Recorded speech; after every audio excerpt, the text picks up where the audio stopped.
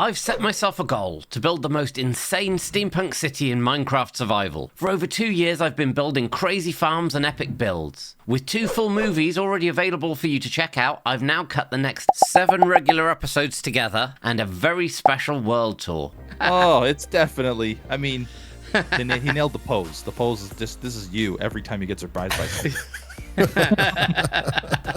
Perfect for you to put on while studying, fall asleep to, or just chill out and enjoy, as we head into the next phase of AD's adventure. There was one thing at the end of last episode that I hadn't fully finished, and that was I'd built this massive mesa section, but the part of it that went over the water wasn't connected up, so it was just floating, and that just isn't good enough. So between episodes, I have been working hard connecting this to the ground, and using the fact that this is in a coral reef, to make it look really good. So when you bone meal anything that's in a coral reef area, you can actually get these corals growing on it as well, which is how you make coral farms.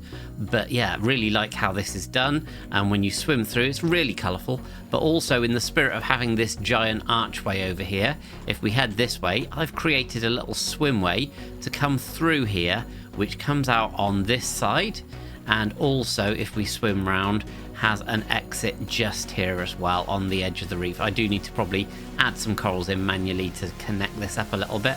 But yeah, it's so colourful down here, and it really does look like it's organic and part of the atmosphere.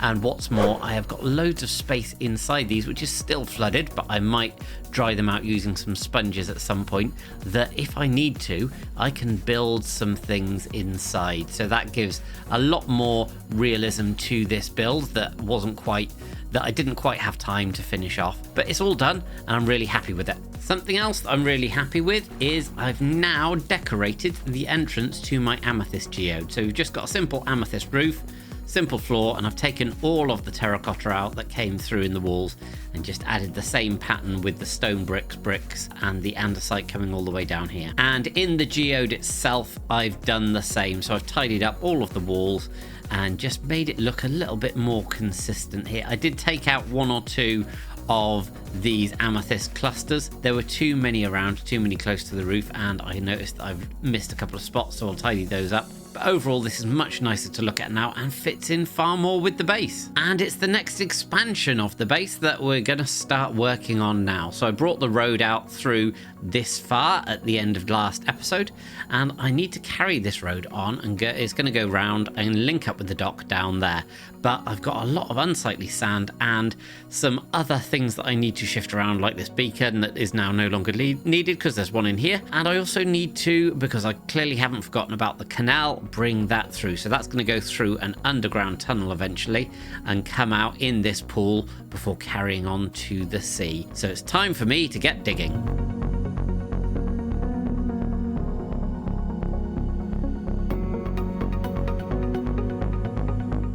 Now that digging's complete, I've tidied up the edge of this cliff and started adding a little bit of detailing for the canal bed. I now need to add all of the walls and continue the pathways going through this way. So I've collected up some resources here and in my inventory, and it's now time to get building. A little block placing later, and the first stage is now complete, and our road now comes right the way round here, round this corner, and this is where it's going to continue off in the future. But this position here is going to be where we are going to have our library, and then there's going to be a building coming out of this cliff and another one over here. So I now need to go and first of all put away all the stuff that I don't any longer need for making this section and start collecting up some more resources. I'm in the process of trading up some emeralds with my farmer villagers so I can buy myself some glass and some bookshelves, and you will all be very, very pleased to see that the absolute nightmare fuel that was the eyeless villagers have now been fixed. Thanks very much to Cactus on my Discord for giving me the fix for this. Really, really pleased to get the animations back because it does add so much more life to the build. But now I really do have to get hold of a lot of emeralds because I want to buy a lot of bookshelves. Now all that trading's done, I have got a whole bunch of bookshelves, and I thought I'd stock up on glass whilst I was here. The other thing that I've done is, because I'm going to be upgrading at some point and I don't want any villager changes to impact these guys, is stocking up on some of the books, particularly the ones that I'm going to need lots of, like the Unbreaking books. But going through all of them, I've got at least 9 of everything. Now I'll probably come back and get some more at a later date. But yeah, that's a good trading session. And now to put these with the rest of the materials for the build. Now that my colourful shulker monster is now all set out with everything that I'm going to need inside, it's time for another time lapse.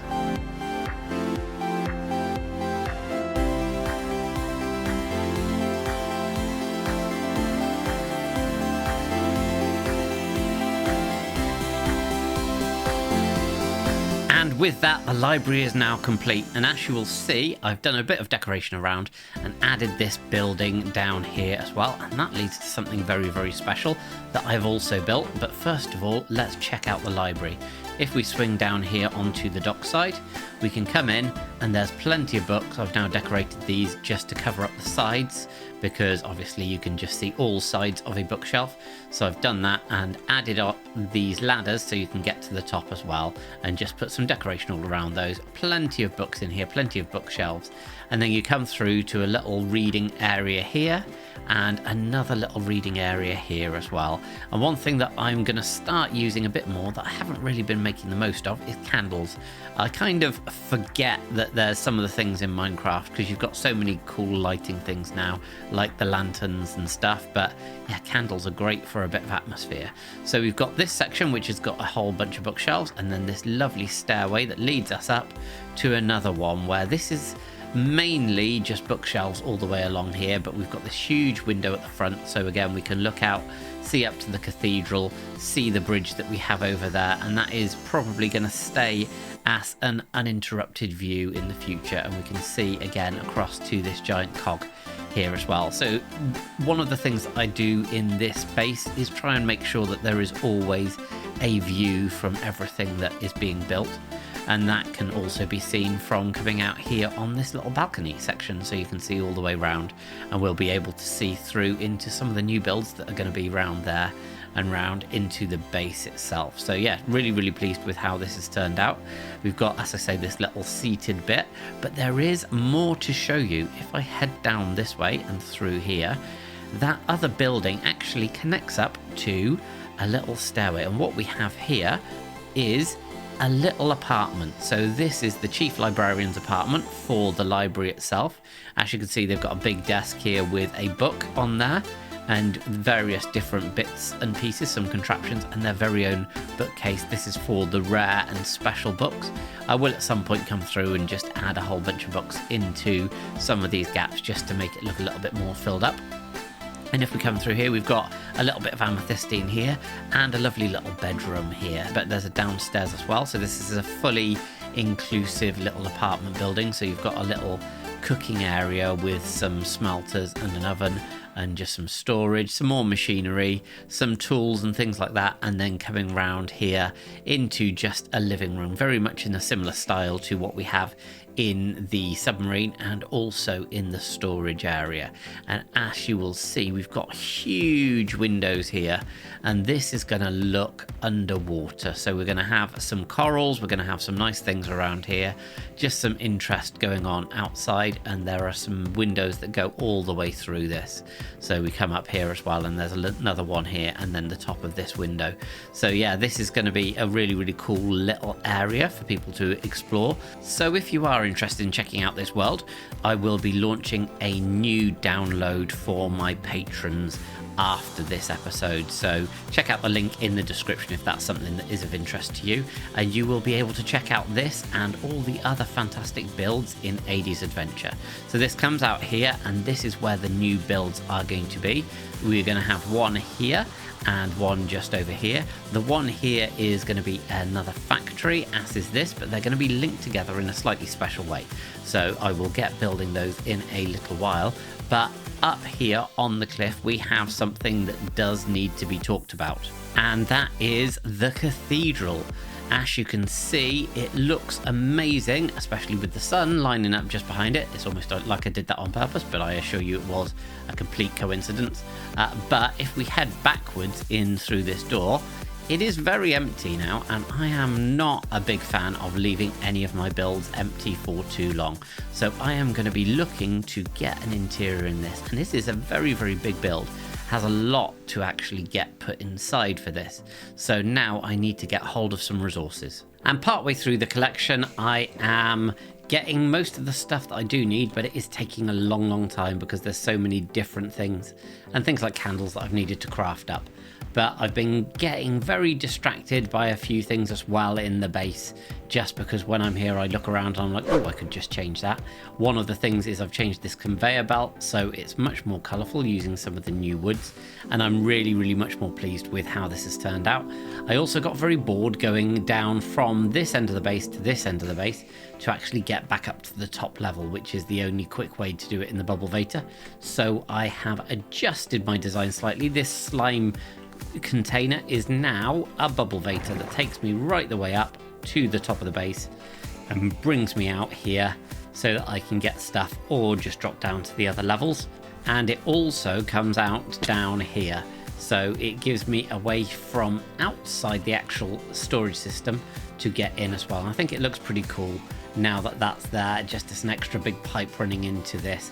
Makes the whole thing look more steampunk, so really pleased with that. But now I do have to get back to collecting some of the resources, namely heading off to get some more cobbled deep slate, because I am starting to use a lot of this and run a bit low. I've only got a few double chests, so I've bought a bunch of shulker boxes over to my mining machine. So I hit this note block and it pumps out some TNT and then blows itself a nice little hole.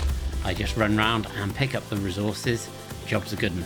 Another big plus side is all of the diamonds. Awesome. And with all the deep slate in tow, I headed back to the base to get the rest of the items ready for the interior. And here they are, many, many shulker boxes full of all of the things that I'll be needing to get this interior done. And I'm going to be doing this in phases and checking in as we do. And the first stage is going to be down at this far end. Quite a bit of building later, and the first section is in place, and this includes the pulpit and some coverage for some machinery behind. I'll show you the whole thing once I finish building everything, but now I'm going to be building into these two wings. After some winging it, now that one side section and the other side section are now completed, and I have put in the airship that's going to be in this build as well, that's come through this hole, I can clear out all the scaffolding and finish the rest of the interior. And finally, the cathedral interior and cathedral as a whole is now fully complete, and I could not be more happy with the result. First of all, I've added some decoration to the exterior of the build. Nothing too crazy because I wanted it to keep as much like a cathedral as possible. However, I did want to bring it a bit more in line with some of the other builds that we have in the steampunk area, with the cables going around and connecting up and the pipes. So I've done that, and that took quite a while, just trying to scaffold up and find the right places, but really pleased with how that's worked. And then to the inside of the cathedral itself, if we come in through the main door and shut that, then you can see this visual that you get with these braziers, and I absolutely love this. Really simple design, but just the light that that provides and the way that it draws your eye down there. Also the hole there that's been utilized by the steampunk airship that's made its way in, and obviously they do need to back in, but they're an airship, so that's pretty easy. And this is just, yeah, it's probably my favorite interior that I've done so far, with the pews and with the little details. I've just tried to keep it as in line with the interior of a cathedral that you would find in reality, but obviously throwing in some things that tie it into the steampunk area. So we've got all of these bookcases and these little waiting areas, including this one, and I've had great fun with all of the straw statues here, where you've clearly got a grandparent telling off their grandchild, and the grandchild's clearly saying something like, I didn't do anything wrong, but just it adds so much life to the build. We've got these pews here, so these are the places where all of the local residents can come and sit. And then giving a sermon, we have one of the channel viewers here as well. And what else would he be giving a sermon on apart from Amethystine? Because of course, this is the Cathedral to Amethystine, and the book that they're looking at is the Book of Amethystine, so that really ties into the lore that we've got in the area. At the side here, we've got some little sections where candles can be lit, where books can be picked up and dropped off, obviously with the Amethystine clusters there. And then into this section, the side entrances here, we've got a slime pod and a honey pod on each side that are pumping the slime and honey into some generators that are sitting in the columns that are keeping these braziers going, along with anything else that needs to be powered. The one other thing that I've done in here, first of all, I have made sure that you can get up the towers, and there are some brilliant views from up here where you can see out to the new area that we've built, and this one in particular where you can see across to the new plateau with the big bridge that we built last episode. And then down behind the pulpit, we've got this fantastic colourful design that ties into the lore and also ties into some of the other colour little pops that we've got around, like the amethystine and the crimson trapdoors. So really love that. But that's not all. We come into the back here through this double door, behind the curtain, so to speak, and this is where it's all happening. So here we have an engineer who is controlling the rotation of this cathedral, because obviously this has been built on a giant cog so that it can turn around to face in any of the 4 directions. So if it does need to turn to face these worker houses or anybody arriving from the airship dock, it can make sure that everybody has the opportunity to get in through the front door and hear the story of Amethystine. And now for something very different indeed. And for this, I am going to need some of these things, some leads. I am going to have to go and collect myself and bring back a couple of cows. And that is because these are going to be vital for one of the builds over by the library area. Don't worry, all will be revealed. So luckily I've not needed to come very far from where I was. In fact, I was just recording the last bit down there. And on this hill, as you will see, we have one cow and there is another one just chilling out around here. There he is. So this, oh, a third one, perfect. So this gives me all of the cows that I need. Now I've just got to get them safely down there, and I'm going to do that with the power of boats.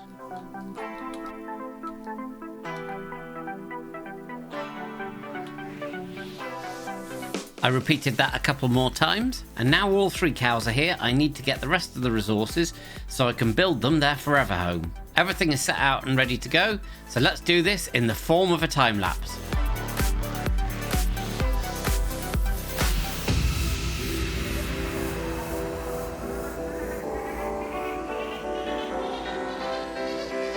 Now the builds are fully decorated, but before I show you all around, there are 2 more small things that I need to do.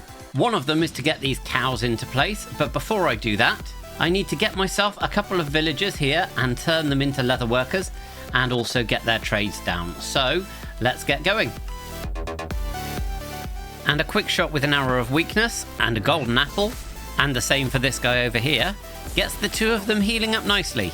Whilst they've been healing, I've been building a lovely dirt railway off into the distance to take them to their new forever homes. After a couple more cycles and some trading to get these guys up to master level, they're ready to go. So I now just press this button and off he goes, right the way round to the milk factory. After tidying the dirt track and bringing the cows for a walk, and this area is now complete, and I must admit, I absolutely love this area with all of the little details that are in there, and I'll show you some of those in a second. First of all, we've got the big slime pipes going into this cliff now, with some decoration on here and a giant slime hopper on top. Then down here we've got the other entrance to the Librarian's apartments underneath. And as you can see, I've now also decorated in the water here. So we've got some nice coral for the Librarian to look out onto, and some dripstone hanging from here as well. So yeah, really lovely colourful area lit up with some of the sea pickles. And this goes right the way through into this water hole. It just like this very deep hole, it seems to go into the ground. But yeah, that's really cool that I'll be able to build there next time. And I've also made sure that there is, of course, a ladder for when I inevitably fall out into the water And we've also got this little crane that's being operated here as well. So yeah, those are just some of the little details, but the main events are over here. First of all, we have the milk factory, and we've got this really cool design that I came up with for these milk urns with the daylight sensors on top. And if we come in here, there's somebody operating the machinery, and we have the big milking machine with the cows down here. So these cows are now happily there. They can be fed whenever they want with the hay here by these two leather workers, who are also available for me to buy any of the tunics or any of the leather armor that I want, some horse armor and saddles, even though I can get the saddles from my raid farm. But yeah, I just love this all of the little details in here with this pipe coming up, being suspended from the roof and just pumping the milk into this big tank, and that then gets pumped outside as well. I've also got some buckets of milk just in case I need those to get rid of any status effects. And then when that comes out here, we can see we've got this really cool sump to hold all of the extra milk that we have there, with some more of the milk churns, and yeah, just some more decoration going through, connecting this into the area. So of course, what can you have if you have a milk farm?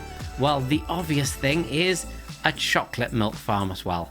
So we've got a slight variation then of the urns, and of course these have got the different top on because these are the chocolate milk filled urns rather than the regular milk filled urns.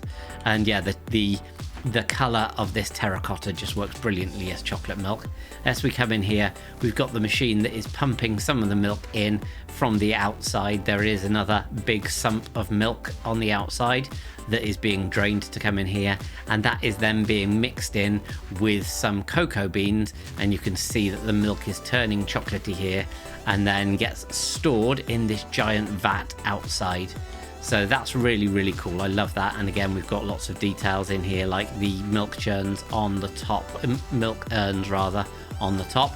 And here we also have a little farm. So this is just a farm where you can automatically farm yourself some cocoa beans. So when you switch the farm on like so, it starts firing some of the bone meal. Then you just press both buttons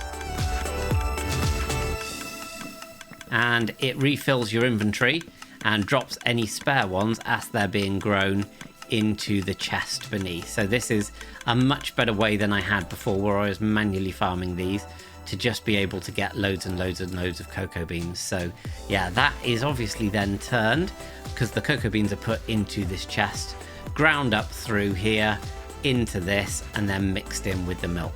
So yeah, absolutely adore that little touch.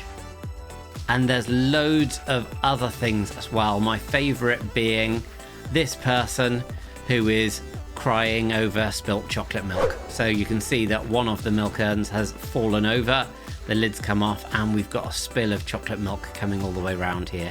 And we've got the other little milk urn here as well. Love the details in this build particularly.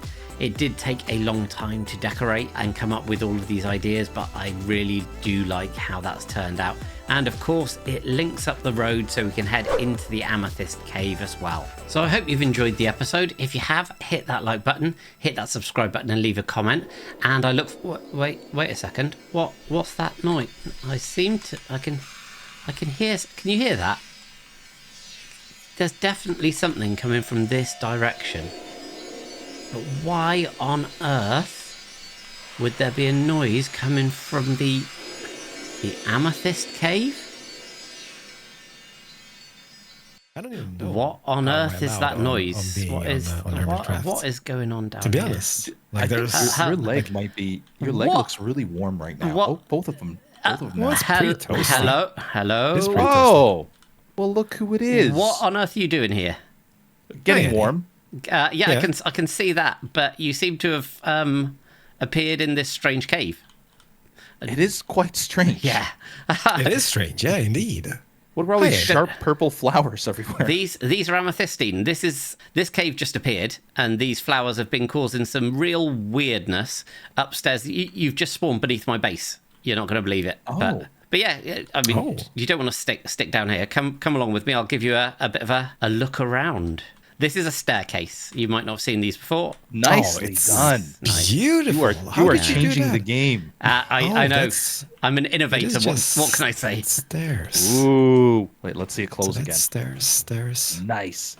Yeah, so this place just that cave just appeared off the back of my amethyst clusters. I'm a little bit tempted to click on one of these scaffoldings. You've been here for 2 minutes and you're already wanting to destroy the place, Corrales. What can I say? But yes, welcome. Is this like a hardcore survival let's play, or what is It's this? not hardcore. I've been stuck on my own in this world for probably coming up to 2 years now. So you are the first people to ever experience this. Aside from myself, of course. Wow. You might see some castaway type things upstairs that, I got a bit lonely. So hopefully, you'll see some of my friends. This is just one of the channel viewers, and there's many more. Canadian internet's great. Wow. Welcome to my as yet unnamed Steampunk City or town. I've seen this before in your Let's Play thingy. This is wow. It is so much bigger up close. It is a pretty big area, I'm not going to lie. You might notice and recognize the guy over there falling off the barrel, because I've heard that he's a bit accident prone. Oh, Corrales. For you. Who's this guy? Come to me. Oh, it's definitely, I mean, he nailed the pose. The pose is just, this is you every time you get surprised by something. I can You gonna try to recreate it? Jump backwards. You've just scared yourself. You scared yourself off the barrel. Full of Corrales. But yes, I got a bit lonely, so I decided that I would start adding some friends, including your good self, and we'll find you later, Beef, I'm sure. So this is so nice. This is where it all started. This, believe it or not, was my starter base. I saw this. The fish, I've seen this before, and it was awesome. And now you've got a bunch of other stuff. Yeah. You've certainly nailed the stairs. Yes. Stairs everywhere. It's amazing. Stairs are everywhere. I have tried to make lots of up and down, but yes, we've got this was the starter base and the original storage place, and the soup group seem to have taken over since. Oh, they're running things, eh? Yeah, absolutely. Wow. Impulse on the, wait, what is this called? It's not a stethoscope. It's a periscope. Yes, the stethoscope. Impulse on the stethoscope. Yeah. Oh, this is cool. This is amazing. You could have just stopped here. Why build all this other stuff? This is cool enough. Yeah. I mean, I'm set my spawn in your base. Yes, probably a good idea, so you don't end up downstairs. But yes, I've got a very nice opulent living area that I set up down here as well. Ooh, look at this. So double bow. Yeah. Burning. So my aim for this base was to try and make... Oh, obviously, whenever people are making Minecraft builds, some people will just forget the interiors, but I wanted to try and make things a little bit functional. So I've tried, you'll see a theme as we go through, that I've tried to build things into like the whole base. So if we go through here, we've got the engine room. I've tried to also make it kind of realistic physics. Cool. Yeah. So we've got like an engine room back here where it feeds into the... That's awesome. Yeah, that's where I lack. I never do interiors. Really? I have a shell. Yeah, well, hardly never. Like I have got a bed, right, and a chest monster inside. That's pretty much it. A bed, a chest. Yeah. Maybe a crafting table. Exactly. Well, exactly. I've lived in worlds like that, and I just wanted to try and create something a little bit different in this space. So again, we've got this crane. The crane has got a full interior inside as well. Amazing. How do you get up there? So you've just got some ladders. All these ladders there, yeah. Okay, I just want to check so you don't lie. Okay. Yeah, we're gonna verify your story. Oh, this is cool. How do I? Yeah, it's called a button, Corrales. Button. Yes, button. Ooh, this guy's in my eyes. Somebody's operating the crane. Yes, that's one of my my server mods, my Discord mods. So nice. And yet you've got got my eyes. Are we related over something? there's a lot of people with your eyes. Okay. They're iconic. See what I did nicely there? done. Iconic. Dead Let pun. me just. Yeah, I'm tired after that one. Corrales really gets around, huh? Yeah. Well. So yeah, this was all in the first episode. So that crane and the build was my episode 1. I didn't set things out easy for myself. That's ambitious. Yes. Yeah. Yeah. Watch out, Beef. It's survival. First step's a doozy. There you go. You did the same thing. See that? So I think probably taking you through in a kind of chronological order is probably the safest place. So this was the second build that I had. So this is the first one where I really went for the theme of trying to create it so it was functional. So this is my sheep farm.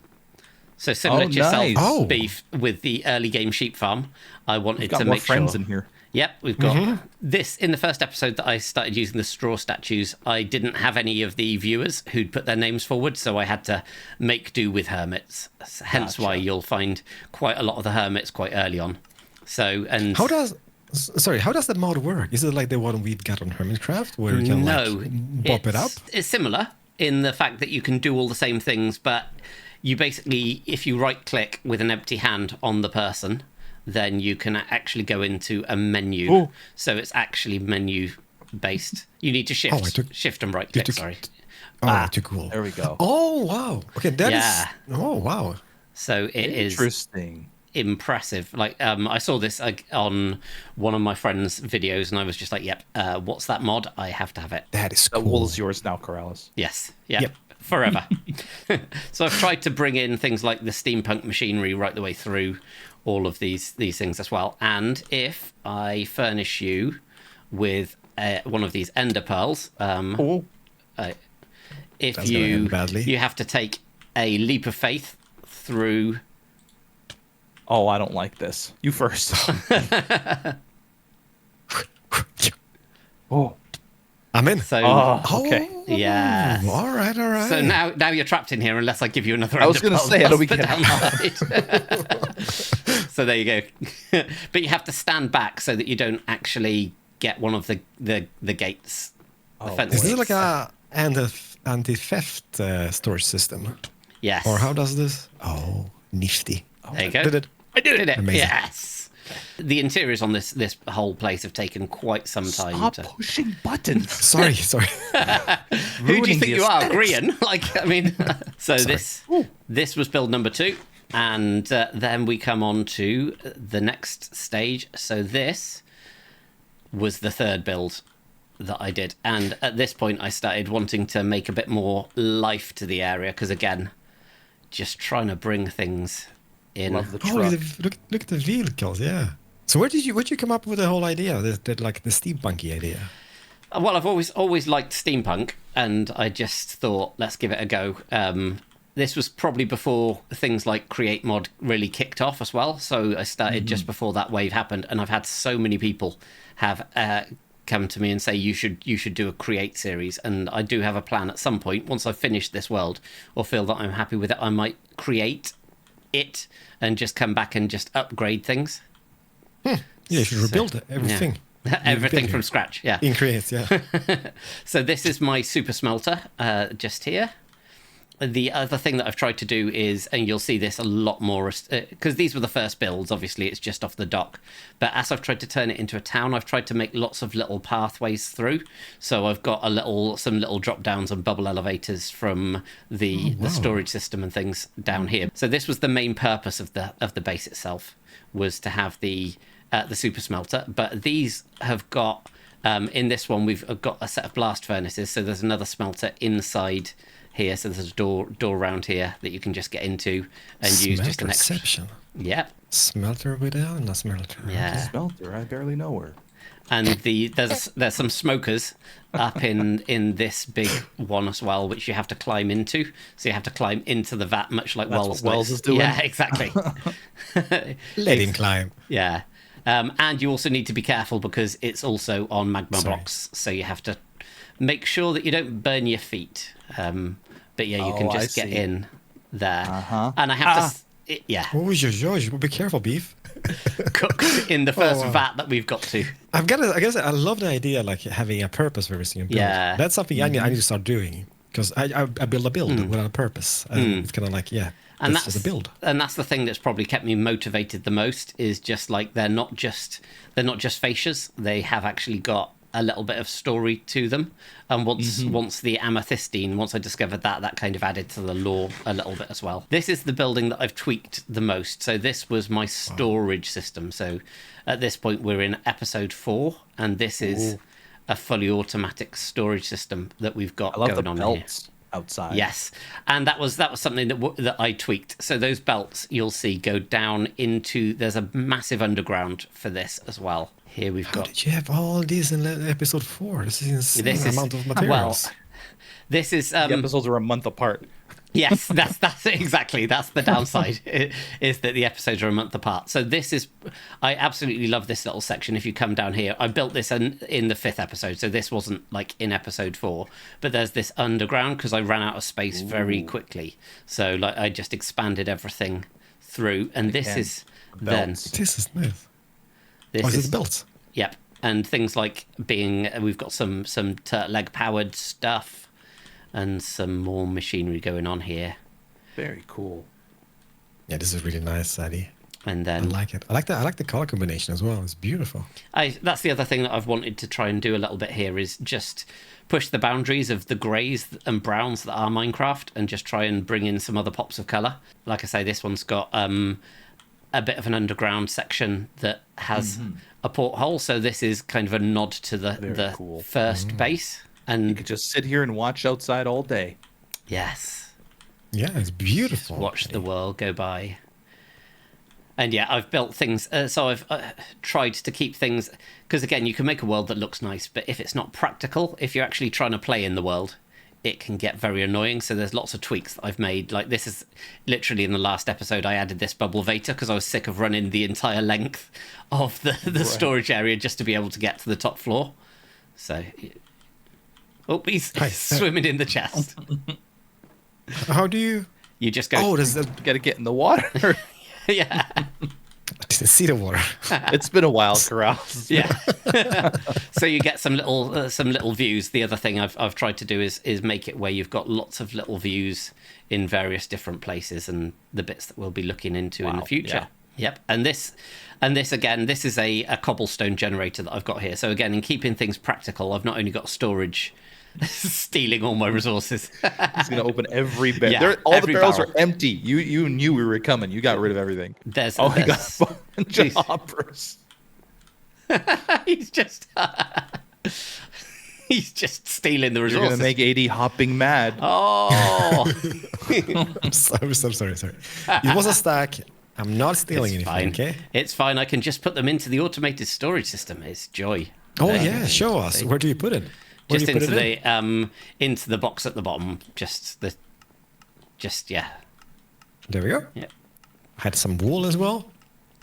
And so the little things that I've tweaked are just putting things like an elytra hole in the side of the base. Because dropping stuff off. You got a fancy elytra. Yeah, you didn't give us those. Which I've got some for you. They're just outside, but we'll have to take the safe way down. I would suggest having guests and then killing them off is probably frowned upon.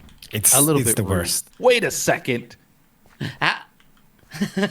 We'll leave that for later. So yeah, feel free to help yourself to some kit. Oh wow, this is a lot of stuff though. Oh, dude, I can't take this. This is too much. It's fine. I've got villagers. I mean, like the other frustration that I have in bases, I've tried to build beds in as many possible places as I can, because either carrying a bed round and then ending up dying and respawning is just not fun. So if we come in here, these two buildings were next on the agenda. I'm still looting. Sorry, there we go. On my way. Do you have a data pack to not show armor? Yes. Yeah, that's amazing as well. Yeah. I like that a lot. I think that's something we should definitely do on the Hermit. We should. Yeah. We should. I really think that's a good idea. Yeah. Cub, what are you doing, Cub? He's having a chat with Python. He looks like he's about to get his arm torn off by this chain. Well, this is the thing. Like is that a saw? It is a bit precarious, and there is now a hole down. This used to just go into nothing, but now there is a build down there as well that we'll see in a bit. Oh, he's gone. Oh, sorry. That's fine. I thought we were going down. We can go down. No, That's absolutely fine. Oh, he's back I'm up. back up. We're out. There we go. Sorry, Eddie. That's I thought it was fine. jumping down. Trouble paralysis. Yeah. I'm sorry. Exactly. I mean, I would say you invite people around and they start doing things, but you just turned up. So I mean, it's a bit different. You just wait until I find flint and steel. This place looks pretty burny. Toasty. Luckily, fire ticks off. Phew. Oh no. So that one's good. So this again, I've tried to build as many farms as I can to help with all of the resource grind, because just going out and mining is not a thing. So this is the automated melon and pumpkin farm. But if we come down here, this is again a bit of an addition. I love the idea. I love the idea of having like a purpose buildings. Yeah. Oh, look at that. So we've got some little farmer villages to spend all of the wares. You mean prisoners? Well, yes, that's unbelievable. I know. Evil. There is. They get a fair wage. They get the occasional emerald, even though they can't move because they're in minecarts. Let them free. I know. Just that's a nervous laugh if I've ever heard one. He's like, don't let them free, please. What the viewers don't see is that they try and rebel between every episode. An uprising of villagers. So we've got Slice Lime there, just climbing a pole, and oh, poor Ren. I know. And Doc's at the controls there as the mad scientist. Wait a minute, is his belt metal? Is that why he's being... Yeah. That's his metal hip. Did you not know about that? That's a secret nobody knew about. But I love how these guys, like these straw statues, can add a bit of life to things. I really like the belts. I'm sorry, I've already talked about the belts. They look so good. There's some... I'm stealing that idea. There's some themes that I've kind of tried to keep going throughout. So we've got slime with some lighting underneath. We've got these over here. I love this idea. If you come this way, I've got these little barrels, but they've just got lighting underneath as well. Yeah. But they glow in the evening. Right. And they're great. Cool. And yeah, don't notice anything at all about the slightly suspect lamps, because that shouldn't work. Oh yeah. How? What is that? Is that anvils? That's witchcraft. That's cheaty. That's what that is. No. So this is one that I actually learned from Ulraf. You know, the dev, the Minecraft dev. That if you've got a block that you can destroy immediately, like a slime or a honey block, that if you click with both mouse buttons when you've got another item that's a gravity block, you can actually trick the game.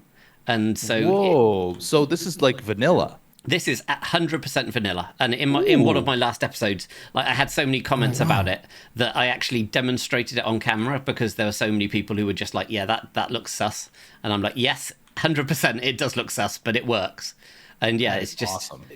So how do you do it again? So you just have a block. Yeah, you stack. So you put the slime block, and then you put the anvil on top. And place. Yeah, you put the anvil on top, and then you come underneath, and you just literally, by right-clicking and left-clicking, it will destroy the slime block and place whatever it is. So it works with buttons, it works with tripwire hooks, anything that you can place on a solid block. And what is the success rate on that then? Every single time? As you practice, you get better at it. Like at first, it took a lot of tries, but now you get used to the angle, you get used to kind of like clicking quickly, and it gets easier. But yeah, because the game. This was something I like that. Yeah, this was something on Legacy, because we were all completely flabbergasted that Ulraf had built a tent, and his tent was made with carpets that seemed to be held up by nothing. But it was all buttons on the inside. So eventually we managed to persuade him to tell us.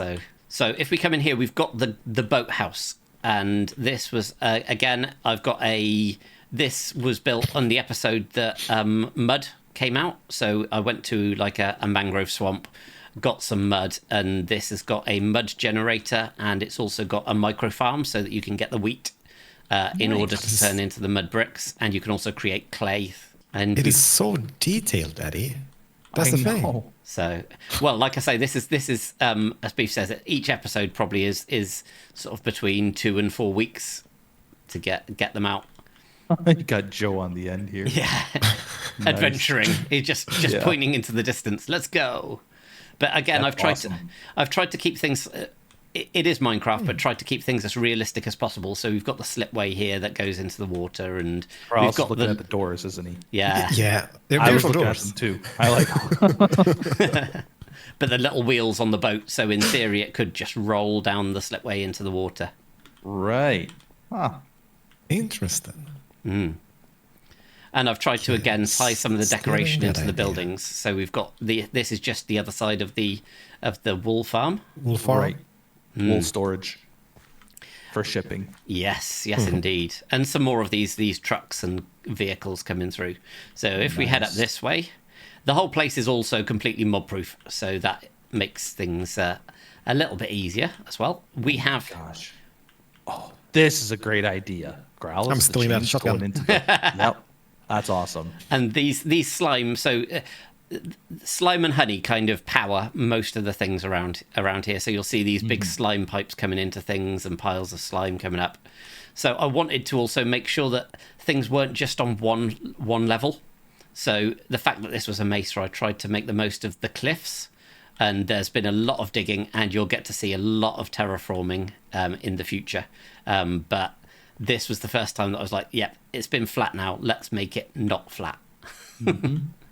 And so we've got I like that. in here, we've got all of the clerics. So this is the clerics. And if you come up this bubble vator, On our way. we've got the villager breeder through here. Wow. Oh, look at that. Bump chicken. Wow, wow. Absolutely. And I have that sound playing every time they're breeding, because you can't not, can you? And then down here, I've got this was so I'm by no means a redstoner, but I like to play around with a bit of redstone every now and again. So here we have a fully automatic villager converter. Wow. Oh. Well, I say fully automatic. You still need to convert them, but if Yeah, you but press that button, beef. See, Corellis is missing out on button pressing. Look, Oh, but okay. Which button? Oh, this fine, one finally. just here. Ah! See, he's gone round and he goes into a loop, goes in front of Ray Juice, and if you press the other button, over he comes, and you can heal him. Nice. So, and That then is- yeah. and then once you're done, you can just send them off on their way once you've built your 100% legit dirt track, because who doesn't want a dirt track to actually transport their villagers? That's what you got to do. You got to do what you got. Look at this chest filled with goodies. So yeah, and this is the temple of the clerics. Uh-oh. Oh dear. See that message? Yes, I You're am. in trouble. Oh, Luckily, I've got this bow. Now you say fire tick is off, but is Yeah. TNT tick off? Well, no. And I've connected these up to various different little nether portals and things. Portal, So yeah. this is beautiful. Like the thing about the thing which strikes me the most is like the elevations you have in the base. Like, it gives it so much depth, and it's I don't know. Yeah, the I detail. love that. Yeah. Yeah. So if we head up this way, you can actually follow this all the way round, and with some parkour and round to the side. And there's like lots of different little levels, and you can just drop down and stuff. Obviously, break your ankles a little bit, but I got wings now. We have a light yeah, trap. well, that's true. This is true. And then I decided it was meant to be a diagonal build, but then I decided to build it into a cliff, so it's not as diagonal as it could be, but there's more of these. And this is my nether wart farm. Again, just push the button, flood the nether wart, and replant. But It's very manual labor, though. yes, yeah. I mean, how often do you use nether wart, though? That's the thing. These are interesting. Oh, yes, yeah. The with the waterlogged things. Yeah. just as little light sources as well with the leaves and the logs. All of this was kind of around the start when I think it was 1.19 came out. So that was all of the fun of raiding ancient cities and things. Now, this is probably my finest ever contraption. Now, if you come here, what we have is my copper converter. Oh. Oh my, oh my. So The crazy thing is like going around your place. It kind of feels like we're going in circles, but there's like new rooms and new buildings all over the No, place. so this is a copper converter. Oh my! And So how does this work with the pistons? well, let me show you. So if here we've got, if you look down this way, we've got the visual representation. So even making use of the arrows. Corrales, do you want the pleasure to press the button? And Of course, I'm turn going to use round. my lava buckets. And then turn round and watch. Whoa, what's going on here?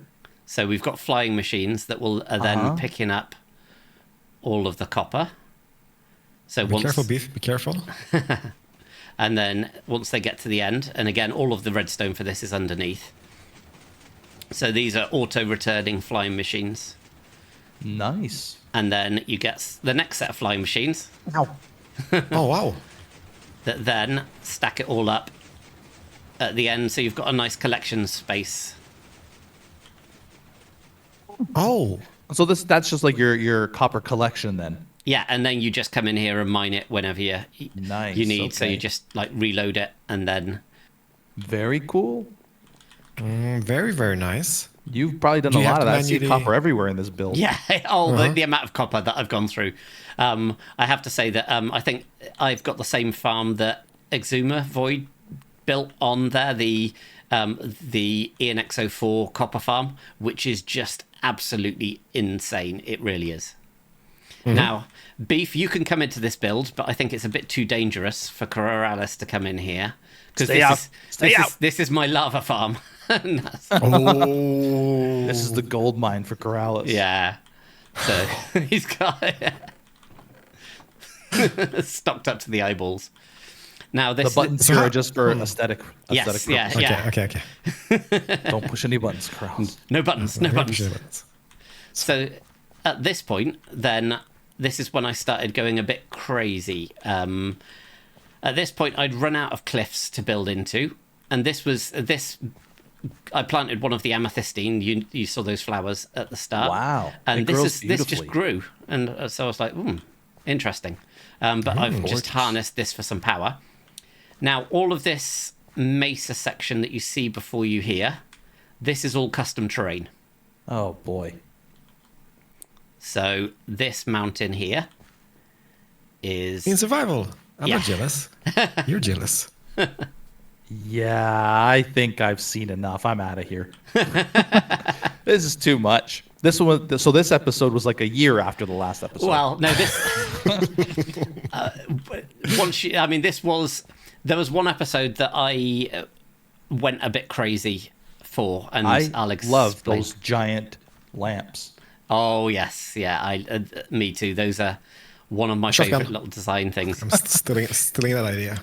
But again, we've got the cogs and the conveyor belts going into the ground and stuff. Yeah. And so I built this cliff. I didn't build anything in it at first, but I've got various different things. Oh, I missed a build, but we can go to that as well. Before I'd actually built that, I built this funicular railway. So we've got Thwip here with his fancy car. I mean, It's a nice ride, Thwip. Yeah, it's flipping lovely. It looks like the car from League of Extraordinary Gentlemen. Yes, that's exactly where I got the idea Perfect. from. Well, you did a good job because I Yeah. recognized That's it right awesome. away.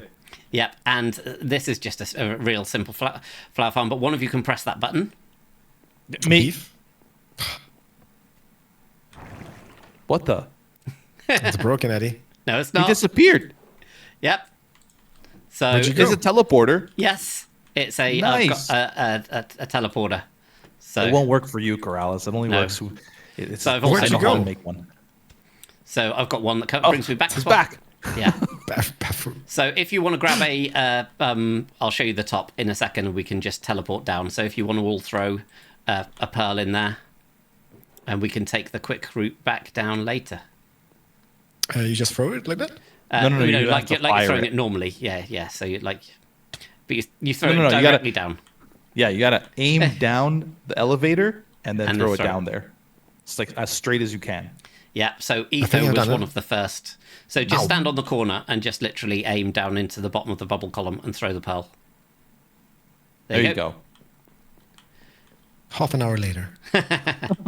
So what we'll do I made a teleporter in season 7 that I used quite often. It was pretty awesome to get up and down from the spaceship. That or sorry, season 8. Season 8. Yes. Yeah. So it's convenient. Look at this little thing. Well, I'll show you one of the little walkways. So one of the things that again, if this was a town, you don't just have one route to get between different places. So we've got lots of little walkways, and I'll show you this one up here to get us to the top of the cliff. So Jeeps, okay, we've been here already. Yeah, back and forth, yep. But then we go up this way, and it comes out underneath all these all these pipes, and you've got some, again, lovely views that you get across. That's why I wanted the elevation changes. So for a little railing. Nice railing idea. Is it a railing? Or is it supposed to be a railing? It's just a chain powered thingy. Yeah. So this then comes through the cliff to the top. See. So this is the building. I think I have to quit Hermitcraft. So this is the top of the funicular railway. So you've got Zloy there. What happened to this poor person's brain? That's Zloy. It's a little exposed. Yeah, Zloy. I've never seen Zloy's skin before. No. Awesome. So again, the first people I got, because I was on Legacy SMP with a whole bunch of people, and it was them and the Hermits that were the first ones. So this is where we end up from the other side of the teleporter. Oh, because you couldn't have a funicular railway that didn't take you up and down the cliff. So if I press this button, that is so awesome. Then you'll be back down there. We'll all be back down there. Oh, we'll all be back down there. Nice. Okay. Mass transportation system. See that, Corrales? Yeah, I like that. And we were just up there. I'm shotgunning that. Right. Yeah. Everything's shotgun. So we've got this little gorge full of water, and if we head just to look round the side, it's the gourd itself has got a little tap on it that is feeding into the water wheel there. There seems to be a dangerous situation happening in this river. What's happening in the river? Somebody's slipping on ice there. Looks like they're about to fall in.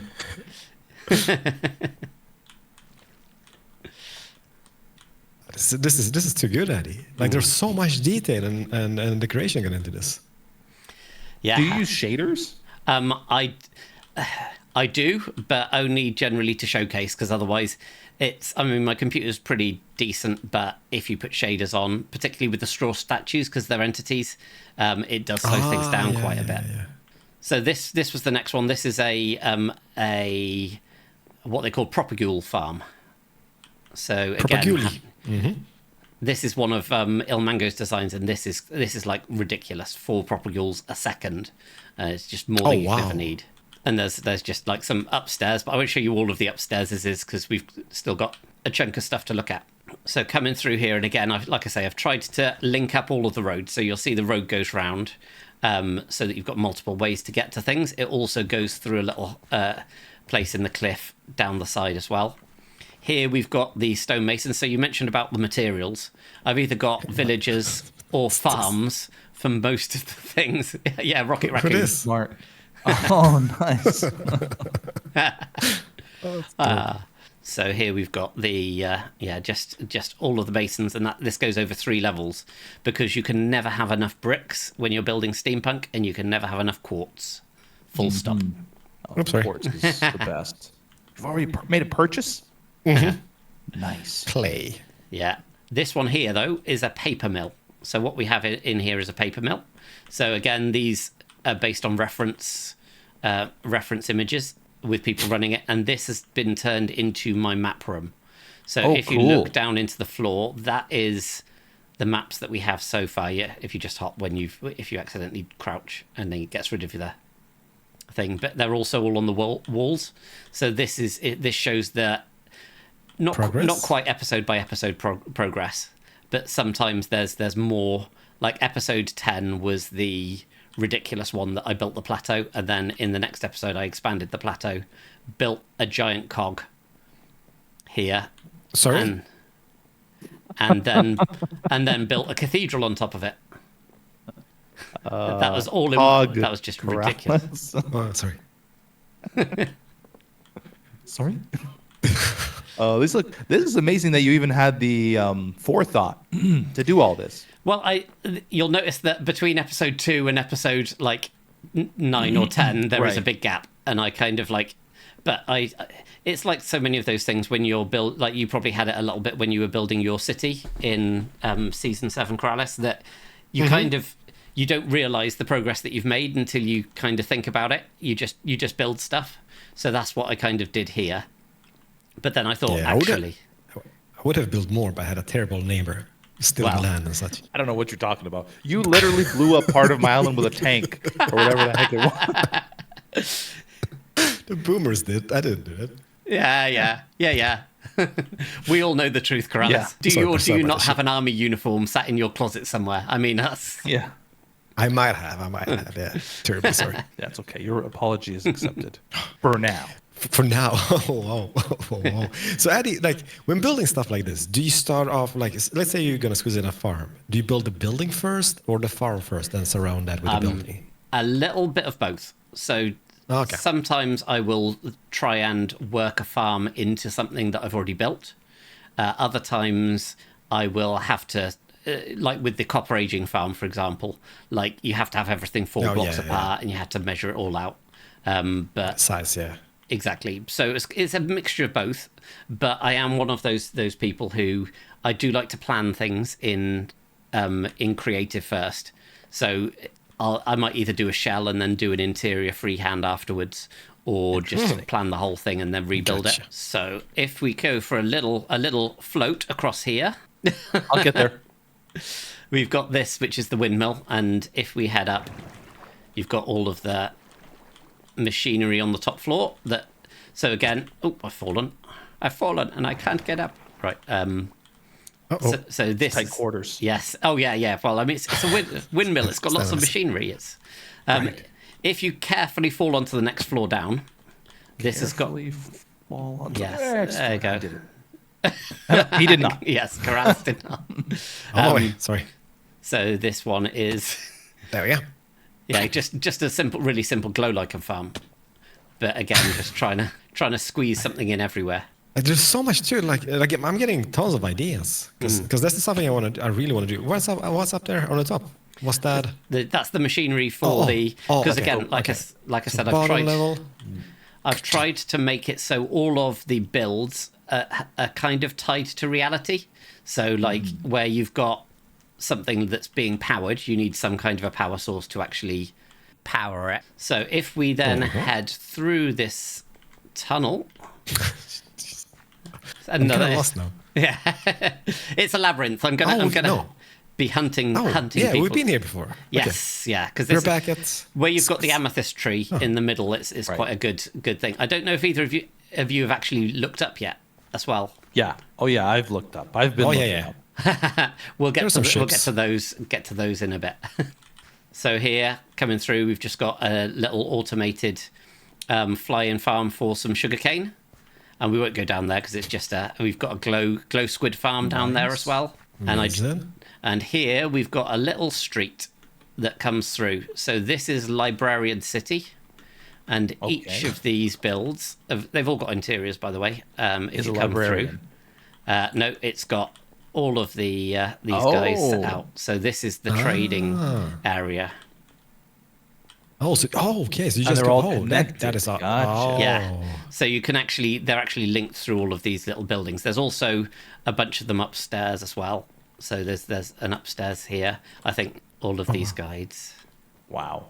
I'm so lost. Move towards the light, Corrales. Move towards the light. Follow the sound of my voice. Yeah. Like how are you? How are you down there? Oh, okay. No. Yeah, it is a bit of a labyrinth. I mean, Yeah. Think you could quite easily play hide and seek in here, like. But it does so much. Like season 7, I had all the vehicles and such. It adds just so much character to a place. So when you're having stuff like that. So this is the same road that's then going to connect up in the future. Haven't got that far yet. Again, you can see the underside of the giant cog, and then just some more factories up here, just to kind of tie things together. You've missed the back of the whole shebang. There was nothing on the back. There's nothing. That's for future expansion. Yeah, exactly. Okay. He's not finished yet. Surprising. No. Is this like two years in the making? Yeah, just under. It's about that. It's about 18 months or something. So if we come up here, this is the airship dock. So this is... wow, look at the claw thingy. Yeah, I love that. Huh. Shotgun. There's a little ticket office in here for the people who are taking the airships up. But there's actually, if we go through, we can see, I can show you there's some lifts. They're not actually working lifts. People have said you could have made slime block lifts, and I did think, yep, I could have done. You can see the lifts are in progress. A bit of a lazy approach, Eddie. I know. But I've got to leave room for expansions. And then if the first thing I think of when I think 80 is lazy. We head all the way up here. Try not to fall, because it can be a little bit perilous. Yeah, there's like a sprint boost. There's a little bit worrisome points. And then, so we've got the actual dock itself with the machinery and one of the ships. There's another little ship that's docked down on the next level down as well. But this is one of the bigger airships. This is cool. This is absolutely insane. These airships were an absolute pain to build, because you have to build a massive platform, because otherwise you're just going to keep falling off. Mm-hmm. And so, I've been there before. It's a pain. It's a pain in the butt. But if we head up here, this doesn't get away with not having an interior. So this is a concrete converter and a wood stripper. This is where I keep the strippers. Whoa. You're just flexing stuff now, Eddie.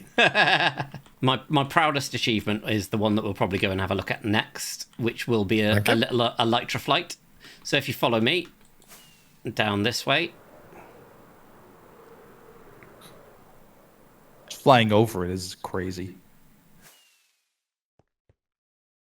Yeah, I'm just doing the approach from this angle. It's getting more shotguns. Oh, wow. This took a long time to build. So this is the Cathedral. So this is the Cathedral to Amethystine, and it's only in the last episode that I've actually got round to... Oh, yeah, there's lots of like little hidden things. What a coincidence that the one thing that I flipped up had the end chest. That's interesting. But if we come in here, we've got the Cathedral to Amethystine. Oh, wow. Look at this. And so you've also got there's one of the ends is open, and you can get the airship this is inside. Massive. It didn't look this big from the outside. It is ginormous. Like, I love the color combination you've used throughout the whole base. It's very different, but it looks so good. Oh, this is amazing idea as well. Yeah. So this is the most, like I say, this is the most recent episode that I've done just doing this, but I've tried to keep it authentic to how you would find a cathedral, but just tie in the little steampunk touches, like we've got the slime and the honey blocks going up, and they're the things. This little brazier design as well with the soul fire on top. Yeah. I absolutely love that. Yeah. I'm jealous, Eddie. I know, right? Can we just like world edit this into the new season of Hermitcraft and say we built it together, Corrals? Episode 1. Nope. Done. Episode 1. We're finished now. We've done our base. We can just pass the Tango to build Decked Out 3 now for the rest of the season. Oh, wow. Is that a little airship on top? That's an airship just up there as well. Huh. So it's, I mean, if you look, there's a little cable that it goes in, so they have to back in, but they're airships. So and again, there's a little person in there. Of course there is. Why wouldn't it be? Wow. Yeah, look at this guy. This is very well done. It is super impressive, Eddie. 2 years. Yeah, definitely. But the thing is, I've got a lot of ideas. This when I started the series, it was always meant to be. I have to say that one of the inspirations, Gralis, was was the season 7 base, the city that you got. Just the fact that each episode or each period, you can just add a new build to it, and it all, rather than having one mega base that's just once the build's done, the build's done. Yeah, you can just keep adding little keep touches. On going, yeah. Like, I mean, that keeps stuff fresh as well, because there's so many ideas you can add, especially like in a city. So yeah. And so the lore just fly up a little bit. Yes, yeah, of course. And the lore of this is you'll see that it's on a giant cog. So this cathedral twists, so it can face in any one of the directions. Obviously, it's Minecraft, so it doesn't really do that. But yeah, that's a cool idea. Shotgun. These airships are really cool looking too. Yeah, if we fly over to the big one, The one with the purple thing underneath. That's amazing. Look at the top, like the handles and stuff. That looks so good. You have to be a bit of a good flyer. Even the propellers are so well made, or the engines and such. Look at the propellers; they're amazing shaped. I don't even know where the entrance is, though. That's the problem. There's a door on each side, but they are quite difficult to. There you go. Test your flying skills. A door non-existent. On each side. There you go. Hello.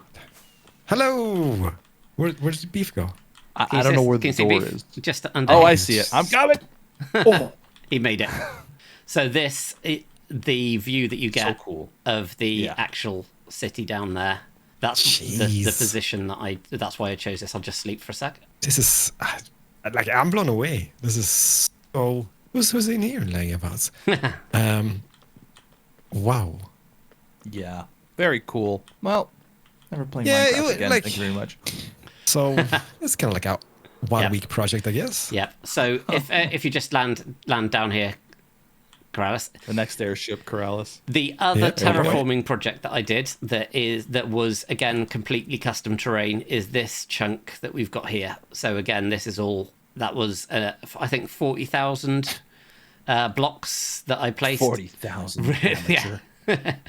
That was one episode, Beef. That was just Is it hollow on the inside? Yes, it is. Yeah. Oh. Yeah, I know. You took a shortcut. What happened? How could I? But I mean, I might build something on the inside here at some point. But this is going to be the next expansion out this way. So I've got the angled bridge because I thought that then when you're looking across the bridge, it brings in the Cathedral, vista. Yeah, very cool. Oh, I'm blown away, Eddie. Yeah, I'm absolutely blown away. Insane. So good. Yeah. And the very last thing that we've got to look at so far, at least, is if we come down here. Saw that girl. Hit the side of the or the side of the mountain. And they all connect through. So, actually, I've missed the Amethystine cave. 1 second. Through here. This is... Bridge looks awesome from this angle, too, actually. Oh, yeah. I wanted something nice and high so you could build under it without almost realizing that it's there. So if you come I've seen this here... from the other side, yeah. Oh, wow. Is this man-made? Yes. Or is that something? No, obviously it's man-made because, Yeah. Oh, wow. So these, again, custom geodes with the Amethystine. Ridiculous. I love that addition to the the more we ship. tour, the more annoyed I get. Yeah, I know. I'm going to remove you from rage Discord, right now. Yeah. I'm blocking you. And this is again one of the things powering the cliff and all of the machinery, and this comes out of the back of the windmill, and there's all these little pathways and tunnels that go throughout the cliffs as well. So there's always it's quite a practical base from actually playing in. I mean, you couldn't. If you were in a base that wasn't practical for 2 years, you'd probably just go crazy. So I've tried to make all of these little cut-throughs and things so that actually if you need to get from one place to another, you can without too much hassle. Eddie, it's practical for you because you know all the shortcuts and bits and bobs. I have no idea where I'm at. Yeah. Well, that's the thing. You could quite easily play hide and seek here as well. I might get a whole bunch of people online and just have a mass game of hide and seek. So there's so much you haven't shown. Like there's like bits of, like, does it have a purpose or is it just a library? This one's just a library, and we've got all the bookshelves here. But it does have the librarian's quarters, which I will show you. So this is mainly just bookshelves. You've got the guy climbing the ladder there, again, the straw statues for the win. Yeah. And then if we head down here, through this way, into the librarian's quarters. So again, you can see some of the themes that I've tried to bring through there. Oh, is there a little river outside? Oh, yeah, and if you come through this, we've got the bed, and then it's got a downstairs as well. But the downstairs is all underwater, so you look out into the coral reef that's outside. It wasn't enough to have a librarian's quarters. The librarian's quarters had to have a basement. Yes, with a cat. And look at this. Filled with rage. Yeah, I'm blocking. I'm blocking straight up after we are done. The other two factories that I've just built in the last episode are this one, which is a milk factory. So I came up with this design for these milk urns. Mm-hmm. And then this is my milking machine. The cows don't like it so much. Sucker. They are trying to escape, as you can see. And we've got some leather workers in here to trade with as well. But question to you both. If you've got a milk factory, what's the logical progression from milk chocolate milk. Oh, yes. Bacon. Oh, not chocolate bacon. milk. Beef. Beef got it first time. What's wrong, buddy? Oh, it's like Bacon. That comes from pigs, Corrales. Like, I'm sorry. So here we've got the chocolate milk factory. So it brings in the milk from outside, and then the chocolate. And this is a cocoa bean maker, so it ties in. Yeah. And you can just do that, and you've got the slightly different urns and the big vat of chocolate milk outside. Nice. So you know how like when you start a new world, you're kind of excited because hey, it's a new world. You know, I get to it's new possibilities, and you don't really feel bad about leaving the old one behind. Yeah. I feel like you're gonna feel bad about leaving this one behind. Yeah. Well, the aim is this is going to be a bit like Etho's long-term world. My aim is that even if I'm doing other stuff, I'll eventually come back here and do bits and pieces around here.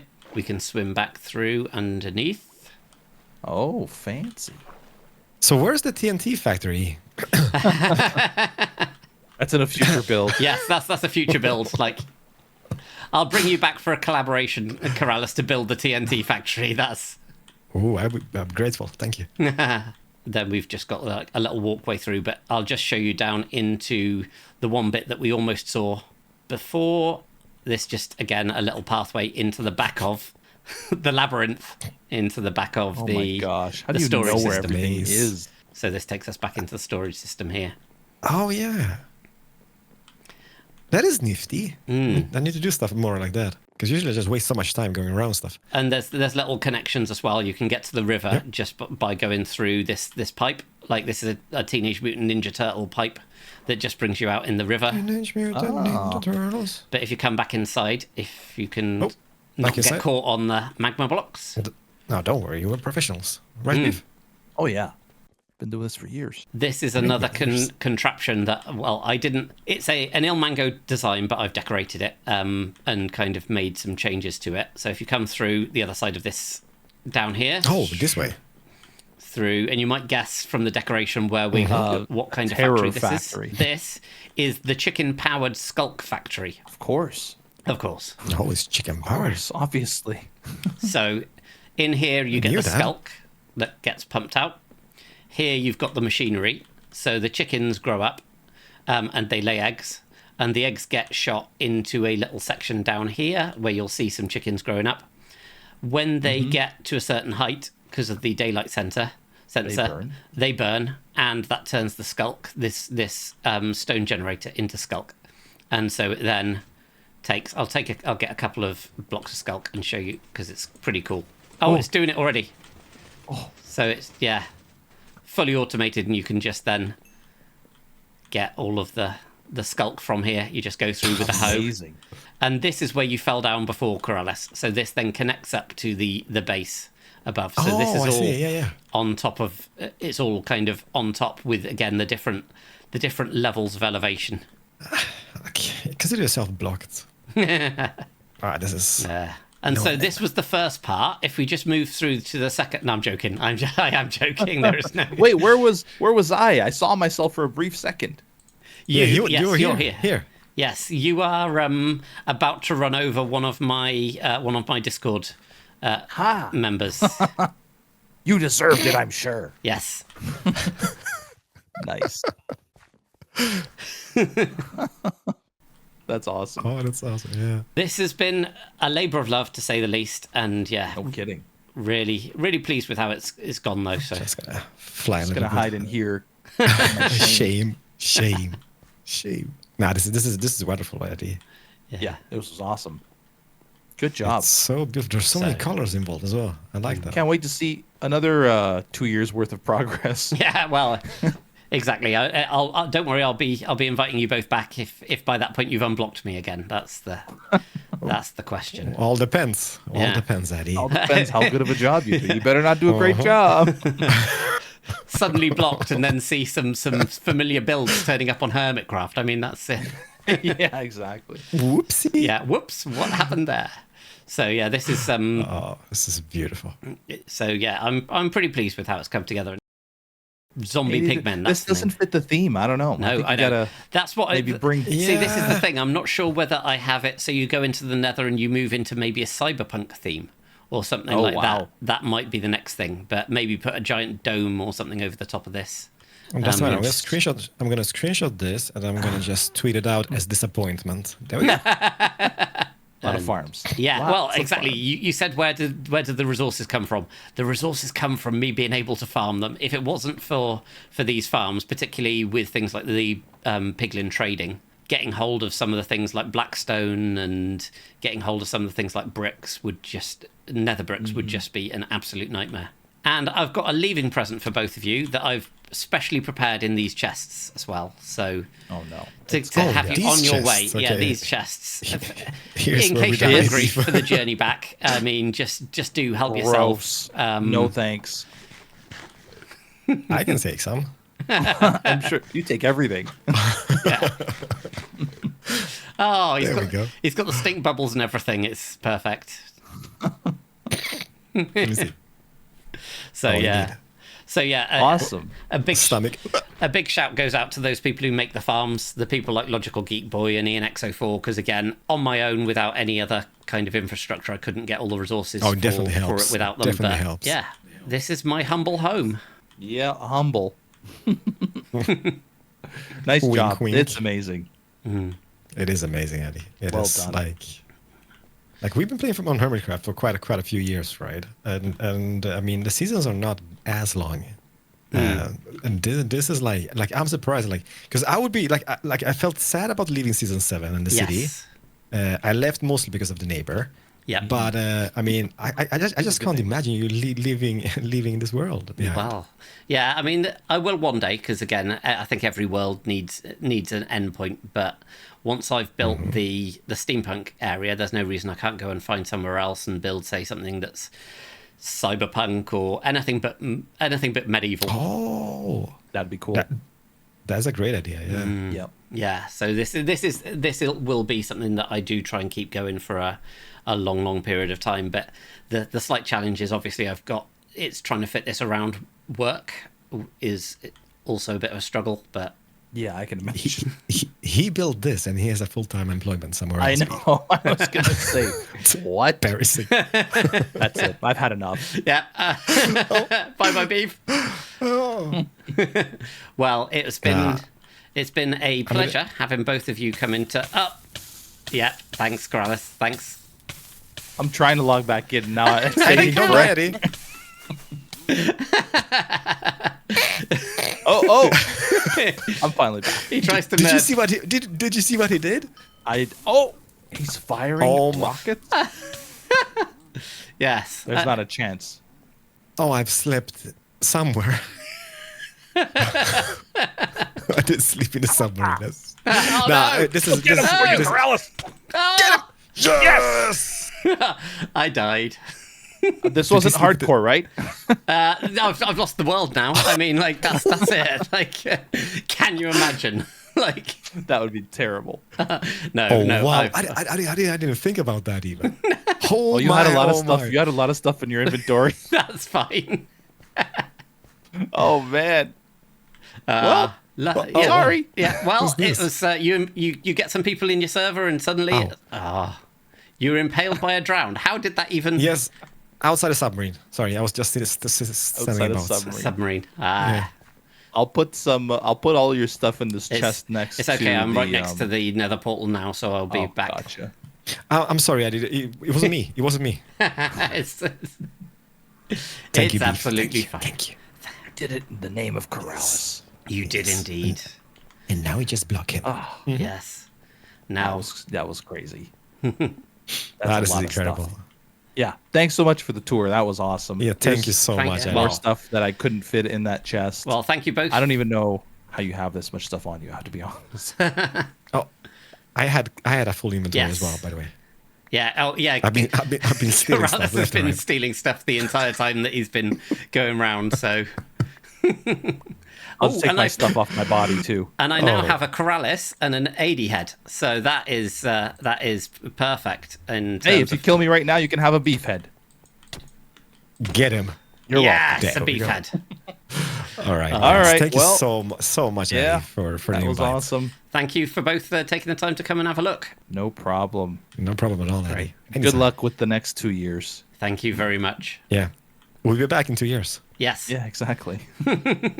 Since the visit last episode from the Hermit, I have made some major updates to my world by upgrading to 1.20.4. This has allowed me to add in the experimental updates, which mean I can get all of these fantastic new blocks that have come through in the copper, and also the blocks that have come through with the Tuff.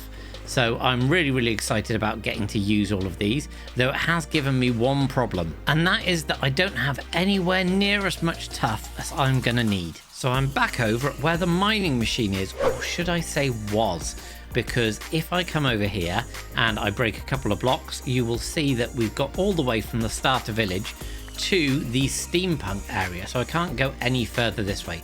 So what I've had to do is to mark this off so that I can't actually go any further, and take apart the machine and rebuild it going back the other way. Only this time, rather than building the 2-module version, I have built the 4-module version, so I can actually do a lot more mining. So I just hit the note block, and just to remind you, this was a build by Borken, and this then blows up the end. You just run across. I can pick up twice as much deep slate, twice as much Tuff when I actually get 2 big chunks of Tuff, and I've already been doing a fair bit of the mining now. And that has led to a far healthier supply of this Tuff. And this is great because some of these new blocks are absolutely fantastic. We've got all of the chiseled Tuff here. We've got the chiseled Tuff bricks as well. Look, they are, between the two of them, really nice decorative blocks, alongside just the Tuff regular blocks as well, that we now have the stairs, slabs, and the walls for. So really pleased to get all of these blocks going. And as you can see by the number of levels that I have and the contents of my copper barrel here, I've been doing an awful lot of AFKing at the farm in the end, and I'm going to need to do a lot more, because if we come into the crafting bench, we can see that the price of copper doors is just ludicrous.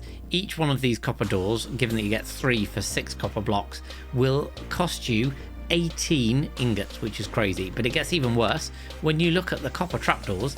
Each one of these is 27 ingots, so you get 2 trapdoors for 6 full blocks, and that is just absolute madness. I really think that Mojang will have to do something about that, but in the meantime I will need to use them because they are so gorgeous, which just means I'll need to do a lot more AFKing. But now on to the first project of the episode, and for this I am going to be going transportation mad again. So as you can see behind me, I've already built a whole bunch of airships, but I need some more transport aside from these roads and all of the vehicles that I've got going on here around the base.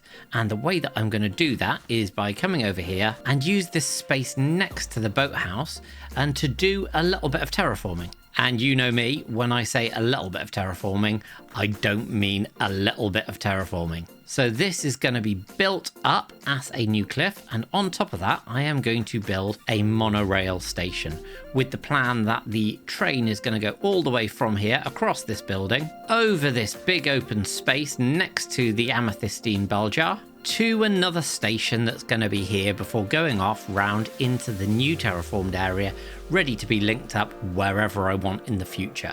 And to do this, I'm going to have to put together a whole bunch of resources, like running my copper aging facility, but not before undoing all of the work that Keralis has managed to do around the base, because the man cannot go past a button without pressing it.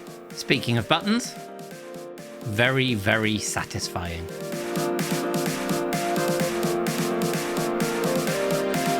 Reloaded and ready for the next batch. After a not so quick trip to my storage system, I've collected most of the resources that I'm going to need to get the first stage of this done, which is going to be building up the cliff that I'm going to put the station on top of, and also creating a way for me to physically get up there on top. So now for the first time lapse of the episode.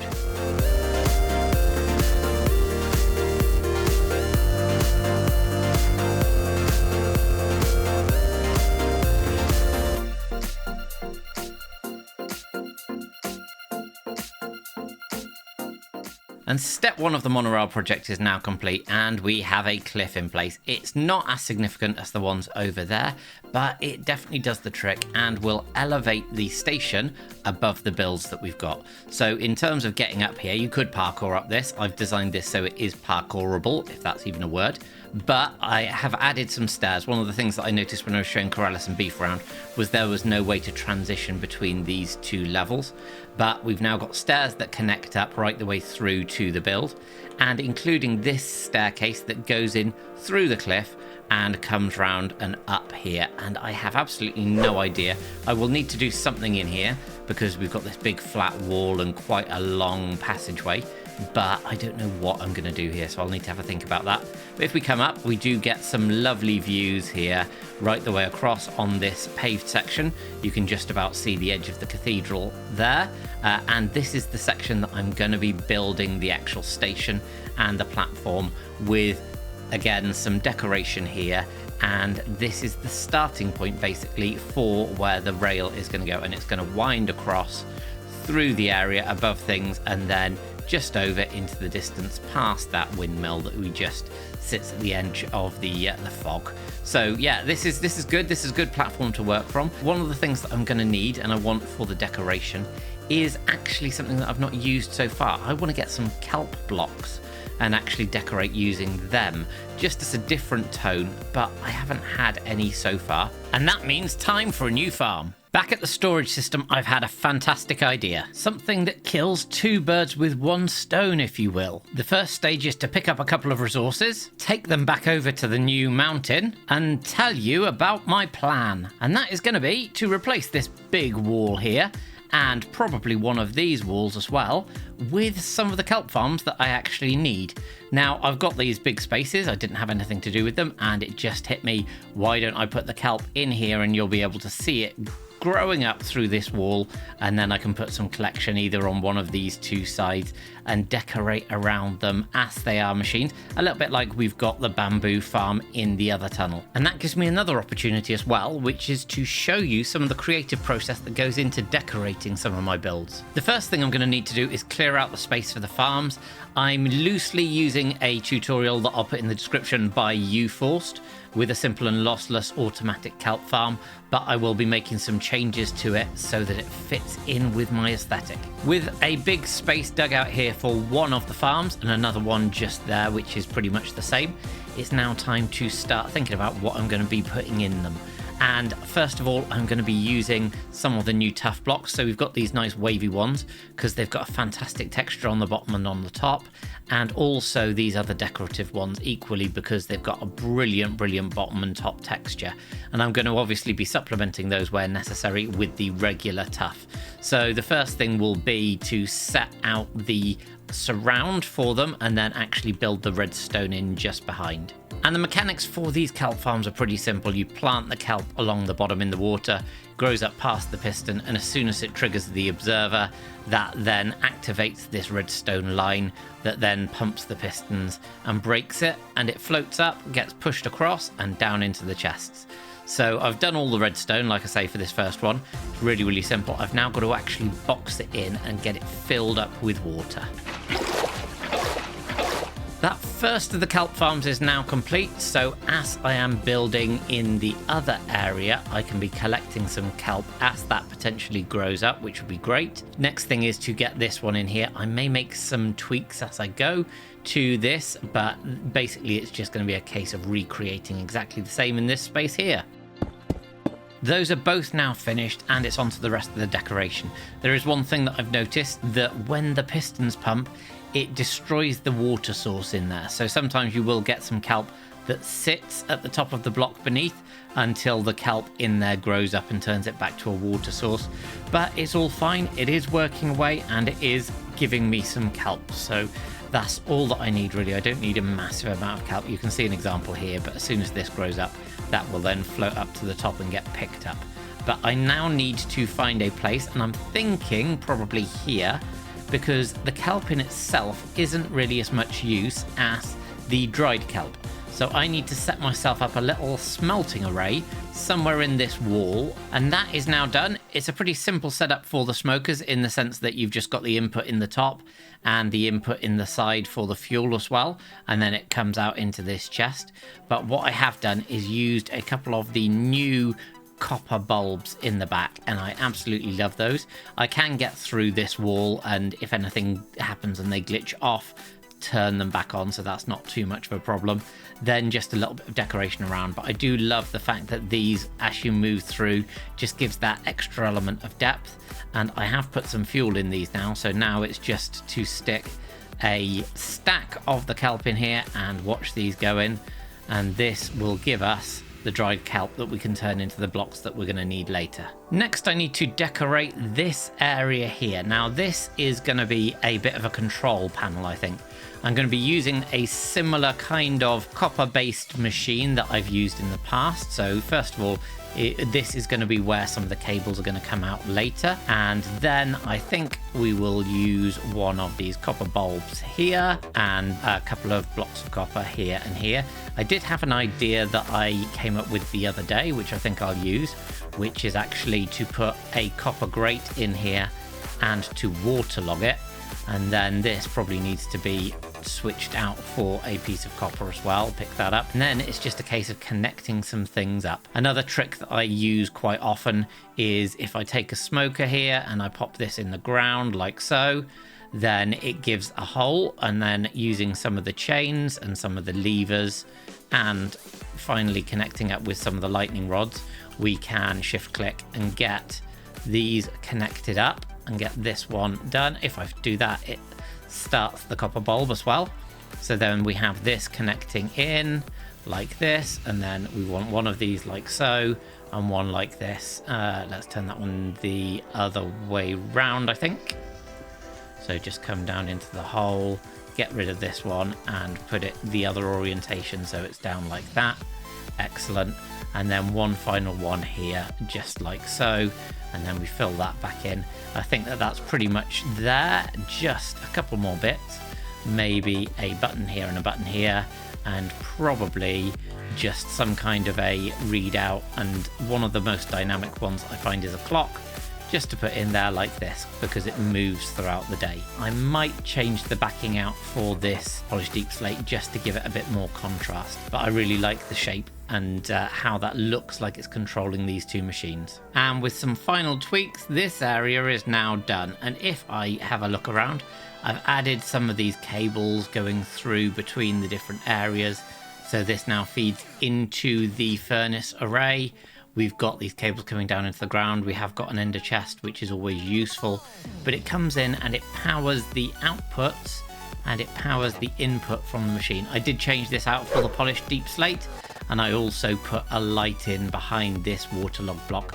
I thought that looked really cool. I've got this coming down into the ground. There's some lighting obviously in the floor behind that as well, and another light, and that's just a frog light behind one of the grates in the ceiling, and then coming round again, another connection into this machine, and then just going around into the walls. So it makes it look a lot more cramped, which was what I was looking for, but also a lot more practical. Again, just adding that usage to everything.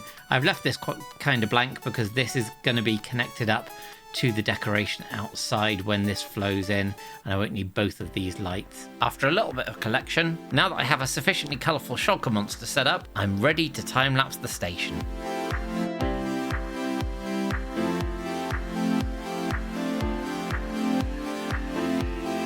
So I may have got a little bit carried away with all of the decoration after I finished that build. As you can see over here, we've got quite a lot going on. So we've got these honey blocks that have been brought up from the bottom here.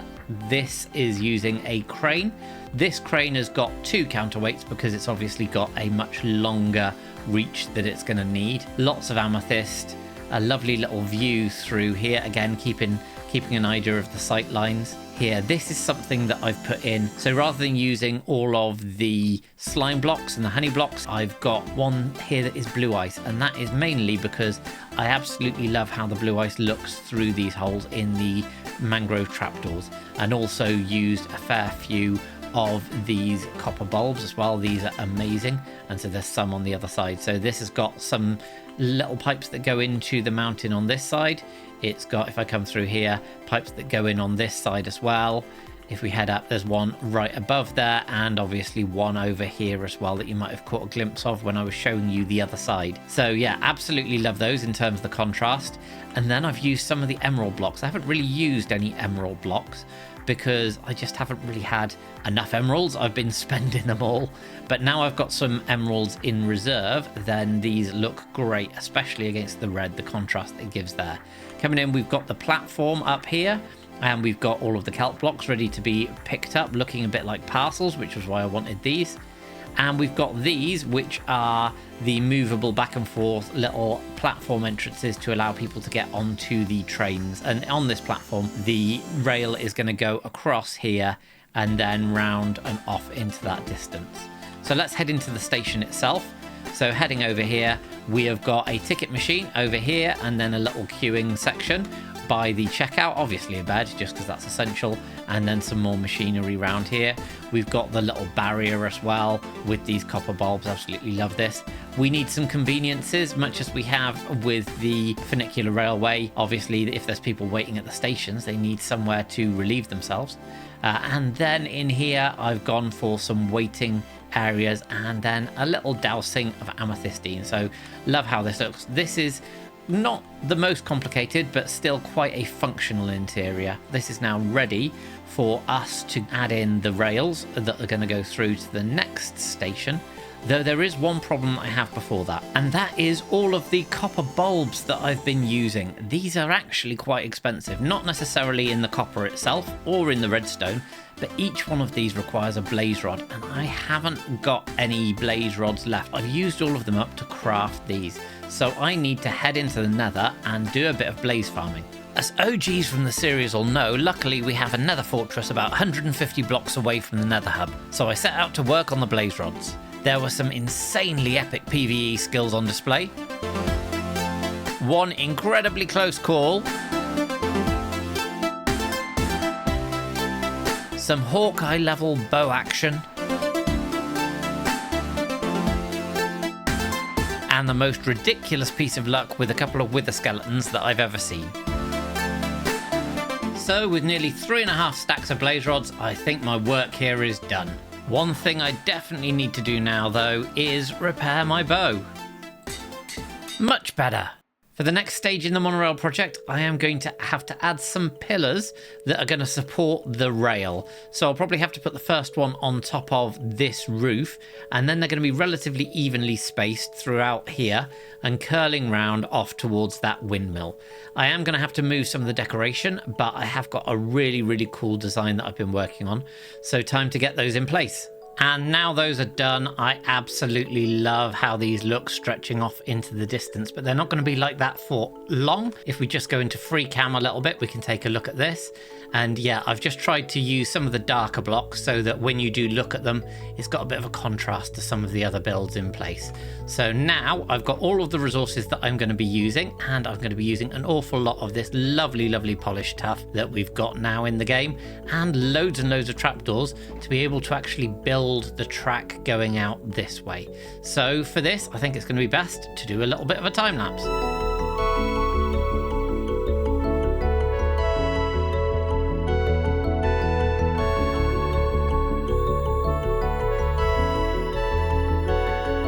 Well, that took a lot more time and resources than I expected, but it was definitely worth it. I had to go and get some more tuff and some more trapdoors, but seeing this now snaking off into the distance and off into the fog, it looks amazing. This is the end of the line, so we've got these bumpers up at the end. And I was in a bit of an angled mood, hence why I built this station on an angle and this track on an angle as well, just to break up some of the straight lines that we've got here. So yeah, really, really love this. Had to work out how to light this, so I used some of the glow lichen across here because that actually doesn't stick out too much on the tuff. It's a really, really nice texture to go alongside this tuff. But up here you get some brilliant views, so it's a brilliant way that you can run along. But if we drop down here as well, break your ankles first of all, but I've tried to make it so it doesn't dwarf the surroundings. You still get the views through of the cathedral, but it adds, like the airships, another element of verticality through here. And the way that it curves around, I really, really like how I managed to get the curves going on. And up here, if we head up, we've also got a nice dip down to this station. So it's all about the angles, and I've just fallen off the cliff, but it's fine. It's all about the angles, it's all about the curves for this particular build. And when we do the mapping a bit later on, then I think that this is going to add so much to what we've already got going on here. And this is where the next piece of work is going to be done. This is where we're going to have another little teeny tiny station here. And this is also going to be where the train is going to be currently sitting. So yeah, that's all ready to go. I've got this and it just ends on the corner here. So ready to go off into the future as well, whenever I expand into this area. So super pleased with this. Now it's time to get some more resources and get this station in place. With a much smaller shulker monster in place, I am ready to go with everything I need for this build. A bit of building later, and the little station is now complete. As you can see, it's got the same block palette that I used before. I have added some steampunk pipes and gone over to the other station and done the same, and added a little bit of decoration around, but I'm not quite done in this area yet. But if we head inside, you'll see it is just a cut down version, very similar to the other station. So this is the style that I'm going to use across all of the ones that we've got. We've got the waiting area, of course, we've got some amethystine, a toilet in here, and the machinery, and the little barrier here with the till.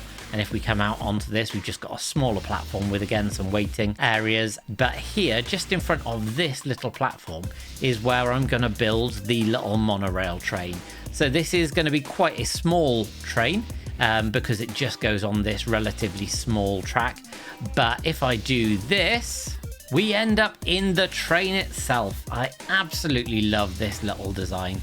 I've just made a small cab with space for 6 people and a little control panel here. It's mainly made of trapdoors, using some of these incredibly pretty but incredibly expensive copper trapdoors. And it runs on this rail. It's got these little wheels here, but the main wheels go underneath here, slotting into the track itself, which makes it a monorail. And I have tried to make it look as train-like as possible from the front, using some of these mangrove trapdoors as lights and just creating this little funnel design.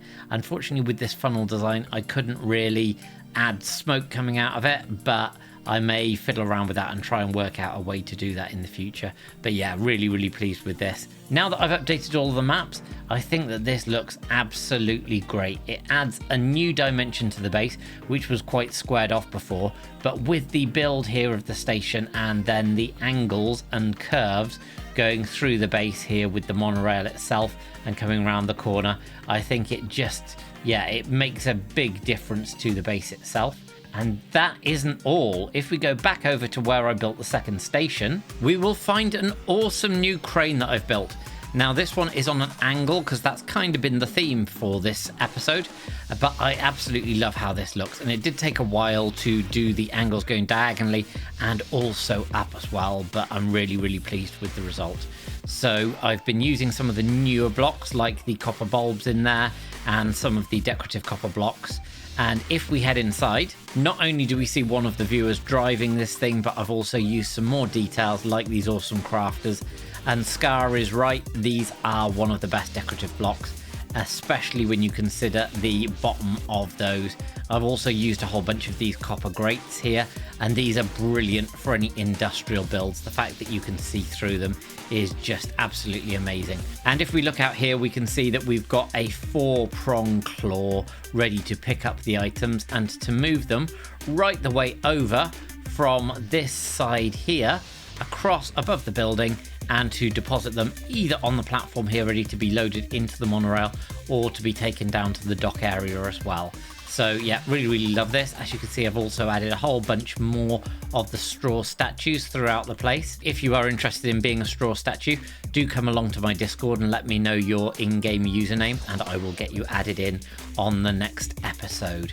Under the city, I discovered amethystine, a strange flower with mysterious properties that has been allowing odd things to happen, like hermits appearing in my world. Join me today as I try and harness its power with some amazing new builds in Hades Adventure. But first of all, I recently discovered a major problem. The update to 1.20.4 seems to have had some side effects and has broken one of my craziest farms. I mean, I have wither skeletons, but something is missing, and that's our friend Witherbait. The reach changes in the last update mean that these guys have been able to kill him, and so I need to make some adjustments and get myself a new piglin. And whilst I'm at it, the killing chamber needs an overhaul too. So let's start here with the killing chamber, as there's a couple of major problems with this. First of all, I've got a pretty janky setup here for storing the items and capturing those.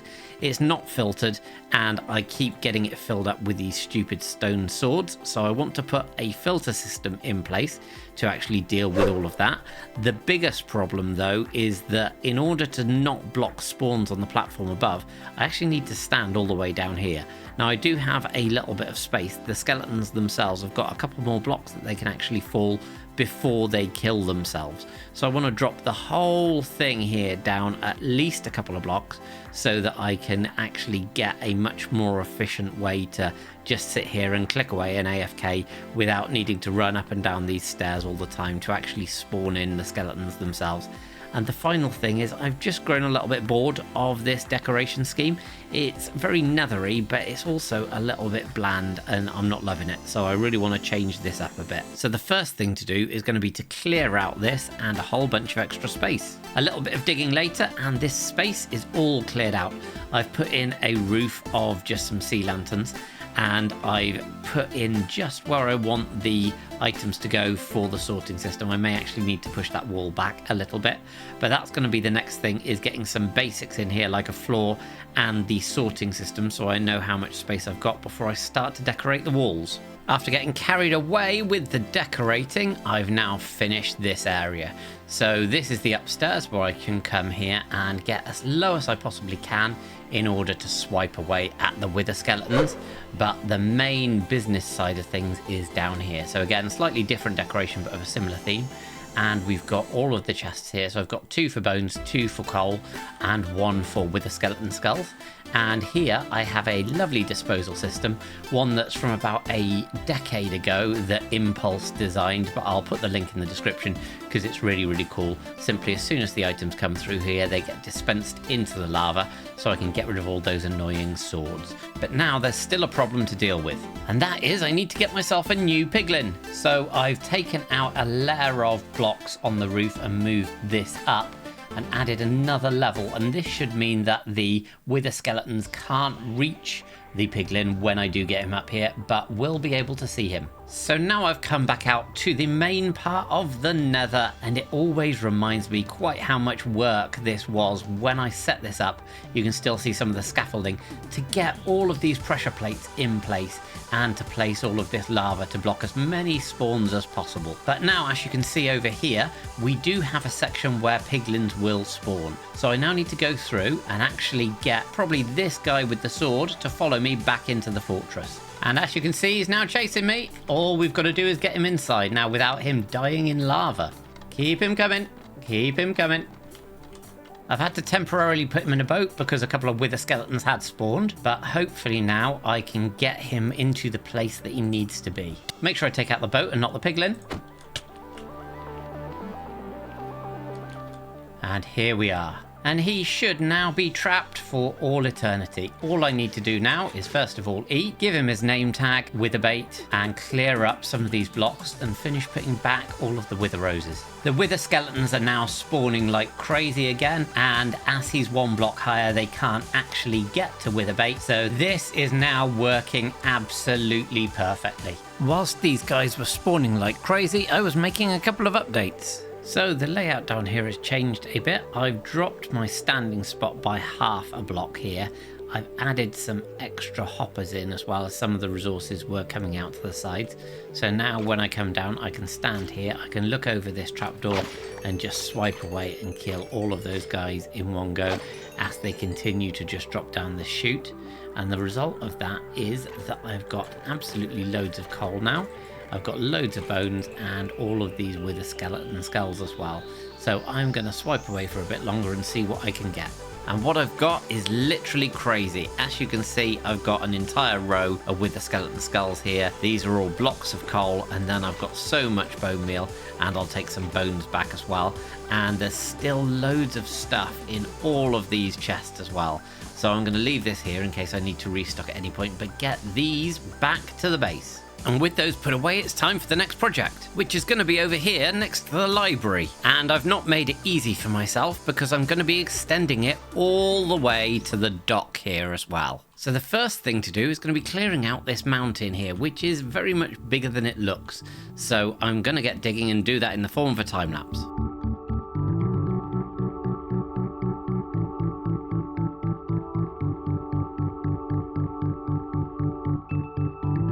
Now all of that digging is done, I get to move on to the next phase, and that is going to be taking all of these resources to build out the dock and the area down this way, right the way down here, and then continue this road on out.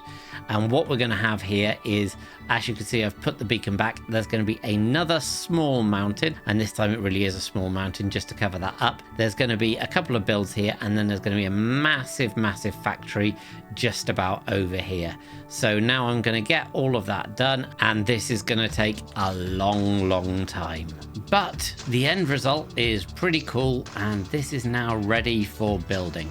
So we've got the factory that's going to be down here. It looks small, but it is much bigger than it looks. And then we've got something very special here, and this is what we're going to be focusing on now.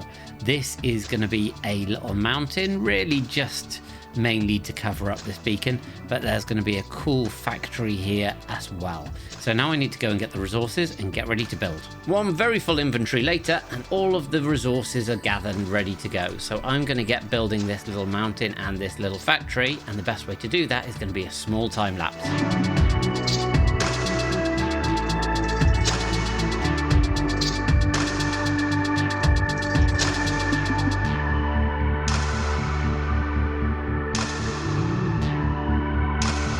The build and the decoration are now complete, and this is pretty simple in its form, really just to cover up the beacon to match into also the other cliffs in the mesa, because what I hadn't done over the other side of the base, the other side of the storage system, was make the most of the fact that this is in the mesa. So I've wanted, when I expand this direction and through that way, I've wanted to make more of the mesa so that this is a town that is in the mesa rather than just something that's replacing it. So I've carried on with that theme, of course, and as we come and look at the build, I couldn't just leave it as it is.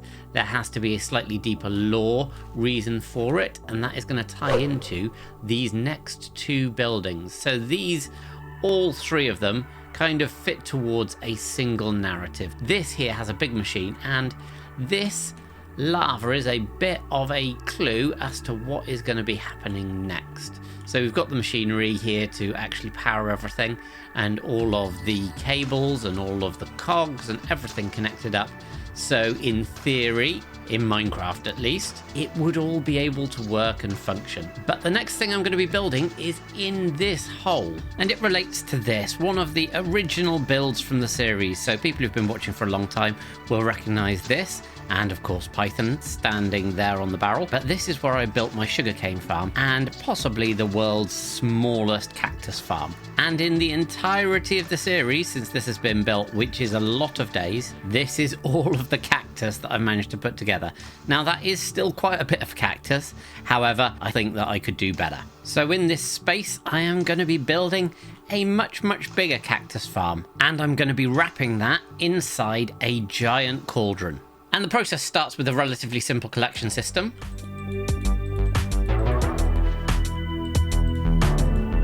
Then with a simple layer of cacti and some fences to break those once they grow.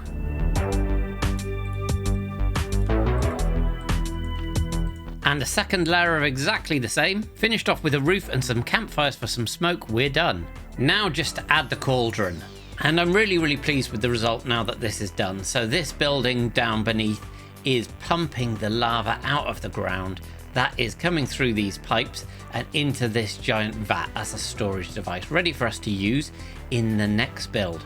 And to explain the next build, I need to show you a little bit of science and something that I found out. Earlier today, I was exploring in the Amethystine cave trying to work out how it had managed to bring beef and Coryllis into the world. And I made a startling discovery. If you take this, the Amethystine flower, and you manage to combine it with Obsidian, something very, very special happens. So I've been experimenting and I've managed to find a way to combine these two blocks. And that is using a contraption similar to this. So once the power is on, we come up here, we drop the two items in here. So if I just go like this, and you need about 4 of the amethystine, actually dropping the obsidian in there as well will help. We close this up, we turn the power on, and then when we power the piston as well, it will smush the two blocks together, and hopefully, all being well, yes, it has worked. And what we get as a net result is this. Compressed amethystine. So first of all, this block looks amazing, but this combines the properties of the amethystine with all of the power with the strength of obsidian. So I have no idea what we can achieve with this, but all I can say is I definitely want more. And I'm going to get that by building myself a huge compressed amethystine farm here. So using the lava, adding some water to create the obsidian, and then combining that with the amethystine, I am going to build a massive factory here. And that is going to be using the tuff blocks and the copper blocks. So I need to check that I've got the resources for those. But one of the things that I definitely need to pick up is back over here at the industrial area, where I'll need to come over and collect all of this honeycomb from this chest and take it back over to the storage area, so I'll be able to wax up all the blocks that I'm going to need. And whilst we're over here, you'll also see that I've actually installed the Bobby mod, and that allows me to crank up the render distance to absolutely ridiculous levels.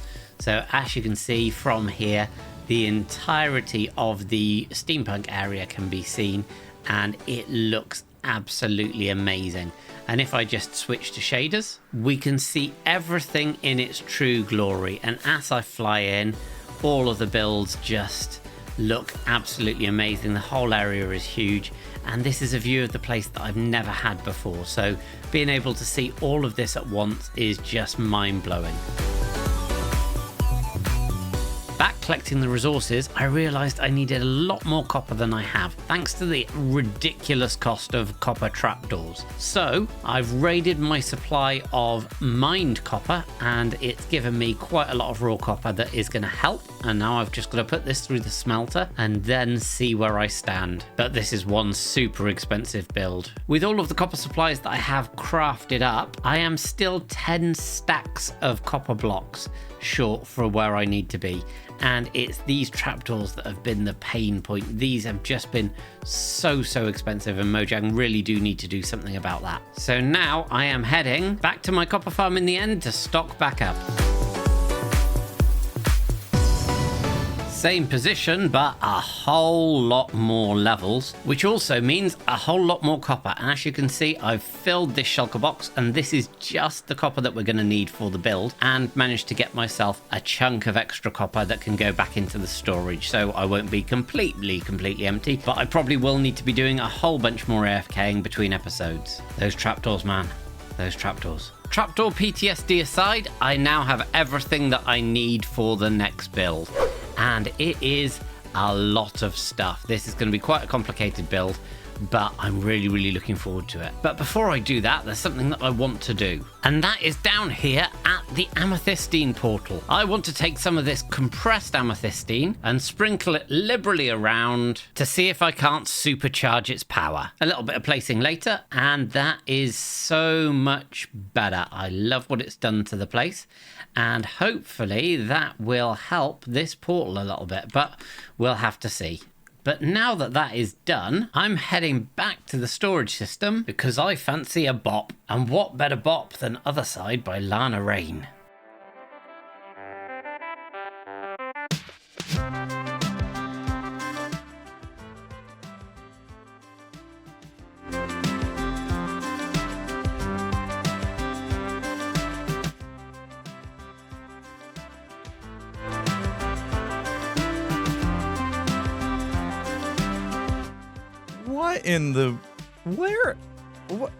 What is going on here? Where am I, and what are these? Oh my goodness. I don't know what's going on right now. I just somehow magically appeared here. Oh, there is an exit side.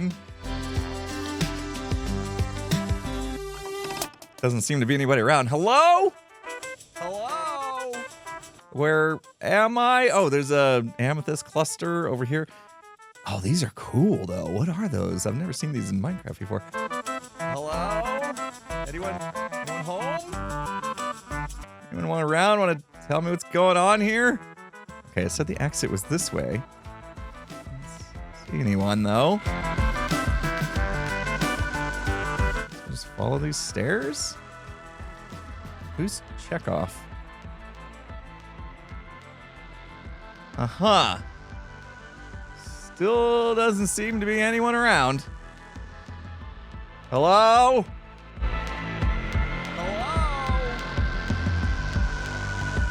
Hello? Anyone home? Guess not. Oh well. Ah, that was fantastic. But wait a minute, did I hear something? No, I can't have done. Anyway, back to building. And now with no more distractions. Ooh, what's that? The final time lapse of the episode.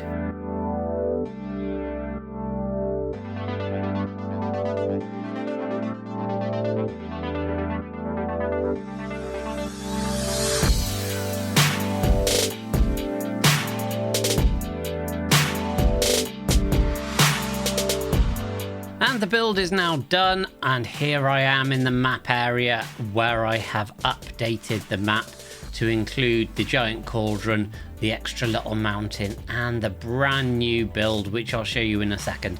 I've added it to the same set of maps as the monorail from last time, not deliberately, but just because I accidentally forgot to lock these. So another reminder, always remember to lock your maps. And looking at the build, I am super pleased with how this one's come together, despite how long it took to get all of that copper.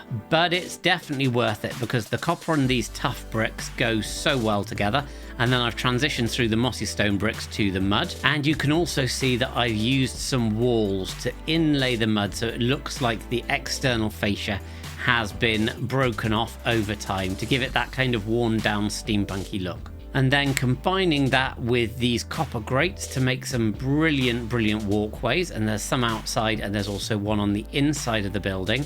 I think that the overall aesthetic of this is probably one of my favourite factories that I've built so far. But how does it work, I hear you ask? Well, first of all, we get the lava sources coming in from this giant cauldron, and they get pumped into the side of the factory through these giant pipes. We also down the side here have this big groundwater pipe pulling up some water and then taking that into the side of the factory as well. And once it's inside, the two get combined together.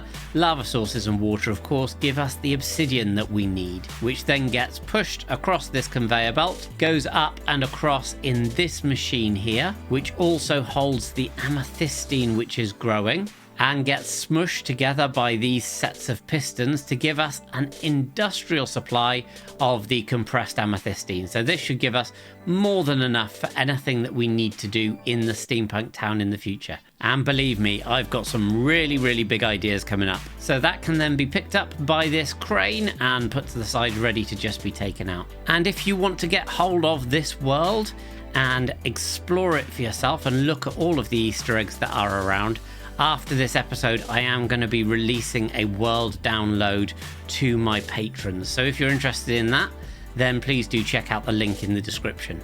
So as the skies darken and the clouds come in, which hopefully doesn't have anything to do with the compressed amethystine, that is all I've got time for this episode. So hopefully you've enjoyed it. If you have, let me know in the comments, leave a like, and make sure that you subscribe, and I will see you all next time on ADcraft.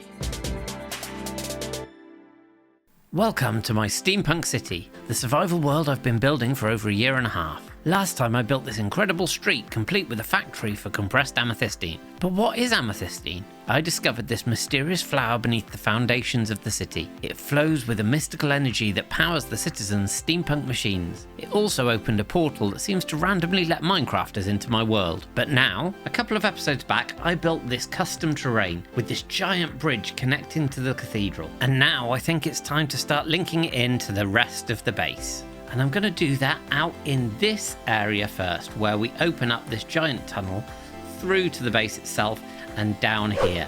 And I'm going to add an entirely new section of dock going all the way around here with a very, very special build sitting right about there. So for the first stage of this, it's time to start clearing out some of this sand.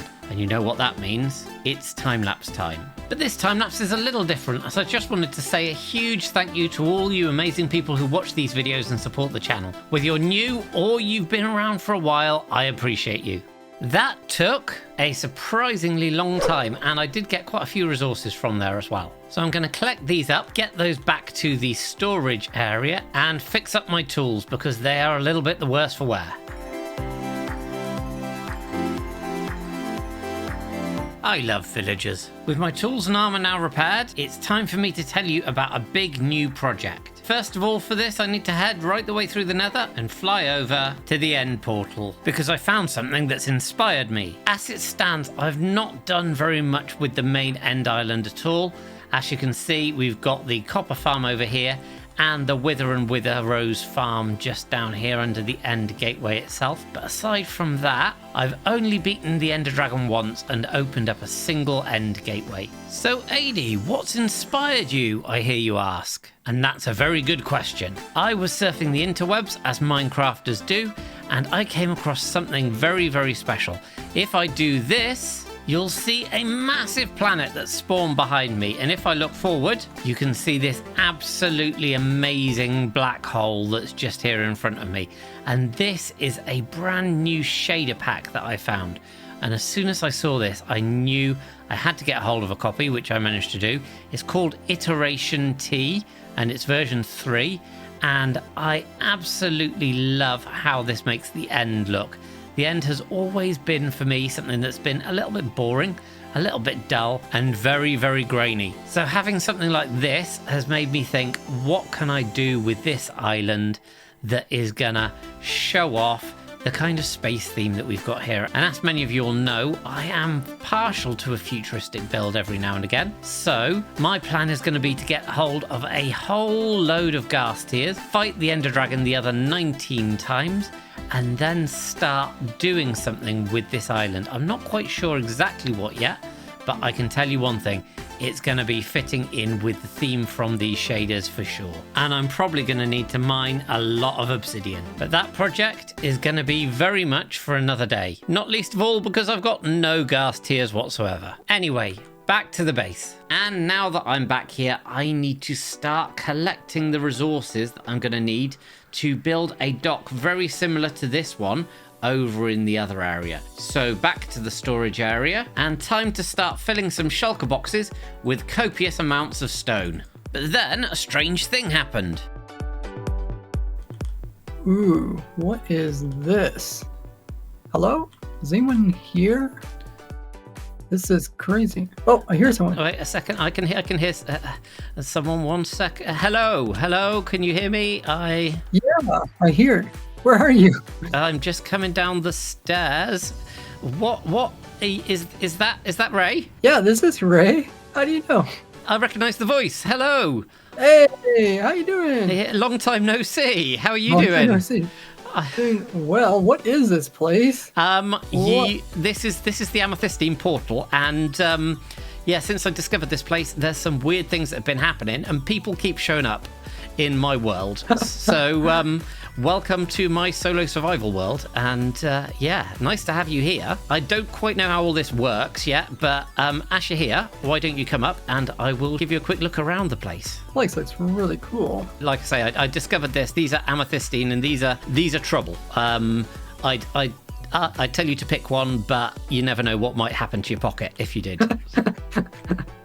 It's just up here if you follow the scaffolding. Yeah, this was the amethyst geode that I was in, and I was just digging around and then found the entrance to that other cave, and I discovered the amethystine first in this geode, and I'd never seen it before. I mean, you know a lot about the game. Is that usual to find?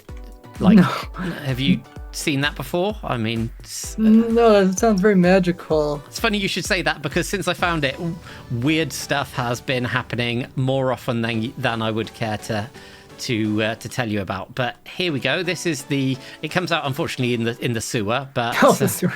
but if you come across here, we've got some I got a bit lonely in the world, so I had to add some friends in. So we've got Tango up here. Got some familiar faces. Yeah, so Tango up here.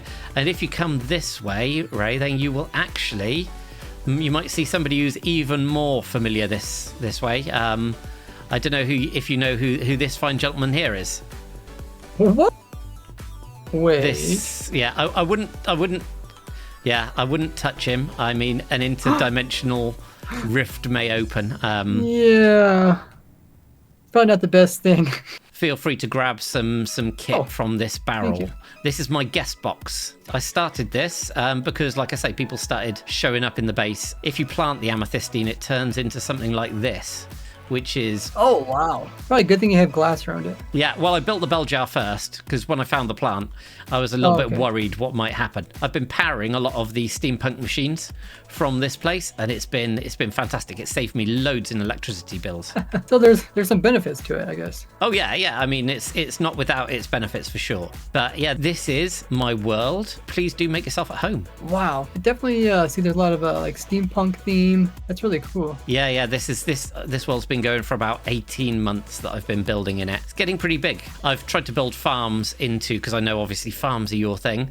I've tried to build various different sizes of farms into things. So obviously I've got a very basic sugarcane farm here.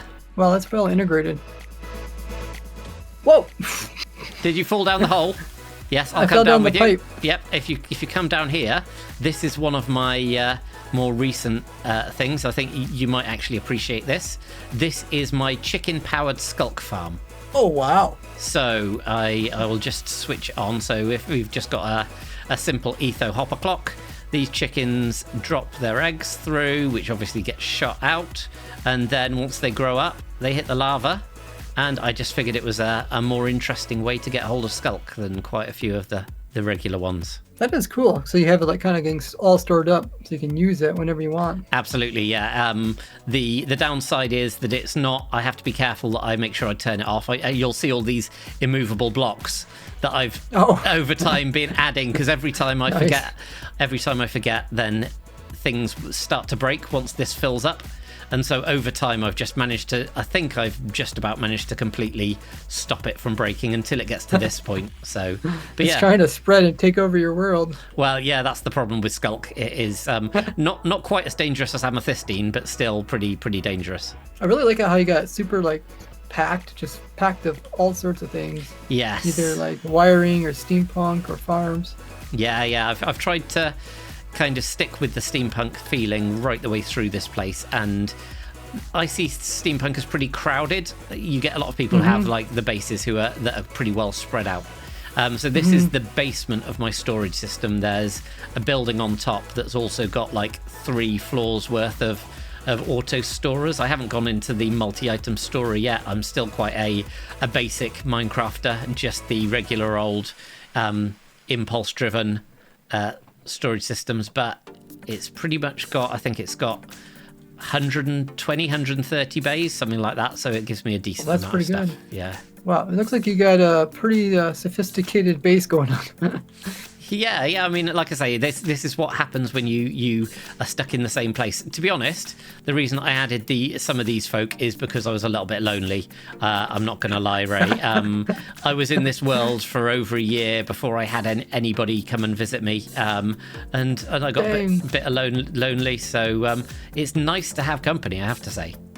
I was just in the process of collecting up some magma blocks because I've got a froglight farm in the Nether. Ah, gotcha. But I don't know what to do with them all, to be honest. I've already got a gold farm. I've already got a froglight farm. There's a whole bunch of farms that I've got in the Nether, of course, but not quite sure what I can do with the rest of the magma blocks. Oh, you ever try like a gas farm? Those use quite a bit. Oh, you may have just said the magic word, because I want to do an end transformation, and for that I want to beat the Ender Dragon the other times, but at the moment I think I have the sum total of about 1 Ghast here. So actually that might be something that's a really good idea. The problem is that I have no idea how to build one. Oh, you know what? I happen to have a nice gas farm. Uses flying machines, actually, to collect up the gas and kill them for all their tiers. Wow. That... So, whilst you're here, I don't suppose I could borrow some of your technical knowledge, could I? I mean, I don't think I'm leaving anytime soon. Yeah. Well, I mean, yeah, that's definitely the thing. Got time to help. It seems to be a bit of a one-way portal. I heard that Impulse turned up from some of my viewers, but I don't know where he's gone. So he may be the only person who's managed to actually escape this place. But whilst you're here as a captive audience, I wouldn't say no to some help. Sounds good. Well, so what materials do you have? I know you got a lot of magma. It's going to take a little bit of redstone, maybe some slabs. Yes. You got that sort of stuff? Absolutely. Oh, what awesome. I think we should do is if we do a little bit of collecting from the storage system, we can see what we've got and then head over to the Nether. So Ray, you've brought me over to a Soul Sand Valley biome, and we've got all of the resources ready. Why on earth are we here? Yeah, so we're above the bedrock, so we don't have to worry about other gas spawning in the area. They'll be all stuck inside of our farm. Of course, Soul Sand is one of those lovely biomes that produces tons of gas. Can be quite annoying when you're under the bedrock, but up here, perfect for a farm. So we'll lay out some magma, because magma is one of the few blocks that gas can spawn on, but most other things won't spawn on, like the nasty skeletons. Excellent. We can get tons and tons of gas. Got a couple of boxes of magma here because we picked this up from the storage system. Let's get plating. So we've managed to get the roof on and we've got the base layer. So what is next, Ray? Okay, so now we need to get these gas killed. So we're going to place down a platform that's going to have some wither roses on top of this soul sand. Yep. And we don't have to put these in too close to each other, every 4 blocks. And that should be enough to kill them. Awesome. Yes. Getting them here is good. Killing them is even better. Yes. We need to come in with a machine to collect all the gas from the entire platform and bring them over to our new killing chamber that we built up. Excellent. So we're going to need some flying machines now. We should have all the stuff we need. Some sticky pistons. Oh, awesome. Some pistons in here. The way it actually turns around is if you watch it, this piston comes down just before it passes it and stops it from going further. And then it stalls for a second and then the next piston makes it take off again. So we keep it open so we can move gas in here. Oh, yes. There's the other way you can actually run this is just by placing a platform and manually coming down and using looting on them. That would be the low-tech solution. Now you tell me, right? Like, I only need 7 ghast tiers. What are we doing? Like overkill in terms of farms. Luckily, that's not true. I need enough ghast tiers to fight another 19 dragons. So that's 4 ghast tiers per end crystal and 4 end crystals per fight. So 16 times 19. So I'm going to need quite a few ghast tiers. So it's definitely going to pay dividends. So now we can put an on and off switch. I built a little redstone piece, a little kind of connector piece up there. Yes. And it has some redstone on it. So this will be your on and off switch. Excellent. Oh, we got gassed. Oh, perfect. Huh. Got a ghast head as well. Okay, so the fly machine stopped. So this is looking good. And then it should start up when I flick this. Yep. So now they're synchronized. Yes. And synchronized is good because that way the gas can't slip in between the center. Perfect. What's going on here, Ray? Oh, yeah. Okay, so we threw down some rails. We got some hopper minecarts on top of it. They're moving back and forth, picking up loot. Then we're running them over top of some hoppers. But we decided to take it a bit further by putting in a little smart system. So depending on if they're full or not, they'll stop. Right. If I throw down some items, let's see. They know that there's some items in them, and they'll stop it to unload. Fantastic. And then when all the items are gone from the hopper, it's going to take off once again and continue picking up more loot. Brilliant. You can see all the loot inside. So, Ray, we're just chilling up here because we've now finished the ghast farm. I'm just going to fly down using FreeCam and check out what's going on beneath. And we currently have lots and lots of ghasts here. They are all dying happily. and that looks like it's working perfectly. Thank you very, very much for that. Thanks for having me on. And if you guys ever want to look at other types of Minecraft farms, I've currently designed an automatic farm for almost every single item in the game Minecraft, and I try to make my farms simple, cheap, while being very efficient. Yeah, absolutely. And there's already a couple of farms from Ray in my world. Definitely check it out. I will pop all of his links in the description. 100% if you need a farm, this man has one without a doubt. Yeah, it was a lot of fun building this up in survival with you. Yeah, it had its challenges, I'm not going to lie. The Ghast spawn in did almost take us out a couple of times. But now we just have one problem, Ray, and that is I don't know how you're going to leave this world. I wonder if I go back to like the portal. Maybe if I sit there, maybe I'll get like reabsorbed. Yeah, I mean, I did have some other ideas. Oh. No!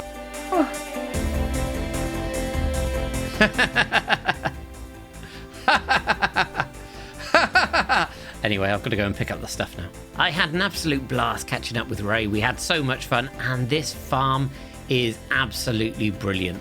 As you can see, I've boxed it all in, so when I'm coming down from the AFK platform, there's no way any of the ghasts that are left can see me. And I have been AFKing a little bit, and probably in the course of about an hour, this is all of the resources that I managed to get. So plenty of gunpowder, but most importantly, loads and loads of ghast tears.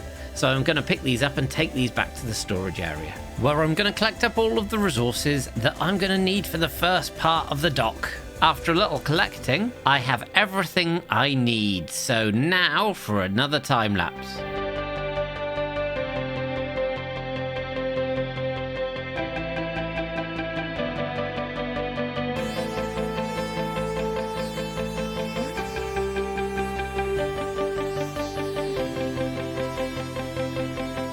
Now that section of the dock is complete, it's time for some more experimenting. And after discovering how to create compressed amethystine last episode, it's had an immediate impact with both Impulse and Ray from Ray's Works turning up at my base unannounced. Make sure you check out both their channels in the description, and whilst you're there, hit that like button, leave a comment and subscribe to the channel. So I wanted to see if I could combine the compressed amethystine with some other items and see if that would give me a more refined version. I started by trying to strengthen it with some iron, but that had some unexpected results. Well, that didn't work out so well, so I figured I'd try adding TNT for some power, and that went as you'd expect. Yeah, with that one I should have known really. Eventually I tried adding some of my newly acquired ghast tears. This time, however, I was being a lot more cautious. And success! I'd managed to create a brand new block, refined amethystine. And not only is this block absolutely gorgeous to look at, but it seems to emit light and a strange kind of energy as well. So I want to get myself more of this stuff, which means that I think the next building that I build is going to have to be a refinery so that I can make this on industrial scales and see what I can do with it in the future. But now I think I need to get cleaned up and pull together the resources for the build. And here we have the latest shulker monster, absolutely chocked full of all of the different things that I'm going to need for this build, including, again, more trapdoors, very, very painful. But the good news on trapdoors is that Mojang in their infinite wisdom are going to reduce the price, so everybody wins in the future. But now with all these resources ready, it's time for the final time lapse of the episode.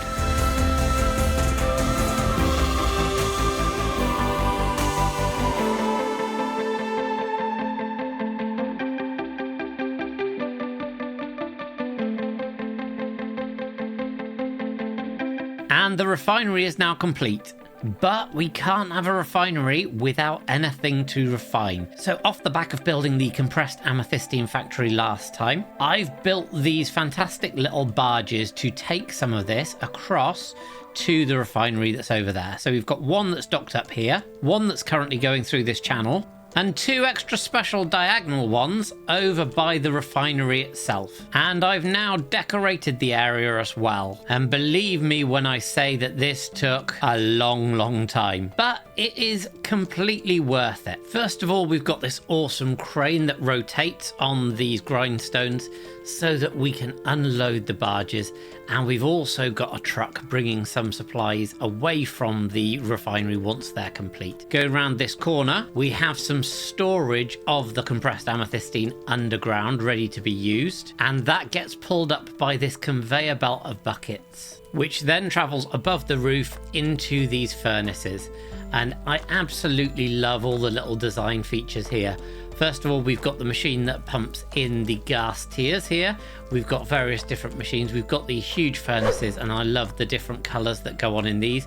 These walkways as well go right the way through this build and through into the silo. And then inside this, again, we've got some more machines, and this is where the amethyst comes into the process as well, with a big tank down at the bottom. And if we go down here, again, we've got another machine here, some steampunk machinery to control the whole thing. I absolutely love all the little details in this build. It just brings the whole thing to life and is teeming with life with all of these straw statues. And if you want to explore this world, it will be available after this episode to my patrons. So if that's something you're interested in, check out the link in the description. Building this whole thing on an angle was tricky, but I think it was eventually worth it. And I did do a couple of different things that I've not done before in my steampunk area so much, like this gradient on a building here, and also adding the smokestack plumes with glasswork rather than actually just using the campfires themselves. But I'm super pleased with the overall result, and I hope you like it too. If you did, hit that like button, let me know in the comments, and I will see you all next time on ADcraft. This steampunk metropolis has been a labour of love. Spending over 2,000 hours over 2 years planning and creating this world, it's filled with endless secrets, tons of details, and truly epic builds. But am I done? Definitely not. And today I'm expanding further and building probably my favourite steampunk build that I've ever created. Last episode I made this amazing amethystine refinery. It even had these cool little barges. But there's a problem. There's quite a way from this compressed amethystine factory to the barge down here, and I'm tired of carrying stuff. So we need a crane, and this isn't going to be just any crane, it's going to be a super fancy mega rotatey crane, and that's a technical term. So it's back to the storage system for me to collect some resources. And for this build I'm mainly going to need lots of crimson wood, a bit of oak, some spruce, lots of copper, polished tuff, some polished deep slate, and some refined amethystine to give it some power. Add to that a couple of other bits and bobs, and I'm ready for building and the episode's first time lapse.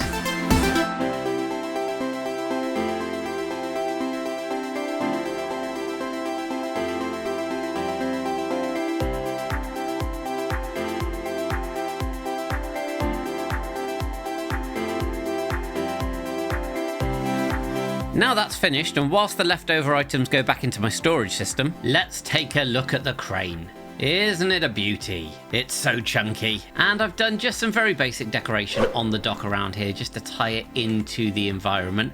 I am going to be doing significantly more work in this strip of land today, so make sure you stick around for that. But the thing that I like about this most is these chunky legs. I really think that it looks like it would hold up the weight of the crane and whatever's being lifted here. And comparing it to the one that we had before, this is a huge crane, but it's got very, very thin wires and is much more intricate. This is a heavy lifting beast for sure. You can tell just by the cable itself that's going right the way through the build. The one thing that is a little bit disappointing though, I absolutely love using these pots within the builds, but as you get a certain distance away, you will notice, bing, they all disappear because they are entities. And so this thing does float a little bit if you get too far, but unfortunately that's the price of beauty. Now underneath this you can see the machinery. This is what turns the crane. So this does have a full 360-degree range of motion in order that it can pick things up on all sides of the dock. And if we head up here and come through this gate just like so, we can head over to this central section and climb right the way up into the crane as with the others.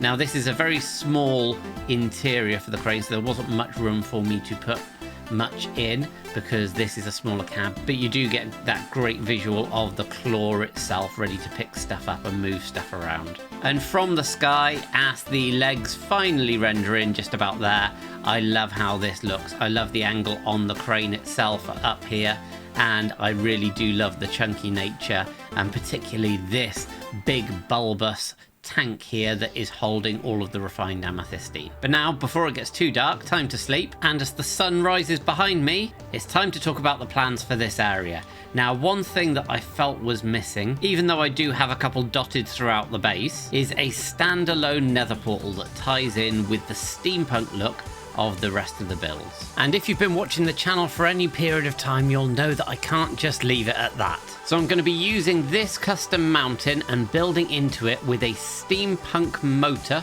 that is going to power the nether portal and a lot of the other builds in the city. And having planned this is probably going to be my favorite build that I've ever created. I absolutely love it and can't wait to get it into this world. But before I can get any of that done, I need to clear this land. And because you're lucky, lucky people, that means you get another small time lapse.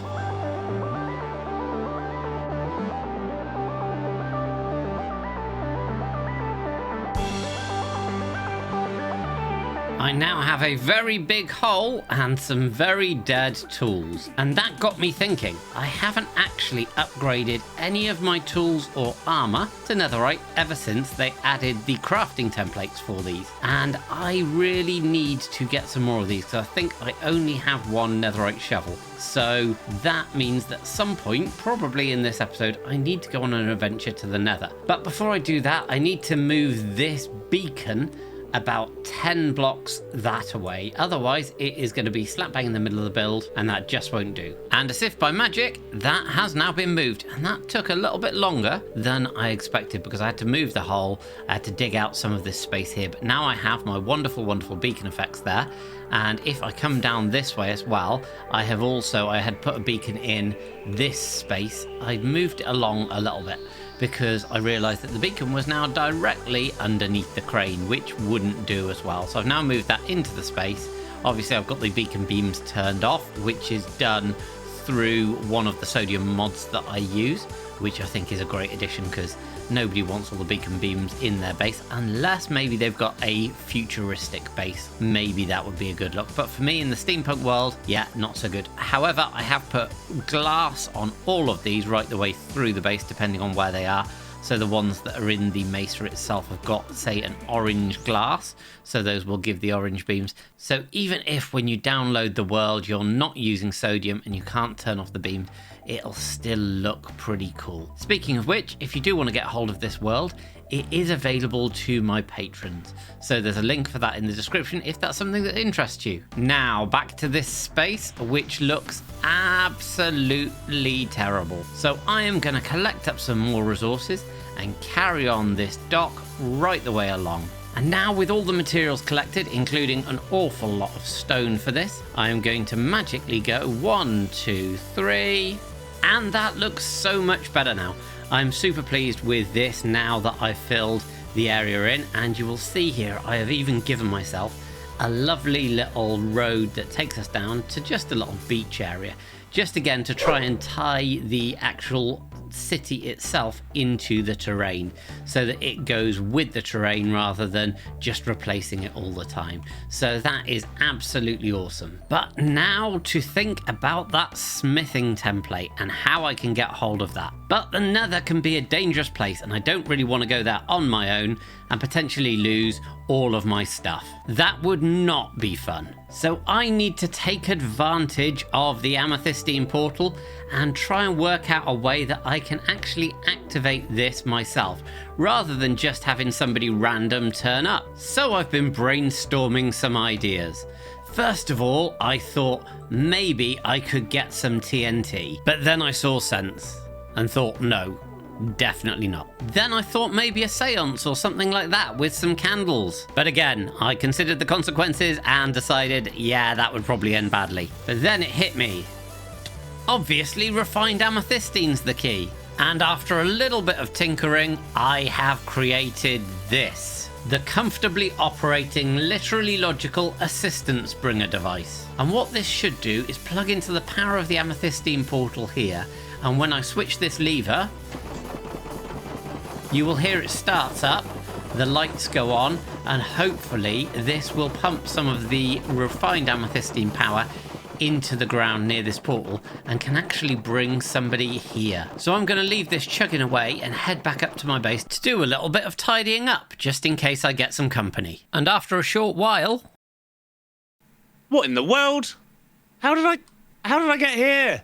Where even is here? Wait, I hear somebody. The device is working. Hello? I can hear a voice. You can. Mr. Beardstone, hello. Aha, you seem vaguely familiar. Yeah, you're probably mistaking me for somebody else, to be honest. But welcome, welcome to my world. I've just built a device which seems to have brought you here, which I'm very pleased about because, to be honest, I could do with a little help. Let's get you upstairs and get you some kit.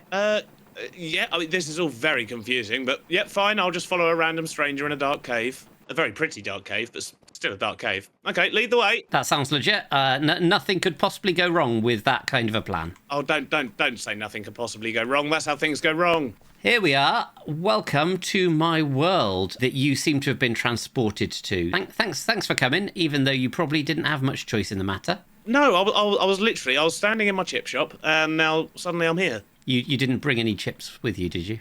No, I made I made a fish and chip shop, and it turns out I haven't actually got chips in my world, so it's just a fish shop. Right, okay. You might recognise that fine-looking gentleman over there. Oh, I do. That's Avo. Yeah, him. Yeah. Bit creepy. Yeah. Seeing myself. Okay, yep, no, that's fine. We'll carry on. There's people everywhere. This is wonderful. Help yourself to some kit from this box. Oh, look at this. Oh, I'm going to take all of this stuff. Yeah, please do help yourself. I'll take that. One of them. Yep, one of them. That looks good. Yep, some of those. Potion of fire resistance. Sounds like a good idea. Yep, I've got food. I've got fireworks. Yeah, and some cobble so I can spam blocks all over your world. Sounds fantastic. Absolutely, yes. So I kind of summoned you here a little bit. As a man who is familiar with the hardcore worlds, I thought you might be quite useful because I need to get hold of one of those newfangled smithing templates. Because as you'll notice, all that gear that you've picked up, it's only diamond. And I've got netherite, but now that they've changed things, I've got absolutely no way to put it together. So... I figured, why go to the Nether alone and possibly die when you can bring somebody as a friend and as a guest and possibly as cannon fodder? Well, cannon fodder would be right. I mean, of all the people you could have got to help you in the Nether, you chose the one person who avoids the Nether as much as possible because I die there a lot. Yeah, you may have made a bad choice there, but we'll figure it out. I'm sure it'll be fine. This could go very badly. I mean, yeah, it's quite likely. And we'll head over to the Nether and, we can go looking for one of those Bastion malarkeys. It's going to be fun regardless. Absolutely. There might be some incidents, but it's going to be fun. Let's go. I'm excited. This way. So, after a short walk through the Nether, I have brought you to this place that I scoped out a little bit earlier. And I scoped it out, and that's pretty much why I ran home and summoned you, because, it's a treasure bastion. Right. Yeah. And they're scary places, and I'm not too big to admit that I was frightened of doing it alone and fancied a bit of company. So... Well, I mean, I'm terrified of these places, so yeah, I'm sure it'll be fine. I mean, look, I've already got a dude angry at me because I'm not wearing gold. Based on that fact, I think it's probably safe that we stick down one of these here respawn anchors and load it up. Yeah. I will be using that many. Yes, and I am also gonna be upgrading to a chest plate before we head in. That is clever. I like it. Yes. Hopefully you've got some potions of fire resistance, etc., in case you fall through holes in the floor. But I figured I have one, so okay. I've got one chance. It'll be fine. I figured we'd just be particularly rude and bust into this place. Yeah, smash open the doors. Let's go. Or the walls, I should say. Let's do this. And now this is where I've picked the only place in the entire thing that's like 6 deep blackstone. No, looks like we've managed to get inside. Oh, there's one of those brute things. He's going to come over here any second. And... don't worry about those. Look, you just give them a little slap and they disappear. Look, see that? Fantastic. I like. I'm sure he won't come back to haunt us. I like your style. So basically, you're after the thing for making netherite gear, right? Yes. That's what you're after, the armor template, which is probably down there, which is going to be a problem because that's where all the big fiery bouncy boys are as well. Yes, and also some more of these lovely brute fellows. So I was figuring. Oh, look at that! That was wonderful. Brilliant. You can't teach that. I thoroughly enjoyed that. Yeah. I love this bow. This is a very powerful bow. Yes, yeah. I mean, it's one of the things that I always go for is a as powerful a bow as you can possibly imagine. I approve. Oh, look at that! They're just they're having a little party. We can just fire down on them and finish them off. Oh, yeah, wonderful. Perfect. I don't know what I was so scared about. When you've got company, it makes these things significantly easier, and also the fact that all of the brutes seem to be stuck in a hole definitely helps a little bit as well. That did definitely help. Yeah, I approve of that. Now, your world, if I'm correct, is less like this because you've got a modded world. Is that right? I certainly do. Yes, yeah. One in which I still avoid the Nether. Oh, I see a box. I see also another guy who just fell to his doom there, chasing you, and you probably didn't even realise. Oh no! I didn't. Just completely oblivious to it. But I mean, the Nether on my world is even scarier because there's lots of things I just don't understand. Lots of scary mobs and all that sort of stuff. And it's just another reason not to go there, if I'm honest. Yeah. Too scary for me. So I bet you're absolutely loving the fact that I've dragged you here without your consent to my world to come into the Nether. Brilliant. Yeah. Exactly what I was hoping for, AD. Exactly what I was hoping for today. Yeah. Yeah. Ooh, ancient debris. Do you want that? I wouldn't say no to some ancient some ancient debris. It's all right. I got you. I almost jumped down there, forgetting that I switched out for a chest plate, and that would have been probably not the best idea that I've ever had. But No. I kind of want to go up before I go down because I'm scared that things are going to drop on my head. I don't know about you. I don't think that's a bad idea, to be honest. And I'm going to take your janky little stairs up here. Whoa. Well, I'd made them with thought and love and care. Yeah, and I appreciate them. Janky, honestly. But when they're made out of a random selection of blocks, I mean, you forget I've got a builder's disposition. I mean, I'd be here actually putting staircase blocks in if it was just me on my own, to be honest. Okay, yeah, fair enough. Yeah. Mm-hmm. Oh, I found a chest. I just keep going downwards, and I'm thinking that I'm probably going to get blocked in somewhere, but... Go away! There's a big brute guy! No! Everything's fine! Everything's fine, it sounds it. No, I'm fine, everything's fine. I don't know what you're talking about. There's no panic here. If we hadn't been professionals like we are, we probably would have thought to bring some boats or something to put those guys in. No, I think just panic and screaming is panic and screaming. That is another way to go. It definitely. Do you want to go for it, and I'll cover your back? Ooh. Oh, okay. I was supposed to be covering your back. I didn't need to shoot you in it. You're supposed to be covering my back, not covering my back in arrows. Okay. Yeah. That's fine. Noted. Oh, there's a big one. Okay, right. Do you want to go for the chest? Yeah. And I will continue to cover you as well as I did the first time. So many of these little dudes. Yes, we have a smithing template, almost as if we didn't realise that was going to be in there. I mean, aren't they in like 100% of those chests? Yeah, shush. Yeah. Okay, yeah. Way, we found one. Woo! Ooh, yeah. To be honest, that wasn't too bad. That wasn't too bad at all. This is the big question. Now we're inside. Have you got any idea how we get out of this place? Because I have no clue whatsoever. I'd say that was a mission success. I would say that was a resounding success. Thank you for your Nether-based talents. That was brilliant. Let's take this template. I was going to say, I don't think anyone's ever said that I have Nether-based talents. I mean, there's a first time for everything, Mr. B. I think I know where I recognise you. Aren't you the tree guy? What's that over there? Whoa, that's not... I don't know what he was talking about. And if you know, keep quiet, all right? And after that slightly ominous ending from Mr. Beardstone, of course, make sure you check out his channel and links in the description. I now have the smithing template. And the first thing I am going to do with this is duplicate it a whole bunch of times so that I don't accidentally end up using it and not having one left. Yep, 26 should do the trick. And with that safely stowed away, it's back over here to the nether portal area where I'm going to get together all the resources for this giant engine and the nether portal, which, believe me, is going to take a long time, and get them all laid out ready for the build.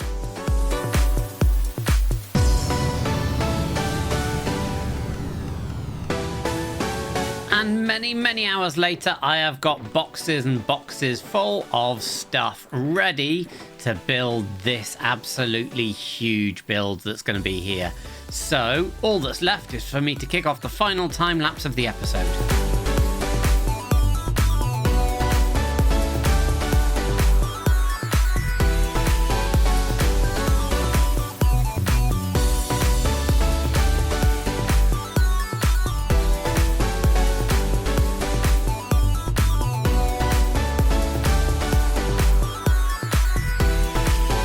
The build and the decoration is now complete, and I absolutely love this one. First of all, we've added some life to this beach here. We've got one of these little crates that's fallen off the side, a dude sitting here. Obviously, I've added in a lot of these straw statues to this area because it is quite a big area to bring it to life. And the key thing is, once you come up through this beach, you get to see the Nether portal here, this massive great sump of Amethyst, which is powering that.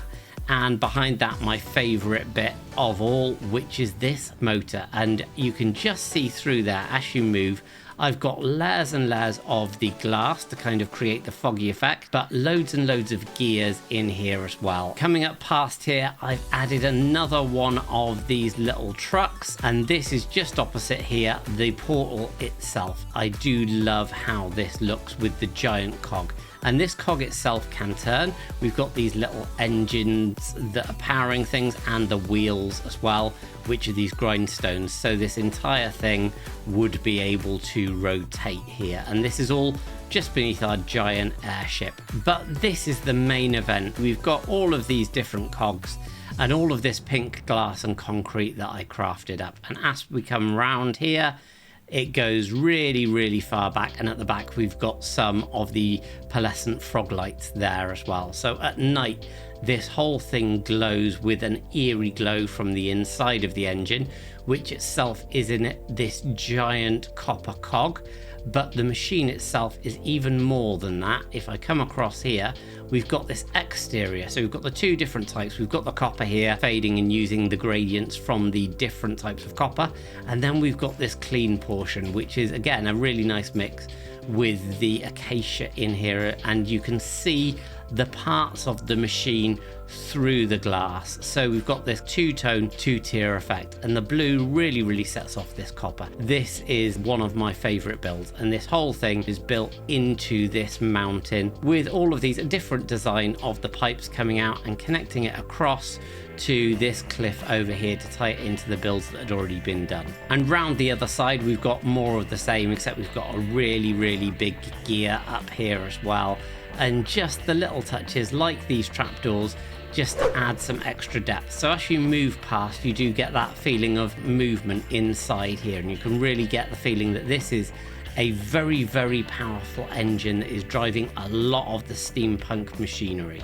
And standing up here on the chimney of our compressed amethystine factory, we've got the crane from earlier down here, but the main reason I'm up is to get this view on both the portal, which I think looks brilliant as a centerpiece down there with all of the life around it, and this machine. Like I say, this is possibly my favorite build that I've ever completed in this area, and that's saying something, particularly with things like the cathedral and the bridge and everything else that's going on. So I got lots of inspiration online from various different copper machines and figured that the best way to get the same look with the machinery inside was to supersize it. So I'm really pleased with this, with all of the detail on the top and how it's turned out. I hope you've enjoyed the episode. If you have, make sure that you do hit that like button and subscribe to the channel for more, because I've got some very special things coming up, because we are about to hit 2 years on this world. So yeah, I have some big plans for that. So all that's left to say is thank you very much for watching, and I'll see you all next time on ADcraft. On the 18th of June 2022, I launched a survival world. I wanted a place to create something awesome that I could constantly add to long term. By the end of the first episode, I'd started my Steampunk City. Since then, the world has grown with build after build after build, including crazy terraforming projects and wild discoveries that helped bring some friends here. And the results? Judge for yourself. And now, 2 years on, it's time to celebrate, because I'm nowhere near done. But how are you going to celebrate, AD? Good question. I've decided to add a touch of fun to the world. And with that fun, I'm going to have a healthy dose of competition, with the first of these projects being a head-to-head parkour course, starting here and ending up all the way at the mega airship. So I think it's time to grab some resources and get building. And now I have everything here ready to go, this is where I'm going to be building. And the first thing is going to be setting up some kind of a starting mechanism.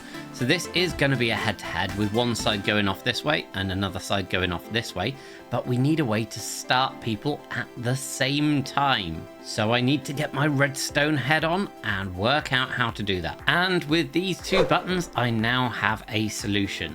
So over here, we've got the green side, and if I just head over this way, we have the red side. If I open this up and go in here, it's got a bed for people to set the spawn, because I have a feeling they're going to need that. And as it stands, you can't actually get out of this hole. It's just too deep.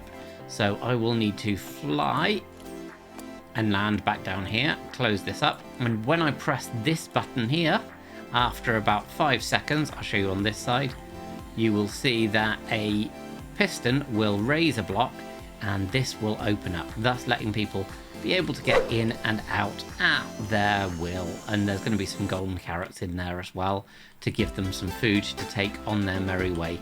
And these are going to be the first two starting points to go through. So this isn't the most difficult, but it is going to be reasonably tricky. It's not going to be an absolute cakewalk. Although that being said, I might put some cake at the end. Stage 1 is now complete, and I'm going to be building this over a couple of stages so that people can set their spawns and they won't lose their progress as they go through the parkour. Because although it's not the most difficult technically, it is quite difficult to see some of these blocks, and that is deliberate so that when we're looking at the base, this is going to be staying here, and I didn't want it to interfere too much with how the base looks. But coming into free cam here, you can see we've got a couple of these glass panes coming up to a ladder section, onto some more glass panes up, and this is quite a tricky little ladder section here. We've got to jump to each of the consecutive ones before going on to more quite difficult to see glass panes. And then probably the most tricky bit, which is these chains. Not only have they got a really small hitbox, but against the roofs on both of the sides, they are actually pretty difficult to see. This comes up and goes back on itself, which takes us up here, and that final big leap to get to the first checkpoint. But as you can see, we've still got quite a way to go, so I'm going to get down here with my elytra, not just falling, as I have done many times testing this, and start building the next stage. And the next section's done, and this one's a lot more vertical than the last one. Here in free cam we can see that we've got some trapdoors that we come across up to some more invisible glass almost, and then this is where we get onto the ladder sections. So you've got a big ladder section here that you can clamber up onto some more glass, a little bit of a tricky jump across onto this lantern, which also gives some nice glowing light, and then this other ladder transition up to the top again with some more glass, and then a lovely little slime jump onto the end, ready to get into bed for the next level. So now for me, it's literally onwards and upwards. Section 3 is now complete. This is a relatively short section because there are some pretty nasty jumps and sections in here. So in order to just make it a bit easier to get to the top, and we are nearly there, I wanted to make this a shorter section. So yeah, we've got the chains onto some glass jumps that are going across and diagonal, which makes them tricky. Then some single glass directional jumps up onto this glass section, and then onto this trapdoor before getting to the bed and to safety. Next stop, the airship. And finally, here we are, with the final section coming across some trapdoors and ladders, all the way up through a nice little bit of glass, another little trapdoor there, and then some chains to the airship itself. And then when they get here, it's just a case of ringing the bell to finish your run. After some testing and a truly embarrassing number of deaths,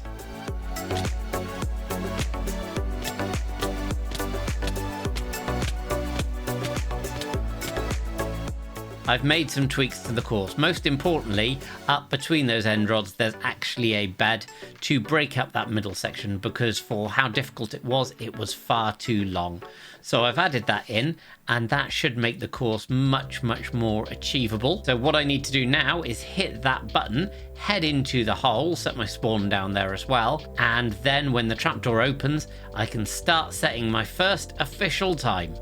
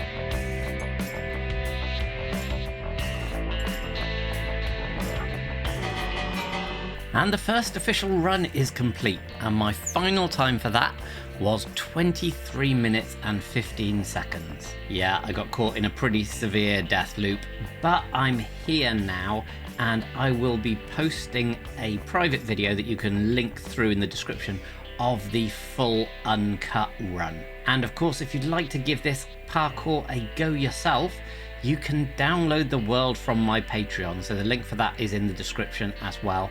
And yeah, let me know if you can beat my time. But once people get up to the airship, of course, it's not just the fantastic views that they can enjoy up here. There is a way to get down as well, so people can grab themselves a couple of ender pearls and then ender pearl their way down, so they don't end up accidentally respawning partway through the parkour. Now I've collected all my gear up and made sure I've set my respawn down here, it's time to head back to the Amethystine cave, switch on the device, and wait to see if I can bring someone new to the world. And I didn't have to wait long. Look who it is, Wells Knight. Wells, welcome to my world. Hello. Hello.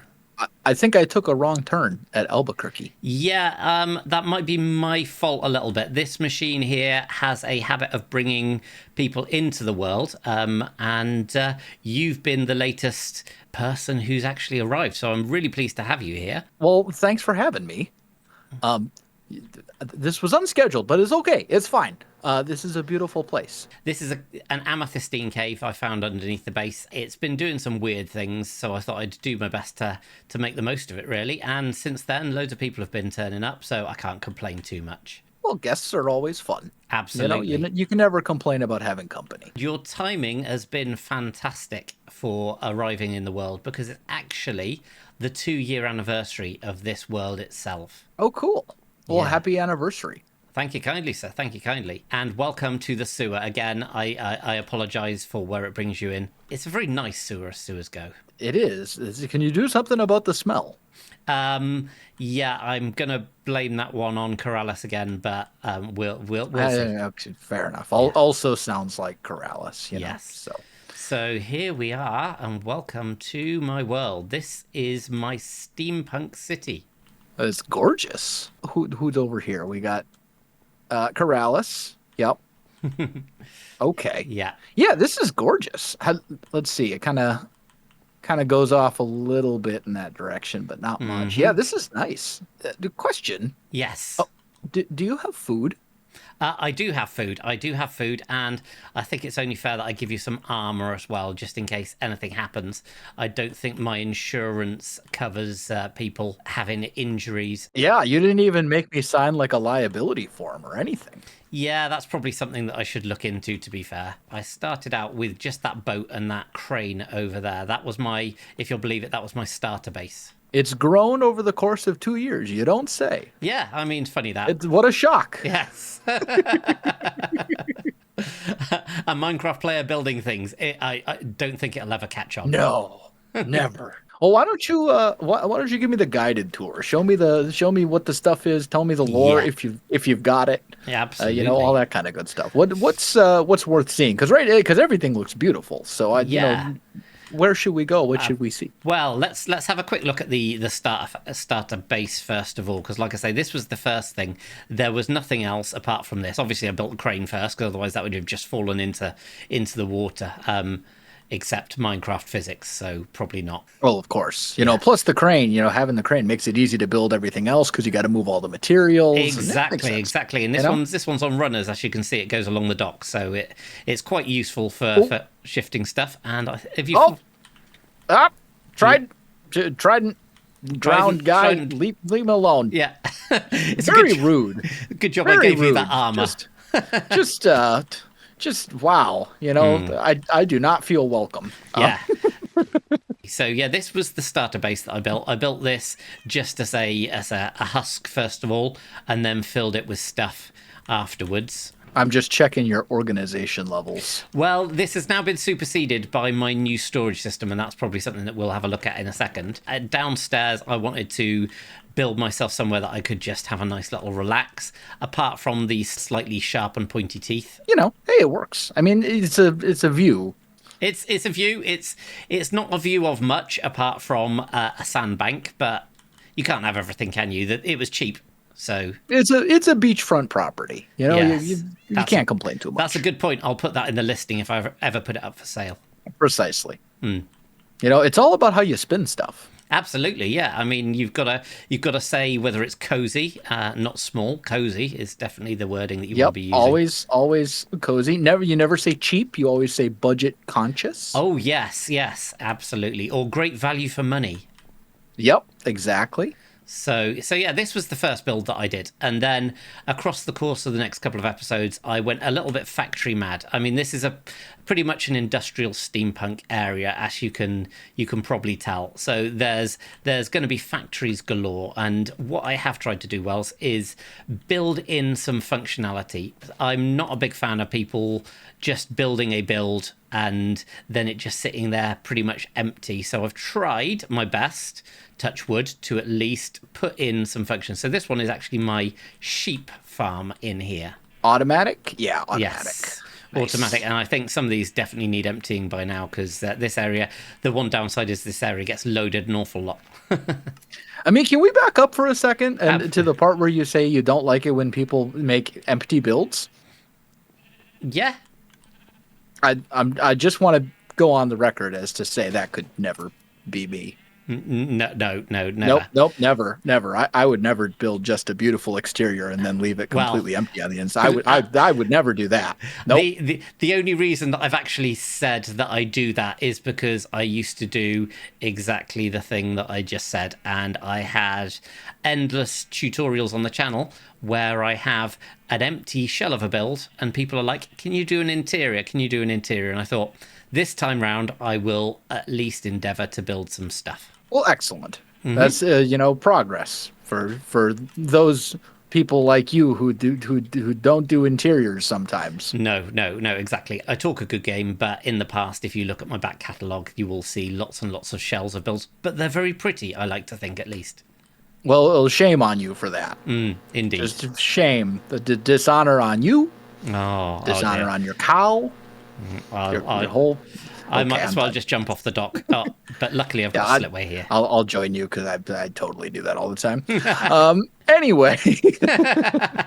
So yeah, as I went factory mad, I thought I needed to expand a little bit. So we've got this lovely little boathouse here. Okay. And again, you'll see obviously the hermits are around and there's quite a lot of people. I wanted to try and bring some life to the areas.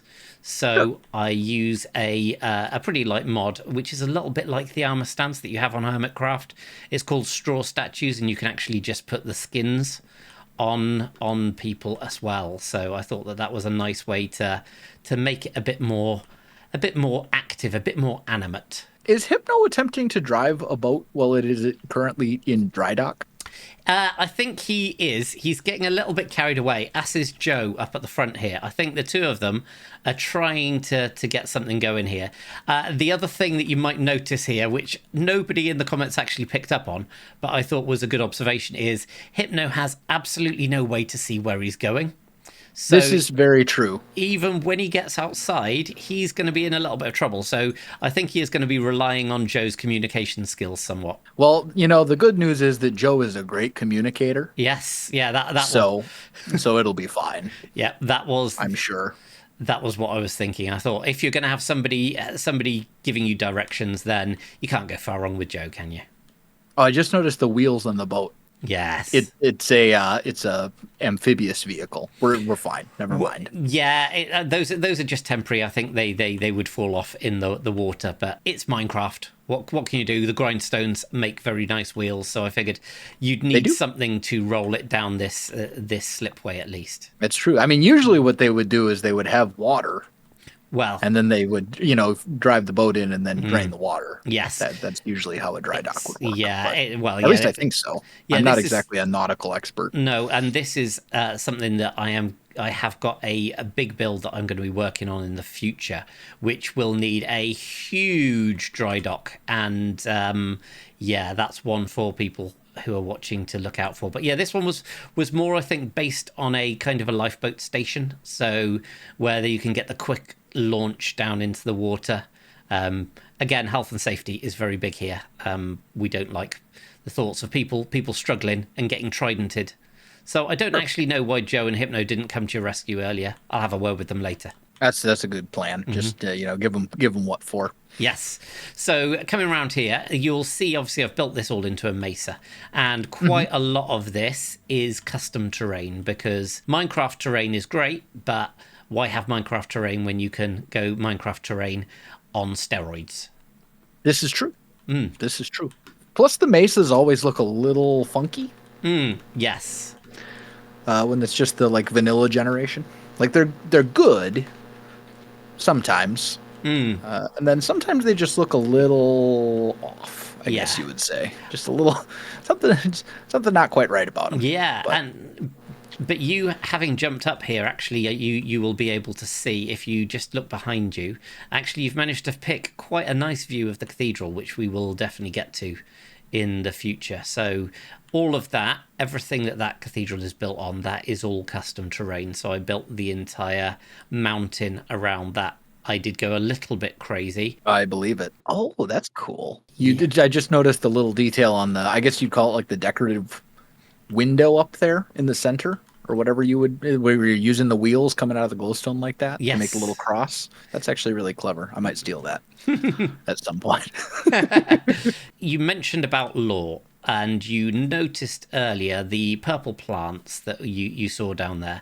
Down there, I made the mistake of planting one, and it went a little bit crazy. So we have this amethyst tree that grew, amethystine tree, but I did, again, not want to miss an opportunity. I thought I'll plug it in to the grid, and have just been using the power from that for a lot of things. It saved me on solar panels. It saved me on electricity bills. So it's self-sufficient? It seems to be. I mean, it may run dry at some point, but yeah, I planted this and it just grew. I turned my back for 5 minutes, and you know what it's like. I mean, an environmentally conscious steampunk city. Well, look at that. Well, yeah. I mean, it seems to be purple and black. I'm not quite sure how environmentally conscious that is, but less said about that, the better. Fair enough. Yes. There's so much here. It's a lot of stuff. Yeah. Yes. Oh, man. Okay. Yeah, so take me through this. All of the brick that I use, I could not do that without a large supply of masons. So this is where I do all of my trading. Yeah, I definitely remember doing, it was like I forget what the build was, but it was a lot of brick and a lot of quartz. And it was before I learned how to do villagers. This was back in maybe like the 1.8 days or something like that. It was a long time ago, but that was a nightmare just gathering all the clay for the brick and all the quartz for those I was like, I'm never doing this again. Those 2 blocks, if you try and build something with them without villages, you're just going to spend hours in rivers and in the Nether. And it was miserable, honestly. So this is where I've got all of my librarians. All of these are actually terraced houses, so if you just come out the front door, you'll be able to see from this side. So I thought I'll build some residential space, and in here, like I say, you've got 2 layers. You can probably hear them by now anyway. All of there. So I've got all of the books. Gotcha. Cool. Man, you could get lost in here so easily. Yes.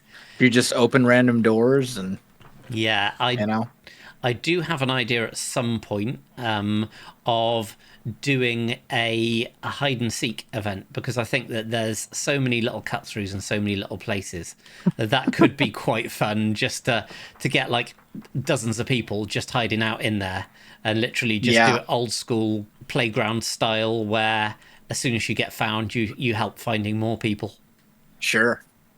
Yeah, that would actually be there. I mean, there are a lot of places to hide in here. Yes. Especially if you have Elytra and stuff where you can fly off and I think I would probably have to make Elytra illegal, just because otherwise I think it would be like 2027 and we'd still be looking for people. It would kind of be a situation of certain Minecrafters would never be seen again. So you call that a problem. I call that winning. That is true. It depends who I invite, I suppose, doesn't it? You've taken it in a different direction than I thought. I mean, hey, you do what you got to do to win. Absolutely. Hide and seek, I'll have you know, is an extremely competitive sport. Oh, yeah, definitely. This one is my pink petal farm. So I built this entire 2 buildings, and all that it does is provides me with these pink petals. So that's not overkill in terms of building at all. Excellent. I don't know how much you play modded Minecraft, like heavily modded Minecraft, but I remember doing something very similar where I made this. It's essentially like this Rube Goldberg machine that produced just glass. It was like this very convoluted, massive contraption that like generated. You did like started with cobblestone, and then you crushed the cobblestone into gravel, and then broke it into sand, but only red sand, and then you like it was this whole giant, and the final output was just like glass. And you're thinking, well, the alternative is I just go to take my shovel to the beach or to the desert, and well, I mean, it was 1,000 times more complicated than it needed to be, because you could actually just produce sand itself and smelt it, or even just glass itself. But I wanted to do the Rube Goldberg machine and make it really complicated. It's so much cooler. That's the thing. It is. Like, a lot of people didn't get the joke. Like I was like, the thing is, guys, this isn't regular glass. This is premium glass made from only red sand. It's like this ridiculous convoluted thing. Anyway, which red sand's rare normally to people, but given that I've been building in the Mesa, I've actually got chests of the stuff. So yeah, I suppose you have an abundance. Absolutely, yes, I do. And more terracotta than you can shake a stick, a pot. Or I could probably actually, and that might be a future build, I could probably rebuild the entire terracotta army underneath this place just with the terracotta that I've mined out. Are you someone who plans things out in creative first and then builds them in survival? Or are you someone who... I am, yes. You are, okay. Yeah. I mean, I do the same. Like for a build this size, I certainly would. When I've done some of the smaller builds, then I might just wing some of them. But on the whole, in order to keep the feel, the scale, everything together, I am pretty bad at just taking all the builds and creating them and then, rebuilding them in survival in this world. I mean, whatever works. Yes, like, usually what I'll do is I'll like plan it out in creative, but not like to a super high level of detail. You know, I'll do like a wireframe. Yes. And I'll be like, okay, it's going to be this shape and it's going to be this tall. And then I'll use like world edit to be like, okay, let's try a few different materials Yes. for the walls and see what colors I like. And then Yeah. when I actually go into survival, then I'll actually finish all the fine details and all that kind of stuff. Yeah, I did that with this as well, with replacing all the blocks. There was actually an iteration of this that the entire cathedral was green, was all the different shades of green. On the outside, I actually went with kind of terracotta and sandstone, partly because I had loads of the blocks in the end. But yeah, the green one, I have to say, didn't work so well. Yeah, I believe it. This looks good, though. Yeah, the lore of like this, it. though, is that it's on this giant cog, if you look down here. And Yep. the theory is, obviously, it's Minecraft, so let your imagination run wild a little bit. But this turns round so the cathedral can face in any direction that it wants to.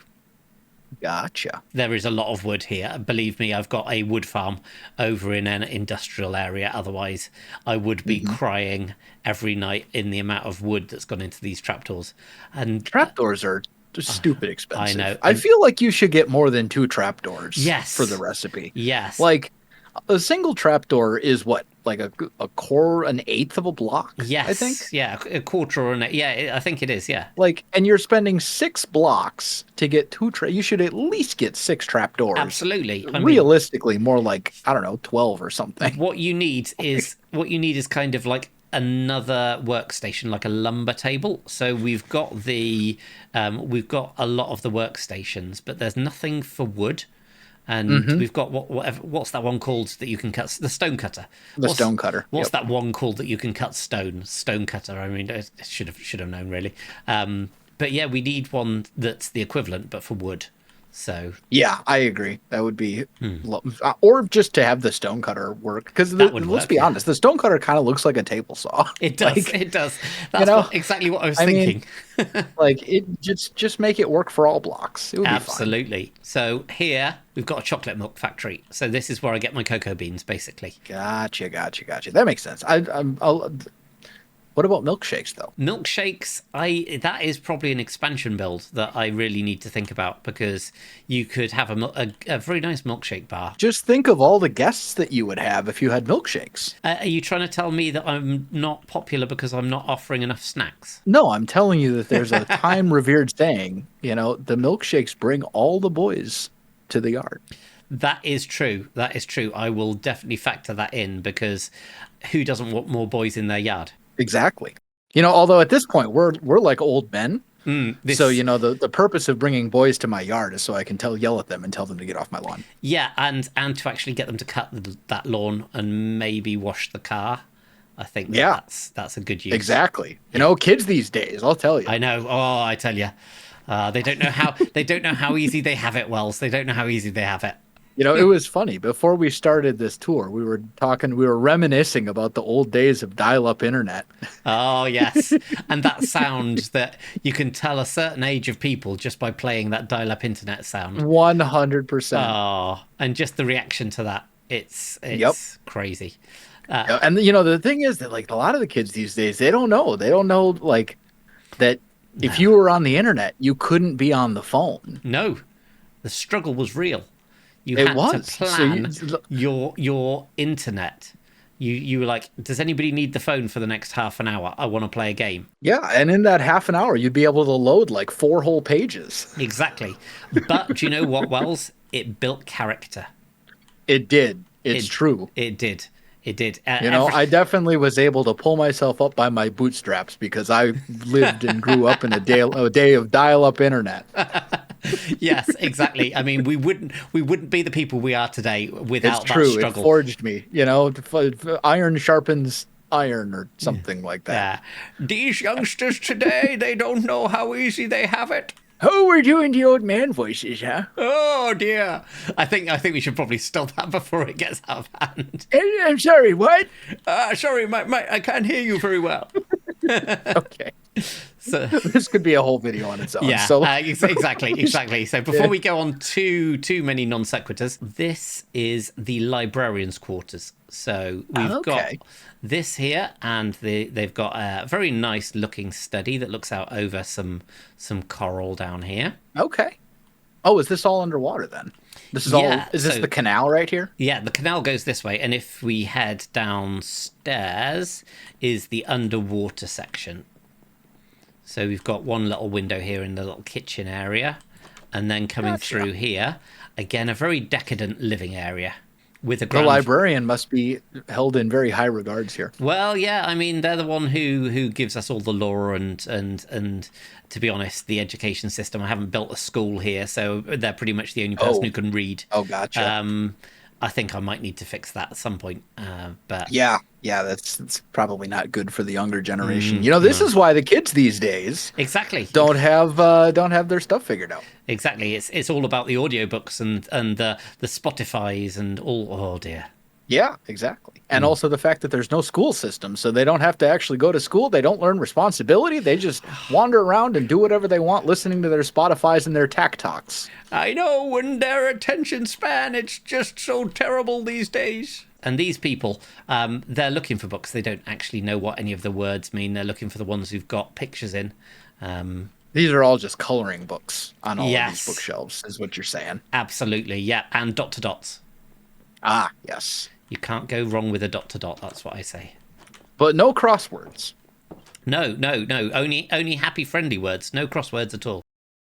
This is the newest build from the last episode. So again, this here is a giant steampunk. Well, obviously it's all steampunk, so that's pretty much, you could have worked that out. But this is a giant engine that I built the last time, because it's again a lot of machines and I didn't want them to run out of power. So it's just a power generation for the city, basically. Yes, this is power generation for the city, and this doesn't really have much of a function apart from sitting next to the main Nether portal here. Gotcha. So it's a power plant. Yeah, and if you look through into the machine through this big pink block, you'll see I've tried to put some depth in here with lots of cogs. This might hurt, but it'll be fine. Oh, nailed it. No damage taken.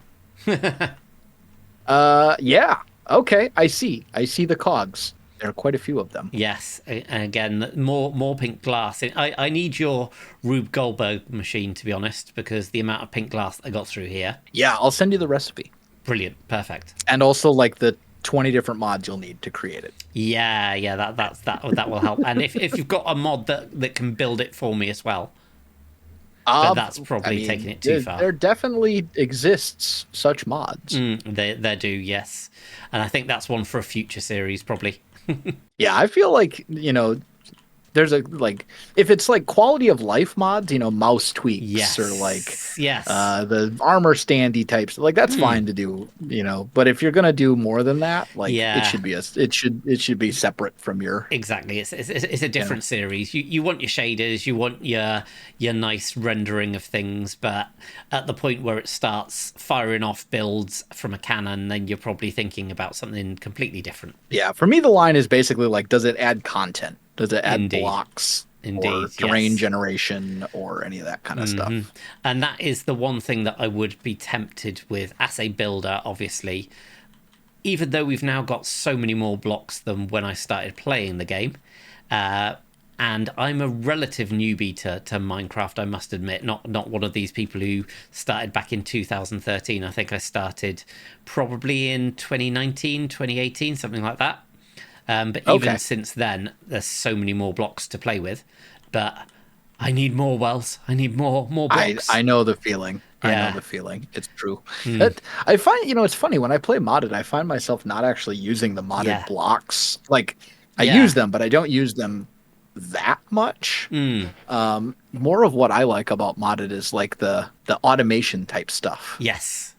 The thing is build the thing that does the thing for me. Yes, and you get a bit of that with farming in this, but again, there's so much more that you can do in modded. I've seen some of them, and it's just crazy the things that you can do. I think in Create and stuff like that, you can build working planes and stuff like that. It's just absolute you can madness. Do that. In Create, you can build things that will you feed it a schematic and it shoots out the blocks and builds it for you. Yes. As long as you provided the material. Like there's so many things you can do. You can automate just about any farm you can think of with Create, even stuff that you can't really automate in vanilla. For example, that's a very important question. Yeah, Why can we not automate renewable sand? Why is that not a thing?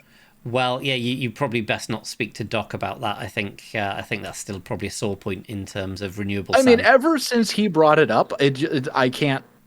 It's like when you see something that you can never unsee. It's like that. Mm-hmm.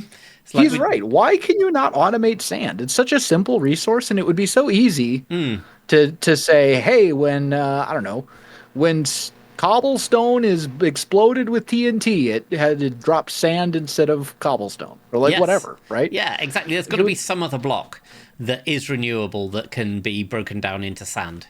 Right. Exactly. I've got an idea. You could blow up glass, and then the glass would give you sand, and you already have a way to make glass, so that would work. Possibly. I think I've created some circular logic there somewhere. Yeah, that does kind of you make sand into glass. Although glass you can get from villagers, I believe. Ooh, that is a very good point. Yes. So yes, that would solve the problem. It would technically work. You may need to grind the glass down, and there you could use the grindstone. That would give the grindstone an actual purpose. To glass powder, you then mix the glass powder with some maybe gravel or something. I think we're revolutionizing the game, Wells, and we don't even know it. Mojang should be paying us for this. Yeah. I'll speak to Ulraf. I'll speak to Sliced Lime and see what they say. There you go. Send them an invoice. Yes, absolutely. Services rendered. Please pay this forthwith. Precisely. So this is another crane. So I was getting sick having to take the compressed amethystine to these barges myself, just carrying it manually. It's just my back was killing me. So I thought, what's the best way to stop yourself from having to do work? Create a whole bunch more work by building a giant crane. It makes sense to me. Yeah, I totally get the logic there. It is long-term gains, absolutely. Plus, I imagine that this is heavy. I mean, I don't know the weight of obsidian to I don't know how many. Well, I suppose you're across the pond, so it would be kilograms. Well, we for weights we still use pounds, stones, ounces as well. We've caught ourselves in a halfway house over here, so we still understand miles, feet, inches, but that's even more needlessly complicated than the imperial system.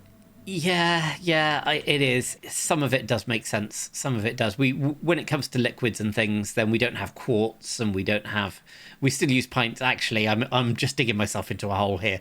We're just a bundle of confusion, Wells. It is not easy to try and work out how many Jeppeths there are in a sniggle, but we have to do it.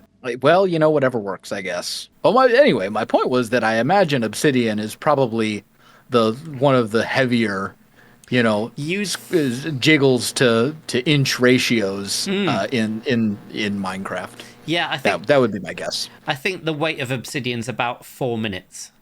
Sorry, I'll just get my coat. Maybe 5. There's a very, very handsome gentleman up here. If you just follow me, and I'll wonder if you can spot him. Oh, I do. I see him. Yeah, Exuma looks great. Yeah, that's. So yeah, you managed to make it here even before you made it here. So I will warn you not to touch yourself because the world may just implode. Causality and all that kind of stuff. Look at me just working out here, just doing like push-ups or pull-ups. That's what it is.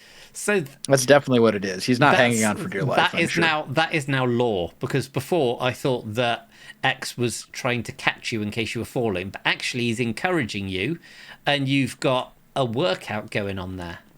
Precisely. I'm on probably like pull-up number 35. Wow. That's impressive. Got to get those gains, man. Yeah, gains all the way. Though I have to say that if you're on 35, I haven't actually seen you move up there in a while. So 35, it's probably a bit of a struggle. For sure. I mean, I'm just rested. Just resting. Building up my motivation for number 36. Yes. Do you have a nether hub? I haven't got a hub yet, but I have stuff. I have nether stuff. So you can see the Nether stuff here. I have a Froglight farm over yonder. The Froglight farm, which I don't know if you've ever built one, is the most pointless farm because I've run that thing once and I've never needed to run it again because you get so many Froglights in an hour that actually I could have a server probably the size of Hermitcraft and would still probably not need to run that for quite some time. Yeah. I mean, well, that usually happens when you build stuff on the net. Like, when you're building farms for a single-player world, you know, like, if you're going to put all the effort in to build a farm, why not build one that produces 15 bajillion items per hour, you know? Exactly. I mean, it's like, exactly that.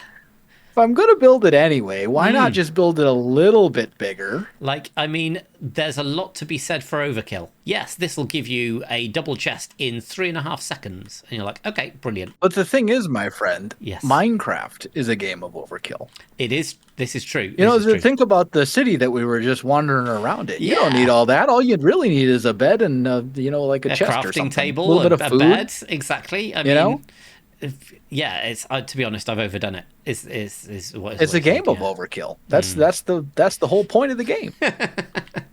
It is, but it keeps us out of trouble. That's the thing. Yeah, this is amazing, man. Thank you. It has been a labor of love. So much here. Like I could explore this on my own for like a week and still not see everything. There is a lot going on. I'm not going to lie. It's taken a while. So this world I offer as a download to my patrons, and I like trying to put some little secrets in there and making sure that things are there that they can explore. I think that you're right. I think it's a bit labyrinthine, and that I have probably lost 4 or 5 patrons into this world and never to be seen again. I mean, I think the labyrinthine nature of it is part of the charm, though. You know, like that you know, that's the part that makes it fun. That means that if you're not you, if you didn't build the world and you're exploring it, you can find stuff even at, you know, maybe like I could see someone be like, oh, I'm going to turn this into my own single player world and build my own stuff, right? Yes. And they play in it for a year, and then they still end up finding stuff that they hadn't seen before. Because there's so much just like random little nooks and crannies, and you know. So this is the storage system here. This is the storage system here. So if we head in this way, the only problem with a storage room this big is that it takes you forever to run around and grab all the things you need. Exactly. There's that, and that is why I've tried to keep this world quite functional. And then we've got another underwater viewing window with these reprobates just hanging out here. Yep, of course. Just chilling. Nice little living space, though. Little living room area. I like it. Yeah, this, as with most storage areas, this is probably where I spend most of my time. Yep. So, well, that's because you're running around so much trying to figure out, you know, trying to reach the next chest. Yeah, exactly. You probably guessed from outside. There's many more things going on, but I think that makes a sensible stopping point before your feet get too tired. Well, fantastic. It's an absolutely gorgeous world. I'm kind of blown away. It is incredible. Thank you. And I'm not done yet. I do have plans to keep this going, so who knows what the next 2 years will bring. Yeah. I look forward to maybe seeing it again in the future. Yes, yeah, and as I've said to many people who've come to visit, everybody who's whitelisted for this place is more than welcome to come back at any time. Oh, careful. I might hold you to that sometime. Yes. I might just randomly pop on. Yeah, just see builds just on the edges of the periphery. I'm just imagining you like working on a video, you know, you're just recording, you're in like mid-segment, and then just poof, there's a Wells night. Yeah, I mean, I'd happily have you back anytime. Thank you very much for coming and have a look around the place. It's been a huge laugh having you here and discussing all sorts of things. Well, it's been a pleasure. I've had a great time. And as I said, man, I'm kind of blown away. There's so much here, and it all looks incredible. So, well done. Thank you. Congratulations on 2 years. Thank you kindly, sir. Thank you kindly. There is one slight problem, though. Yes. And the only way I know how to get people to leave the place is, unfortunately, that way. Well, that was Wells, and another person has been here and unfortunately met their demise, but it was brilliant to have him here, and hopefully I'll see him again at some point, if he ever forgives me for killing him. One thing I do know, though, is I need to find a better way to get people out of the world.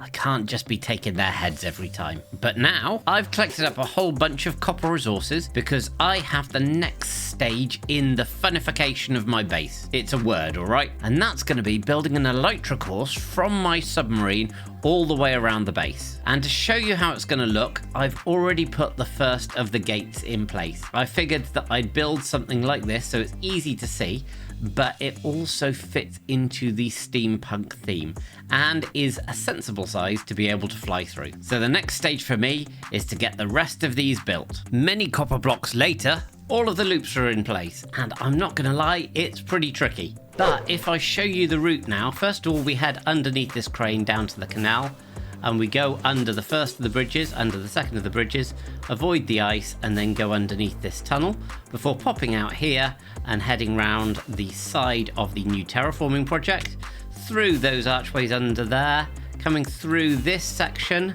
and then turning left by the bridge, and this is the most difficult section. You've got to line up and head through the cathedral. Once you're through the cathedral, you head down through this section out towards the airship dock, and then again a real tricky section here, through this, down and back round under the cathedral again and out.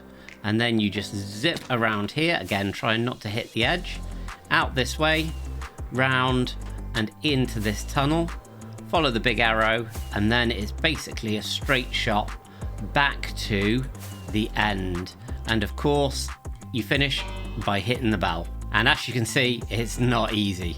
But where would the fun be if it wasn't challenging? Now that's done, let's get somebody here to try out the elytra course. And as if by magic, Lagundo, welcome. Wait, where am I? let me turn this off before we end up bringing somebody else here. Wait, what? Addy? Yeah, you look a little bit confused, and I'm not surprised. I may have just transported you here. I'm not sure what you were doing, but yeah, welcome to my world. Oh, okay, cool. Hi. Yeah, I get this a lot. I'm not gonna lie. You get this a lot. Okay. Yeah, whenever I bring a new person there, it kind of rips them out of whatever they're doing and deposits them here. Yeah, I felt that before. That was weird. That was a little weird. I'm not gonna lie. But no, I'm glad you're here. Whilst I've got your undivided attention, because basically you've got no choice in the matter. Yeah, it'd be good to show you around the place. Okay. Yeah. No. I'm here for it. Sure. Yeah, why not? Yeah. I mean, come with me. Follow me this way. Okay. Again, nothing sinister, I promise. Mostly. Yeah, because that's what somebody who has no sinister ideas always says. Exactly. It's you're safe with me. Okay, less of that. Wait, what? That does look oddly dungeon-like. I'm not gonna lie. Yeah, it was like that when I bought the place. It said that it was a nice basement, but prior tenant. Definitely. I'd like to say I've rolled out the red carpet, but as you'll see when you come up these stairs, it does bring you out in the sewers. So only the best for guests of AD Craft. What can I say? Yo, this is cool. I've seen this place. This is so cool. I'm so excited. This is actually like the 2-year anniversary that you're here for. So that's why. Congratulations! Oh, thank you kindly, sir. Thank you. Yeah, this has been a little while that I've been building this now, but it's definitely grown some. So you think? Goodness, this is wild. This is huge. Yeah, There's so much cool stuff. Yeah. How do I tell him he's only seen a little bit? Yo, this is so cool. Thank you. This is so cool. That the train and everything else, the airships, this place is bonkers. Look at that. Oh, this is so sick. The amethyst tree. Oh my goodness. This is so cool. All the little spots, little machines. I hear the villagers in the distance. At some point, I have a big plan to get as many of my friends on here as possible and do like a hide and seek type event. Because that would be so cool. Because there's so many little nooks and crannies and like walkways between the different sections. It'd be mad. That would genuinely be so sick. Yes. You have a wandering trader somewhere around here. Yeah, I do. Kill him if you see him. Do you have anything useful that you want from them? Nothing whatsoever. The leads. So, what are we doing? Well, I mean, I'm not going to lie, Lex, that's disconcerting to say the least. Like, that is, I mean, wait a second. Mongo? Mongo, it's my buddy to track Mongo. How you doing? It's been so long. Oh, dear. I mean, this does kind of work because I'm following you around, so... Yeah, exactly. If only I could put a lead on you. Oh yeah, these. I love these little lights because these have got lights underneath as well, and they it's glow. honey. That's what I was trying to figure out what was in them. Are you trying to lick my lamps? I mean, you can't bring them anywhere, I tell you. This is the starter house? This was the starter house, yeah. Episode 1, I built this crane and the giant fish submarine. Oh my goodness! You can tell this is where somebody lived because like there's. Yeah, I've emptied all of these chests and stuff out mostly now because I've got an auto storage system. This is now the start of the Elytra course that I've been setting up. So what? An Elytra course. The what? Yes. The a good way. You have my attention. Yes, you see this ring here. This is the starting point for the Elytra course that heads then down into the canal and round and throughout the entire city. No way. Yeah. Now I can see all the rings of where they were. Oh. And it's a pretty simple scheme. You go in the green side, you come out the red side. So I've used the buttons to show the front and back. But if you follow it round, it literally goes right the way through the city. It even goes through the cathedral itself. Oh, that's fun. That's going to be really fun. Can we do that? Oh, yeah, sure. Absolutely, yes. Heck yeah. Oh, that's going to be fun. Let's head up here. I've got plenty of rockets. And yeah, I'll show you the course first of all, and then we can have a go. Here, I'm going to drop stuff off so when I inevitably splat. When, not if, when I inevitably splat. It's fewer things to pick up. So is my vision crooked now? Hold on. Did I do it? No, it didn't. You thought you splatted into a wall so hard that you'd actually knocked yourself for 6. I don't know how to explain it, but this whole thing looks just slightly off kilter. What potions have you been drinking? I mean, that's there's no performance enhancing potions allowed on this, I'm afraid. I think it's from being splinched across realities. It's fine. It's fine. Yeah, that's probably my own fault. But the machine was calibrated a little too hard. This place almost looks better in the rain. I'm not gonna lie. Like it feels like it fits. Yes. With the whole vibe. Yeah, all of the pollution coming out of all the chimneys, you would think that there would be some rain, but probably not one to stand out in for too long before your head melts. That's fine. Your mouth and gargle. Oh. Man, this rain is spicy. That's weird. We'll give you, say, 3 runs, and then you can get your best run from that, and I'll collect that on a wall of fame. You'll be the first name. Okay, Wall of Fame. All right. Yes. Pressure's on. We got this. Yeah, you can do this. You can do this. When I say go, you head off. When I see you back, hopefully, either that or I'll see a death message. It's not promising. So I'll give you a count in. 3, 2, 1, and off you go. Okay. Oh, man. That's my first splat. Yeah, it's fine. Hopefully, you've got yourself some carrots, so you can actually. I mean, you have all the regen beacons around the place, so that's helping. Left, and then where do I go? I lost the plot. Yeah, you've gone. It's the other side of the bridge. There's one more hoop, and then into the cathedral. Okay. Okay, cathedral, and then it's straight down. Straight out, and then into that little tunnel.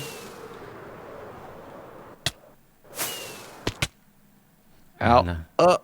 Come on, no, I got this. I'm fine. It's fine. And then out through here. Oh, this is not a good time. This is not my best time. You're doing surprisingly well. I haven't seen a death message yet. I mean, like, that's doing well, to be honest. I'm just spamming rockets at this point. There we go. Nailed it. 1 minute. First try. 1 minute 10. That's, I mean, to be honest, that's not bad. I know the course, and probably the closest that I can get is about a minute to it. So losing sort of 10 seconds is not bad. Yeah. Attempt number 2. This time at daytime. Yep. On your marks. Okay. Get set and off you go. So I gotta spam rockets more. Yeah, you're going to be much. Speed. You're going to be much more confident this time, I reckon. So far, so good. Ow. Is that going to be famous last words, Legs? So far, so good. Ow. Yeah. Ow is usually a last word. Yeah. Not a popular one, but it's not very pithy. Like it doesn't really kind of carry the same gravitas as what people think people's actual last words are. Exactly. But I'd be willing to bet ow is probably the most common. Yes. Yeah, I would almost certainly say that ow has got to be up there. Definitely. Okay, into oncoming traffic. Oh, you're doing much better this time. This is looking like a good run. Ow. Oh no! Oh no! Oh! Oh! It flew back out. You were doing so well as well. Like that would have been close to the minute. You ended up, even with that slight transition outwards again at the end. You ended up being 1 minute 3 seconds there. 1 minute 3:19. I could do it. I could do sub 1. We can get this. Ready? Okay, ready. Ready, set, and go. Oh, false start a little bit right there.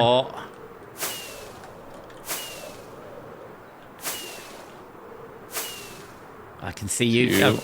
I've got free cam, so I'm watching you from the spectator side of things. Okay. Yep, and there then you it's go. here. Oh, it's that one. Okay. You see, you're navigating into that cathedral really, really well, I have to say. Yeah. That feels good. Hold on. Through there. There. Okay, I think I'm getting it. I don't know how easy this is to keep up with on free cam side of things. No, I'm just looking from a distance. That's... Ow. Nope. Ah! Ooh.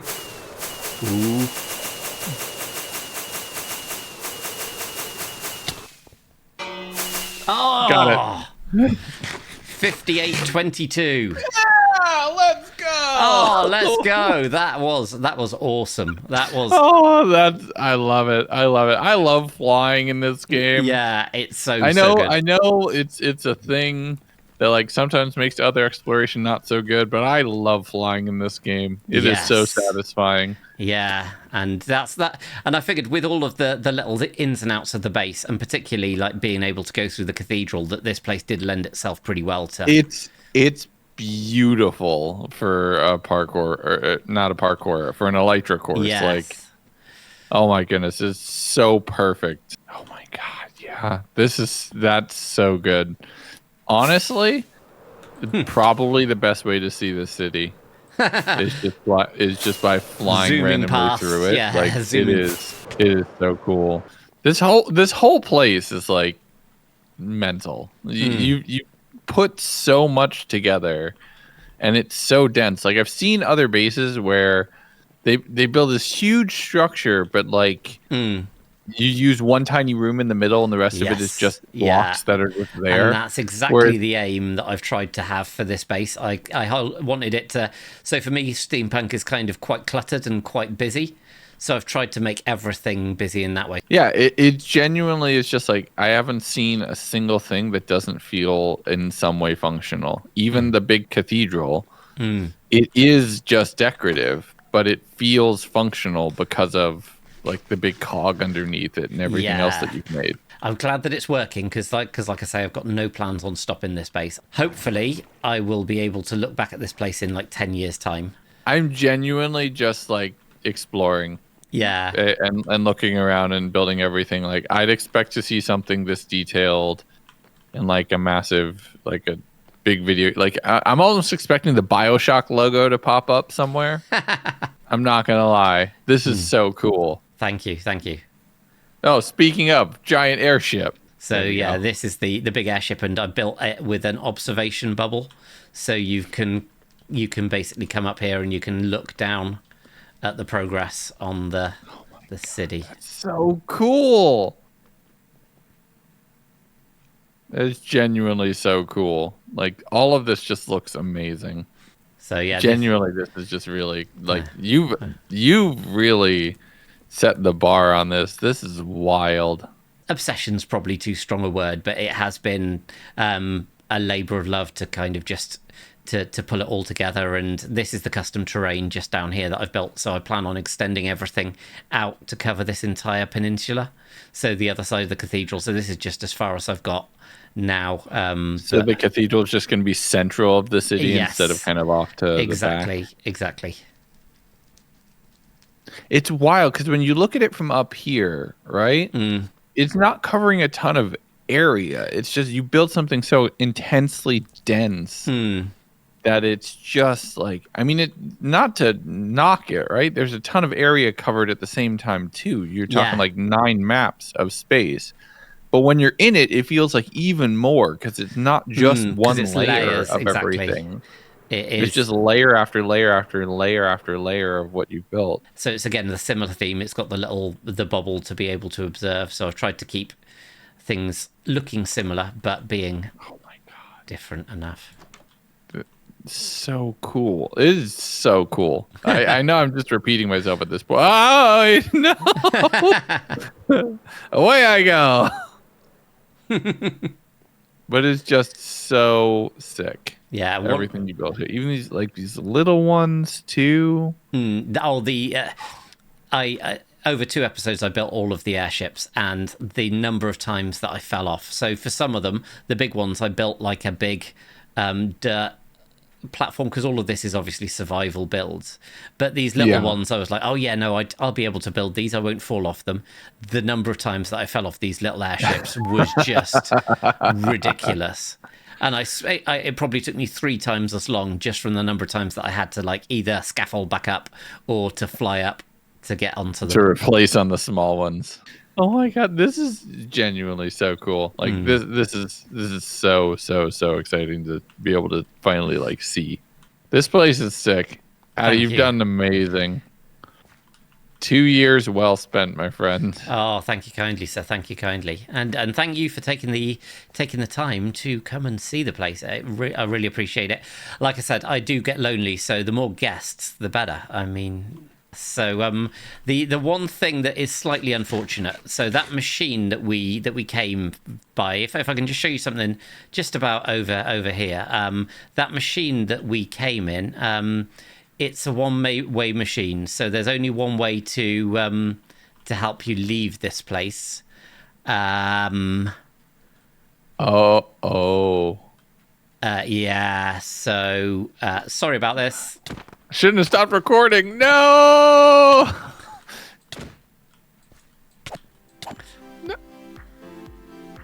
Excellent. Well, it's been amazing having Wells Knight and Lagundo come in to check out the area, and Lagundo set a brilliant time on the Elytra course. Again, it will be available to people on the World Download who are my patrons, so if you're interested in that, check out the description. I will, of course, be getting more people over the course of time to see if they can beat that brilliant time, and also I need to get some people on to try out this parkour. But that's enough for this episode. I do need to do some experimenting next time to work out a way that I can get people out of the world without needing this. But that being said, if you've enjoyed the episode, hit that like button, hit that subscribe button, share this with your friends. It really does help. And I'll see you all next time on ADcraft. This is my world. It's a passion project that's taken me over 2 years to build. A steampunk city with secrets galore. And today I'm expanding with a brand new Hall of Heroes and new area. And why do I need that? Last episode I built an elytra course and head-to-head parkour. And Lagundo was the first guest to test his wings and set a time to beat. But if I built it now, it would just be a Hall of Heroes. So now it's down to the comfortably operating, literally logical assistance bringer to get a new challenger. Here we go. I wonder who's going to turn up today. Well, hello there. Hello. Where am I? Yeah, sorry about that. I'm not sure if you were doing anything important, but let me turn this off before it deafens us both. Yeah, I may have dragged you from your reality to my world, Farzi. Sorry about that. Okay. Don't worry, I get this a lot. Not that I often scrunch people between realities, but I'm very glad that you're here. I'll give you just a couple of seconds to catch your breath. It can be slightly disconcerting when you've been ripped out of your own existence and put into somebody else's. But welcome. This is my world. I'm happy to be here against my will. Thank you. Yeah. I mean, I get that a lot as well. I'm not going to lie. But hopefully I can make it up to you for being sort of torn from your own existence and placed here by showing you around and introducing you to some of the fun stuff that I've been putting in my world recently. I hear you're a man who enjoys a bit of parkour. You have heard correctly. Excellent, because I have one heck of a parkour course to show you. Should we go up and have a look? Yes, please. Absolutely. Follow me. Okay. So, Farzi, here we are. This is my world, and yeah, it's pretty big, but I thought I'd add some more fun to it the other episode for my 2-year anniversary. So, if you look above your head, you will see lots and lots of blocks floating up here. Oh. And I built this head-to-head parkour course. I'm afraid. Believe me, I've been caught in enough death loops on this thing to share your fear, even though I've known it. But don't worry, there are checkpoints. There's plenty of beds where you can set your spawn on the way up, so it's not as painful as it could be. But yeah, it heads all the way up to that airship. I don't think you realize how bad I am at this game, but okay, let's try it. Yeah. I mean, believe me, where it comes to parkour, then I don't think there could be anybody much worse than me. I'm going to prove you wrong, I promise you. Yeah, we'll head down here and I'll show you all how it works. There are 2 starting points. First of all, you get to choose whether you want the green or the red side. What's your colour? Ooh, I like red. Let's do red. Cool. So if you just open that trapdoor and head in there. Oh, hello. You set yourself a spawn. That's probably a good idea. There's some golden carrots in that barrel just there as well. Just grab a couple of those. Stuck. 80, I'm stuck. Yes, I can't get that's out. the plan. Yes, that is because when I press a button, it starts everything at the same time. So I'll just shut you in there. I'm not captured you. That's not a dungeon, I promise. Right. It now looks to like do a dungeon. something else. Let me just finish this build over here. And only kidding. So I feel like I'm captured. I didn't think when I was building this, Farzi, about the kind of dungeon-like nature of bringing other YouTubers to my world and then maybe shutting them in a hole that they can't get out of with only limited food and a very small space. But now I'm thinking about that, depending on who I bring here, maybe that's a good solution to some of the world's problems. I'm claustrophobic. Anyway, when I hit the button, after a couple of seconds, it will open this trapdoor. A block just beneath your feet there will pop up, and that'll give you access to the parkour itself, and then head out and make your way up to the airship. First person there wins a prize. I don't know what that'll be yet, but we'll see when we get there. Okay, I'm down for it. If I press this button here, head in like so, and in a couple of seconds, off we go. Oh boy. Okay, let's do this. Right. Concentration. Obviously, you're at a slight disadvantage because I built this.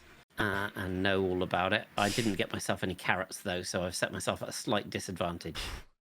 This is easy. It literally make it harder. Yeah, about level at the moment. We're getting to some of the tricky bits. Part of the problem, Farzi, is that you'll notice that you've got jump boost and speed 2, which kind of makes it slightly more tricky. Maybe to some, to me, it's an advantage. Ooh. Oh no, I've fallen I start fell. again. And I died. So what happens if we both don't make it to the airship? Do we both win? Do we both lose? How does that work? If we both don't make it to the airship, then that's just us giving up. And I don't know about you, but I'm no quitter, Fazi. Nope. I am not very good at parkour, so I'm actually starting again for my 3rd time in a row. Might need to clear my calendar today. Yeah. We'll just be coming back in like 3 years' time with our skins will have just aged. I'll have a nice big gray beard on my Farsi skin. Oh, I fell again. I gotta lock in. I'm so close. So close to glory. Oh, that's a painful existence. Yes. Right. Okay, I've made it the furthest I've made it. Oh, you have a checkpoint? Yeah, not quite. No, I'm just before the checkpoint. This would be the most embarrassing point to fail. But think about the content. You should do it just so I can win. You say that, and I just did. Yes, man of the content. We love it. Yeah, and undershot the bed. Seriously, that was literally the last jump. Oh no! But I've done it once. I can do it again. Right, here we go. Here.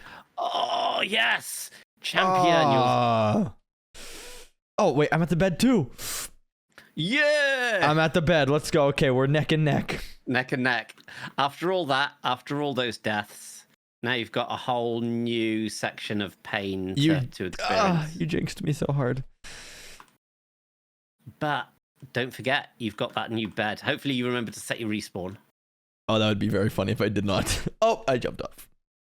I think this new checkpoint just took all my skills away. I'm jumping off one block and falling. This is exactly what I did for 8 minutes in my version.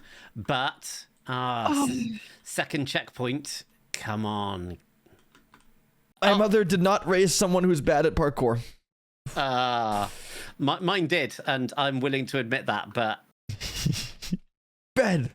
I hope you're not scared of heights, because the more you get up here, the worse it gets. Oh no! Did I mention I'm terrified of roller coasters? Because not a big fan of heights. Ooh.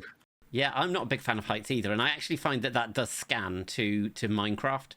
Like when I started playing Minecraft, I didn't realize that you could shift so that you didn't fall off things. And because of that, like I spent the first probably 6 months of my playing career when I started out on Bedrock on console, just fearing every drop, because I just simply did not know that you could just shift, and that would mean you wouldn't fall off the edges. Yeah, that's that's really a bit funny. special, isn't it? Yeah.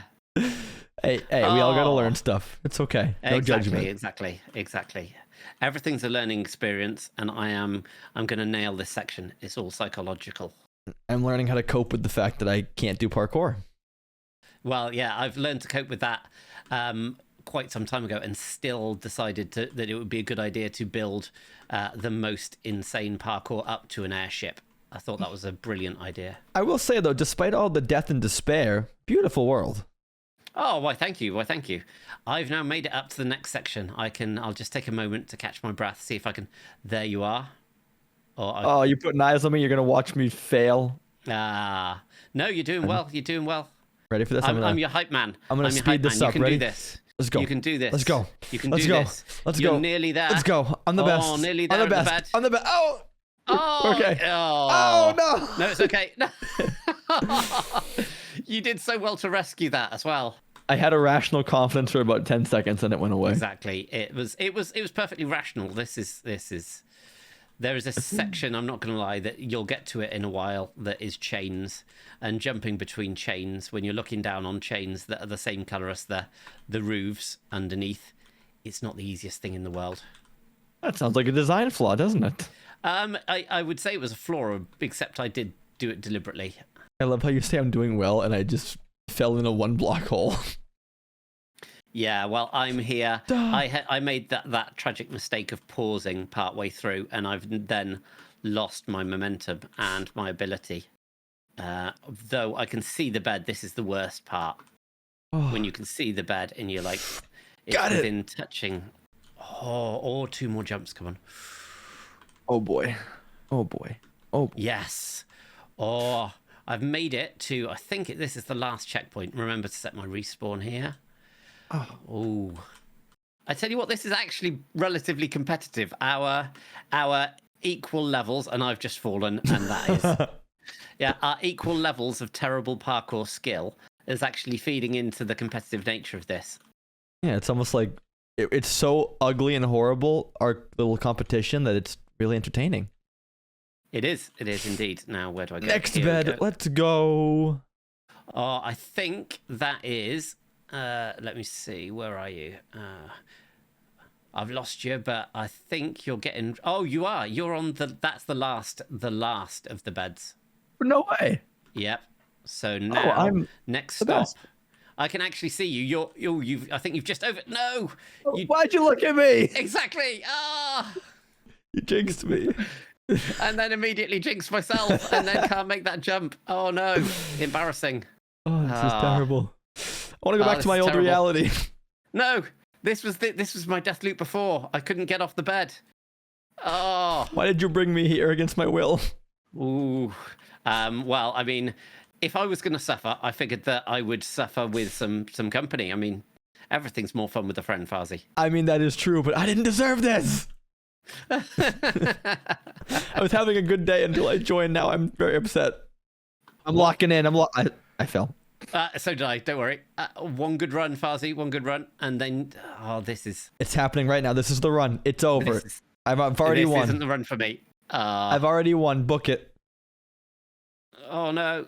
Right, I didn't tell you, but you have to ring the bell when you get to the end. There's a bell in the ship, but just don't look at me. That's all. Oh, I fell. Okay, I'll ring the bell if I ever make it. I probably won't.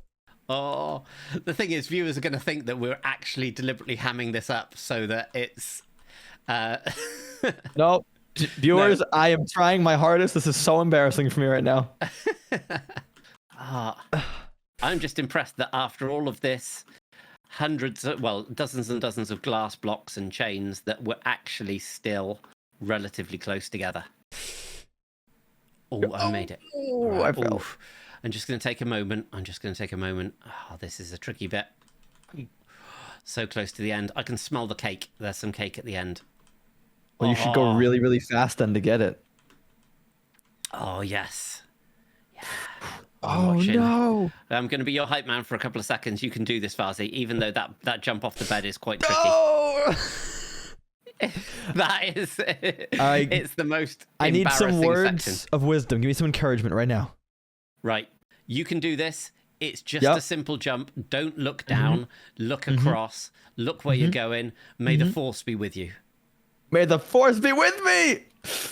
I'm good. Oh, look at that. Oh, yes. I'm the best. I had needed the motivation. I'm here.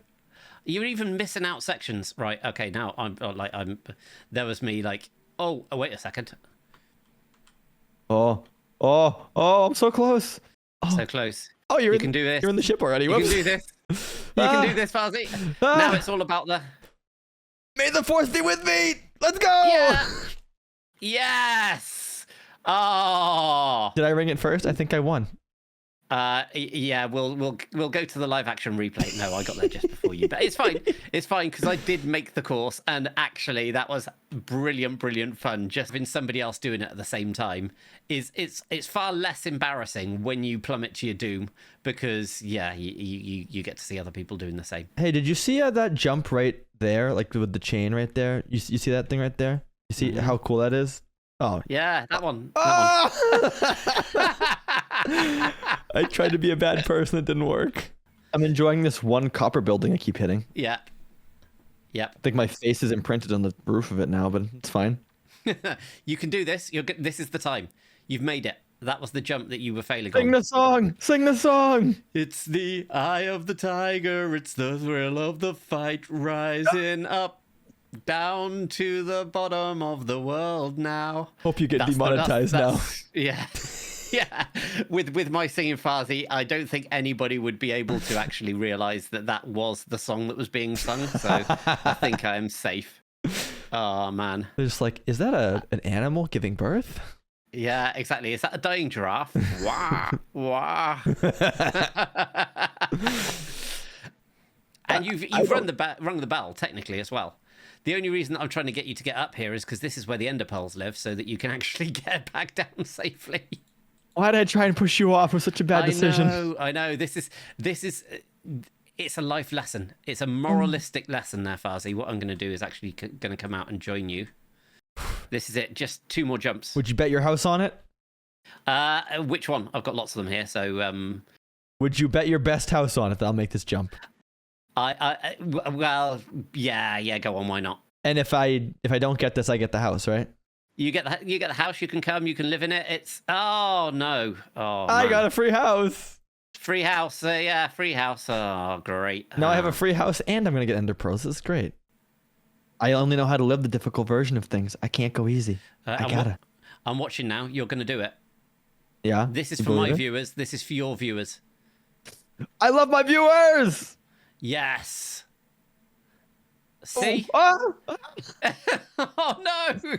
Sorry, viewers. I actually don't like you very much, I guess. Oh dear, viewers. Any of Farzi's viewers who want to upgrade to the person who can make it to the top of my parkour, then just click that subscribe button. That's just down below. It should be flashing just about now with the new YouTube features. But Farzi, you're going to do this now. I really do have confidence in you. You're a good motivational speaker. You can do it. You can do it. You can do it. Okay. 2 more jumps. That's it. Okay. Now, We're here. Yes. Where's the bed? Yes. And here, have some ender pearls. Where's the bed? Get to the bed. Ender pearls. Get to the bed first. I don't know where the bed is. Help me. It's just through here. Oh. Okay. I got a bed. And in true Minecraft tradition, Farzi.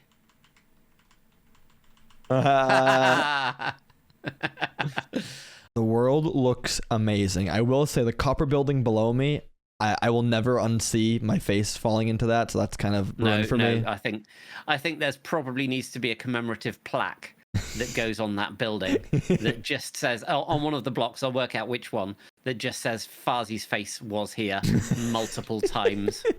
You might need more than one plaque, bro. Maybe like 20 of them in different spots. Yeah, exactly. Oh, I found my number of deaths. All right, take your best estimate at it. Okay, I reckon 19 deaths. You are a generous individual. Way more than that. 25. More. 35. More. Seriously? Yeah, very serious. Okay, 42. More. 50. More. Really? I'm not kidding. 57. More. 60. Your last guess right here. What is it? Just for comedy value, 69. 67. Oh, impressive. So now you've got your ender pearls. Now this is the next bit of talent. You need to pick a bit of floor that you're not going to splat on, and just somewhere around that crane is generally pretty good. And if you do this, we should end up somewhere relatively near to each other. Hey, I'm on the crane. On the ground. Right, so the next thing, I think it's only fair that I've made you have all of that pain of the parkour and not given you any real armor or any food. So come here and we'll get you geared up, and maybe if you'd like, we can have a quick run on the elytra course as well, because this elytra course is apparently the best way to see the city, and you've got a time to beat that was set by Lagundo last episode. And what's that time? He did it in 58.3 seconds. Oh, so that's easy. I'll beat that. I'll beat it by like 10 seconds. But watching it back, there were definitely he almost missed a couple of the gates. So there's definitely space in there. So we'll come here and let's get you some stuff. Let's do it. This was my starter base. You lived in a fish as your starter base? But I thought that it was only fitting then to set up an elytra course starting at this point, going right the way through the base, including through the cathedral, and then coming back round. So what I think I will do is I will just give you a quick run through of the route a couple of times so you can get familiar with that, and then I'll rejoin you when we're ready to give you get 3 live runs, and you can use that competitive nature, Farzi, to do your best to beat Lagundo, because he's the only one who's posted a time so far. Lagundo, better watch out. I'm coming for you. So, Farzi, you've done your practice runs, and now's the big important 3 runs that you get. Are you confident? Do you think you can do this? Oh, I was born confident. You were born confident. Were you born ready, though? That's the question. No, I was premature. Oh, well, in that case, hopefully you'll get back very premature and you'll be able to beat this record. So I've reset the timer ready to go, and I will count you in. And on 3, the timer starts and off you go. I have faith in you. You can do this. 3, 2, 1, off you go. Confidence! Go! All right. Right. Down here. Ow, my head. I'm concussed. This way. Nobody's killed themselves on the flight around, so you could be a first. I'll be a record holder in my own way. Yes, exactly. Everybody has their own special way of holding the record. So this is the first run for you. Ooh. Oh, some tricky corners there. Oh, nothing's too tricky for Farsi. That is actually too tricky for Farsi. Wrong way. I gotta get through this hole. Boom. Well, where am I going? This way. Up here. In the cathedral. I knew the that. cathedral. Down. I missed it. All right. Just keep swimming. Just keep swimming. This way. Yep. Down this way. Down the little hole. Yep. I'm in, I think. Yeah, okay. This way. Now, this way. You can do it, Fuzzy. It's good. I believe. This is a good time. I believe. I believe you can fly, quite literally. I mean, forget Michael Jordan. I can fly. I believe I can touch the sky. Down here. Let's see. I mean, there's going to be all kinds of DMCA strikes on this for copyright. But you're nearly there. I'm here. Bell. Ring the bell. Bell. Got it. Yes. Okay. Right. What am I at? So, your time, and bear in mind this is your first official time. 1:20. I can do better. You can do better, but that was your first run. That wasn't the optimized version. You're new to this. You can do this. I'm being the hype man again, Fuzzy. You can do this. Ready? And timer's reset on the count of 3 again. 3, Let's do it. 2, 1, and off you go. Must beat my record. Yes, it's you against yourself. That's all you need to think about, Fuzzy. That terrifies me. Ooh, I'm my own worst enemy. Must go faster. But you're your own best friend as well. No, I hate myself. I'm kidding. That got really dark really fast. Yes. Yeah. Get in. All right. No, I love myself and my abilities to fly. I'm so good at it. It's my best trait. Down. I tell you what, it's looking better. It's definitely looking better from my cam here. I've got free cam on. I'm checking it out. It's I jumped. I didn't get in there. You can do it. You can do this. Oh, I'm gonna die. My breath is bated, waiting for you to get back. I don't know what that means, but I'm happy to hear that. Yep. Down here. Over here. Down here. In here. Straight here. Turn there. I see a car. Yes. I believe I can fly. This again.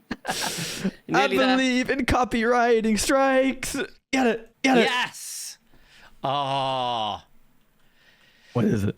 Right, we have a slight good news, bad news situation here. Oh, I like good news first. Good news first. Really, you're one of those people. Okay, good news is you've beaten your time. Yes, let's go. Not just by a little bit, by 5 whole seconds, which the bad news is you haven't beaten Lagundo quite yet, but you still get another run. Okay. Are you up to this challenge? Yeah. I'm beating Lagundo. You're beating Lagundo. Well, to be honest, I've never said that it's limited to 3 tries. To be honest, I mean, I can always just log off the server, come back in a couple of like Minecraft days and see how you're getting on, Farzi. But it probably won't get to that. I'm sure you're going to win. Right here, right now. Right.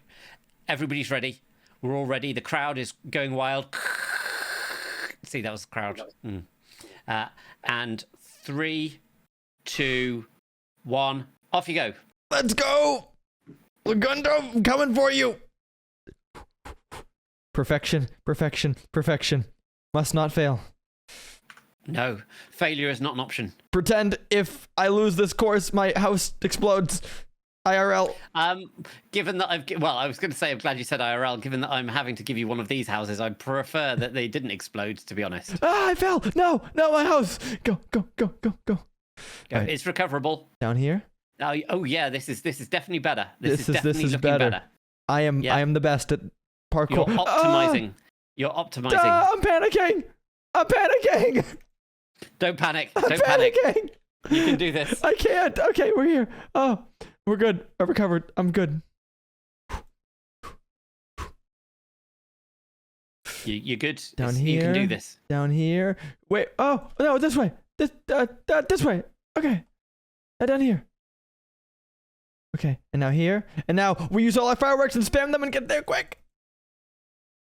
And no, got it. I don't know what's going on. I gave you the benefit of the doubt. Once you started trying to destroy the bell with the with the spade, I will give you that time. So, Fuzzy, just come here a second. Just come here a second. Just away from all the cameras. I'm afraid you didn't beat Lagundo's time. What? You can lie. It's fine. Yeah, you did it in 17 seconds. Yes, I knew I could do it. Yeah, but in all honesty, it was good. You did it in 1 minute 9, so you cracked the 1 minute 10 mark, which is an impressive feat. I'm not going to lie. That is very impressive. I'm not impressed with myself. What I didn't tell you, Fazi, is you got it in 1 minute and 9, but as you've completed the parkour course, and I didn't say this to Lagundo, who will probably need to come back and try it, it does mean that you get two bonus goes. No way. Yes. 2 bonus Let's goes. go. So easy. I'm ready. Okay, come on. This is it. It's written in the stars. It has to be this way. It is. I've got a texture pack that does that. Just has Farsi in the stars above all of the buildings, in the stars, in the sky. Okay, we go this way. I know this course like the back of my hand now. I'm experienced. I'm a veteran. I'm smart. I missed the ring. This way. Okay. This is easy. This is so easy. Again, it's looking good. This is the bit that you've got the most time you can optimize on. Okay. You're doing well. Okay. Down through this section. Down here. Oh, yes, I'm that speed. Looks good. Speed. I got speed. You are speed. I am speed. You are speed. Oh, I missed Forget it. Lightning McQueen. Oh, I missed it again. No. I don't like being speed. You are speed? Question mark. New clickbait YouTube video. I am speed. Go. No, the clickbait would surely be, am I speed? Yeah. Got it. Oh, Fuzzy. What? Hype. 1 minute 2 seconds. That was better. So much better. But didn't beat Lagundo yet. Yeah, but you've still got one more go. Like, let's not forget, you've still got that bonus go. And 1 minute 2 seconds. That, like I said, 1 minute, anything on or around 1 minute is a very good time. So you've already covered yourself in glory, but we can take that one step further, can't we? We can do this. Oh, I'm beating him. In the words of Yoda, I'm lost. Oh, there we go. Okay. Okay, down here. Wait. Oh, this way. Okay. Oh, in the words of Yoda, I'm dead. Dang it. Oh dear. Yoda died, right? He did. He evaporated. Whereabouts did you die? I'll go and collect your stuff. I don't know. I zoned out. I'm gonna eat cake in the corner. You do that. I'll go and retrieve your stuff, because the good news is, Farsi, that one didn't count. And you've also set the record for the first person to ever die on this course. So well done. Record holder! Record holder indeed. So let me just go and get your stuff. This is your last go, Farsi. I mean, it's Yay! as if by magic. Last turn, you didn't just splat into one of the rings and kill yourself. You didn't get the record for the first person to die on the course. But you've got your last go. And the good news is your times have been improving, apart from that death. So I'll count you in again, and let's get going. So 3, 2, 1, and off you go. Okay. Perfection personified. No mistakes. Nothing. No head bumps. No damage. Perfection. You've got this. Forget Eye of the Tiger. I'm Eye of the I don't even know. I'm the eye of something that's really good. Eye of the Minecrafter, like eye of the eye of the Ender. I don't know. This way. This yeah, way. the eye of the Ender. That's what you want to be. Oh, I see where you are. Again, it's looking good so far. Oh, You've made it. I am doing so good. Oh, I'm doing so good. You can do this. You can do this. I have faith. This way. This way. No. Go. I'm gonna be like a no. I did it. I hit it. I did it. I hit it. Farsi, just come this way with me. Come this way with me. Just away from the cameras and my hands are shaking. The crowd. You did it! You beat Lagundo. 57 seconds. Hey, Lagundo, if you're watching, take that. Take that. Take that. I love you, Lagundo. So you get your place on the wall of champions as the champion. There is one unfortunate side effect to be included on the wall of champions. I do need to take your head. What? Why is your sword out? Because, well, if I haven't got a head, how can you have a time if you haven't got a head? I think Lagundo actually won. You know, I think he was the champion. Are you sure Lagundo won? I mean, like, there's guys with tridents in there, just so you. It was a mighty impressive run. See, that shows how quickly you can improve on the scores. And then anybody at home who's obviously downloaded this world thinks they can beat Farsi or indeed Lagundo's time, then do just make sure you leave your times in the comments or in the Discord. Thank you for unwillingly being pulled out of whatever reality that you were in at the time and coming here and trying out, firstly, the parkour. Had an absolute blast with that, but also setting the best time on the Elytra course. And Lagundo, he's not going to be happy. You know what? That's your problem, not mine. Yeah, but in the theme of good news and bad news, it's been brilliant having you here. So the good news is, and you like good news first, that it's been amazing having you here. The machine that brought you here, I'm afraid it's a one-way machine. Once you're here, then you've got two options. You can either be stuck here for the rest of eternity, never being able to make any other videos on your own channel ever again. How does that sound for you? Does that sound appealing? Mm-mm. No. Well, I'm afraid the other option is this. Sorry. Yeah, you have to me first. Okay. You know what? 80. You know what? I'm a man of honor. Take my head. Kill me. Excellent. Well, Farsi is the latest victim. I really do need to build that machine that safely lets people leave this world. Hopefully he'll forgive me, but at least he does get to make his own YouTube videos again and had an absolute blast with him. So make sure you check out all of his links in the description. It was brilliant fun having him here. Now I have more than one hero to put in there. I need somewhere to build the hall. And I think this area here, which is a little bit bare at the moment, is going to be perfect. So the first stage is going to be digging up all of this sand here and building a road to the refinery. And that means time-lapse time.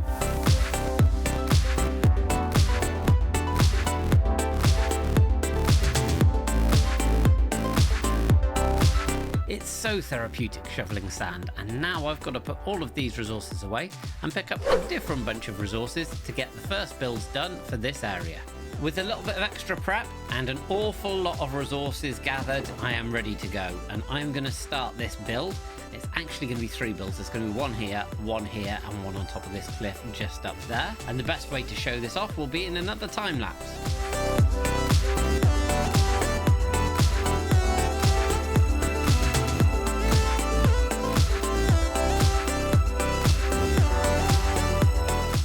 The builds are now complete, and as you can see, this area looks a lot more filled in. Now I'm going to try something a little bit different today, and that is going to be showing these off using the shaders. And I'm using complementary reimagined, so we get these really cool clouds and some other effects. So if you like that, let me know in the comments, but let's take a look at these. First of all, we've got this one, and this, as you can see, has got more of a gradient than most of the buildings.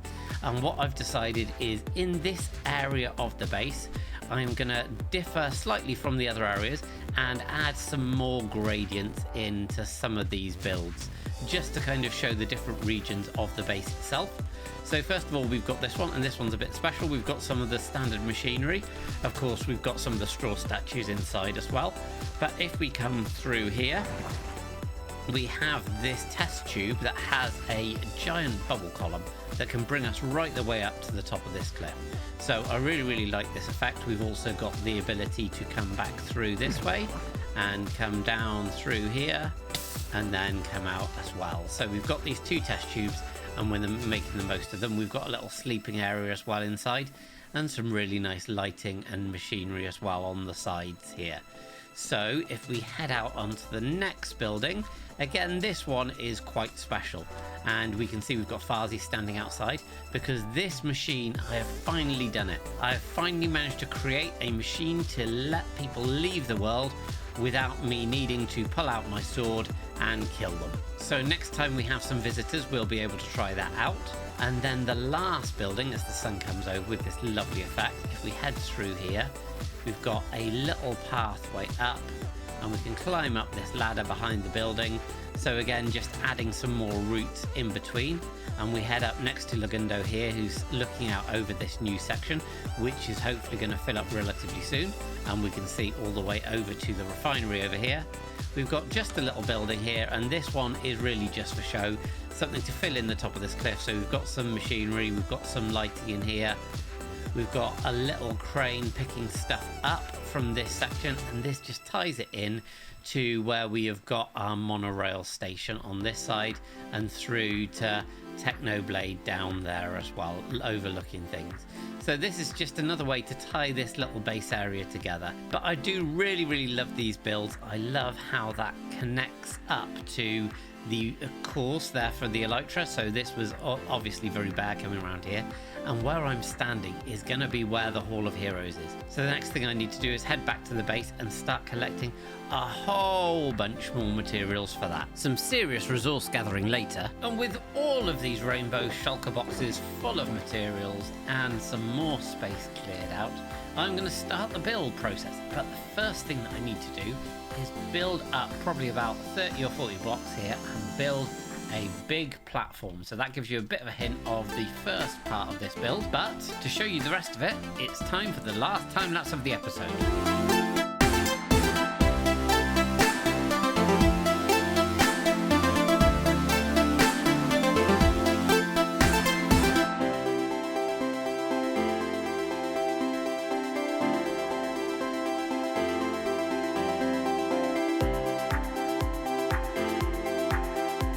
And with that, the builds are now complete, and I absolutely adore these. First of all, we've got this Victorian style hot air balloon here, and Victorian style balloons have got a much heavier and more rounded look than the current ones, and they've got a much bigger area that you can actually sit in. We'll go and have a look at that in a second. And then down here, continuing the theme of some gradients, we've got this, which is the Hall of Heroes. So yeah, these are really cool when you look at them alongside the other builds that we've put in place this episode, and after last episode where there wasn't much building at all apart from the parkour, which you can see going around up to the airship, which I think also looks really good in the distance there. It just kind of looks like streamers or smoke coming off the airship itself. Then I wanted to build some things, and we've got this first of all, which I will show you in a sec, and then down here, as the sun moves across and the shadow moves across, we've got the Hall of Heroes ourselves. So this one, you have to actually fly into the airship itself, and you come down like this. You've got these viewing windows that go all the way around. So as I continue to build out this area, this is going to give some really good views of the things that are going on down here. We've already got a pretty cool view of the cathedral, and you've also got this viewing section up here, so you can see from a higher vantage point. And this view of the cathedral here through the little edge area of this balloon is one of my favourite views that I've ever created. And you can see the airships here. So again, working with the verticality, kind of making sure that there are lots of builds on different levels. Yeah, really love this. Loads of little design things. So we've got here some of the refined amethystine in the floor, and loads of barrels. These barrels also work as the stairs up. And then we've got the burner section. And if we head up here through this, we're very careful when we get to the top and just stand on the top of this ladder because we don't want a burny. we can head up again, another lander. There's somebody waiting for us at the top. And when we get up here, we are in the section which records all of the times for the airship ascent game. And I've created in here a little teeny tiny micro version of this airship. This took more time than I would like to mention, but I am super pleased with how it's turned out. And in here, just this balloon in general is pretty cool. We've got my time there, which I recalculated, so I got a new time, which is my best time yet, whilst I was racing Farzi. And Farzi has the first time on the red side as well. So when you get the world download, it is available to patrons of the channel and to channel members. Make sure that you do post your times in the Discord or in the Patreon so that we can see how you get on. But I do not doubt any way that you won't be able to beat this time, because as you saw from the footage earlier, it's not the best time. But yeah, we've got a head. I killed myself a couple of times earlier, and we've got Farzi's head here as well, representing the first run, and hopefully I will be able to fill this wall with a lot more heads as more and more people come on and try this out. But yeah, just a really cute little interior. This airship, like I say, being the representation of what we've got, and again some really cool straw statues. So now we're going to head downstairs to the Hall of Heroes itself, and if I nip into free cam here and show you around this, like I mentioned before, this is going to be the area that I'm going to be using more gradients. So we've got this really nice dark gradient that goes right the way from coal blocks down here somewhere, right the way through to a nice andesite coloration on the top. And yeah, we've got some little chemical vats in the back, pumping some chemicals in to power some stuff. And then if we go back into my body, we've got more compressed amethystine, just decorating around this, which is obviously the ring towards the end of the course. And we've got this other ring. This is a decorative one to show that this is the Hall of Heroes. And again, some more of these straw statues. And if we head in here, close the door, you will immediately see we've got another ring here that leads us through into the actual hall itself. And we can see Farzi there on the top holding the elytra to show that he is number one. And Lagundo, he has definitely at the time thrown down the gauntlet, and it is for you to come back and give this a go. And of course, any other YouTubers watching this, if you want to give it a go, just reach out and let me know, and we can get you involved. But in here again, I've got another little representation with these little mini images of the rings themselves, and these end rods being the things that are flying through them. And then just got some more touches like some candles and some bookshelves. I've actually put some books in this just to kind of tie them together, because these bookshelves, yeah, they look a little bit janky when they are not filled up with books. So I really need to get some and go to the library, and that's going to take an awful long time. But overall, I'm really pleased with how this has turned out as well. We've also got the times here, so these walls along the side will also fill up with all of the times of the people who've tried this out.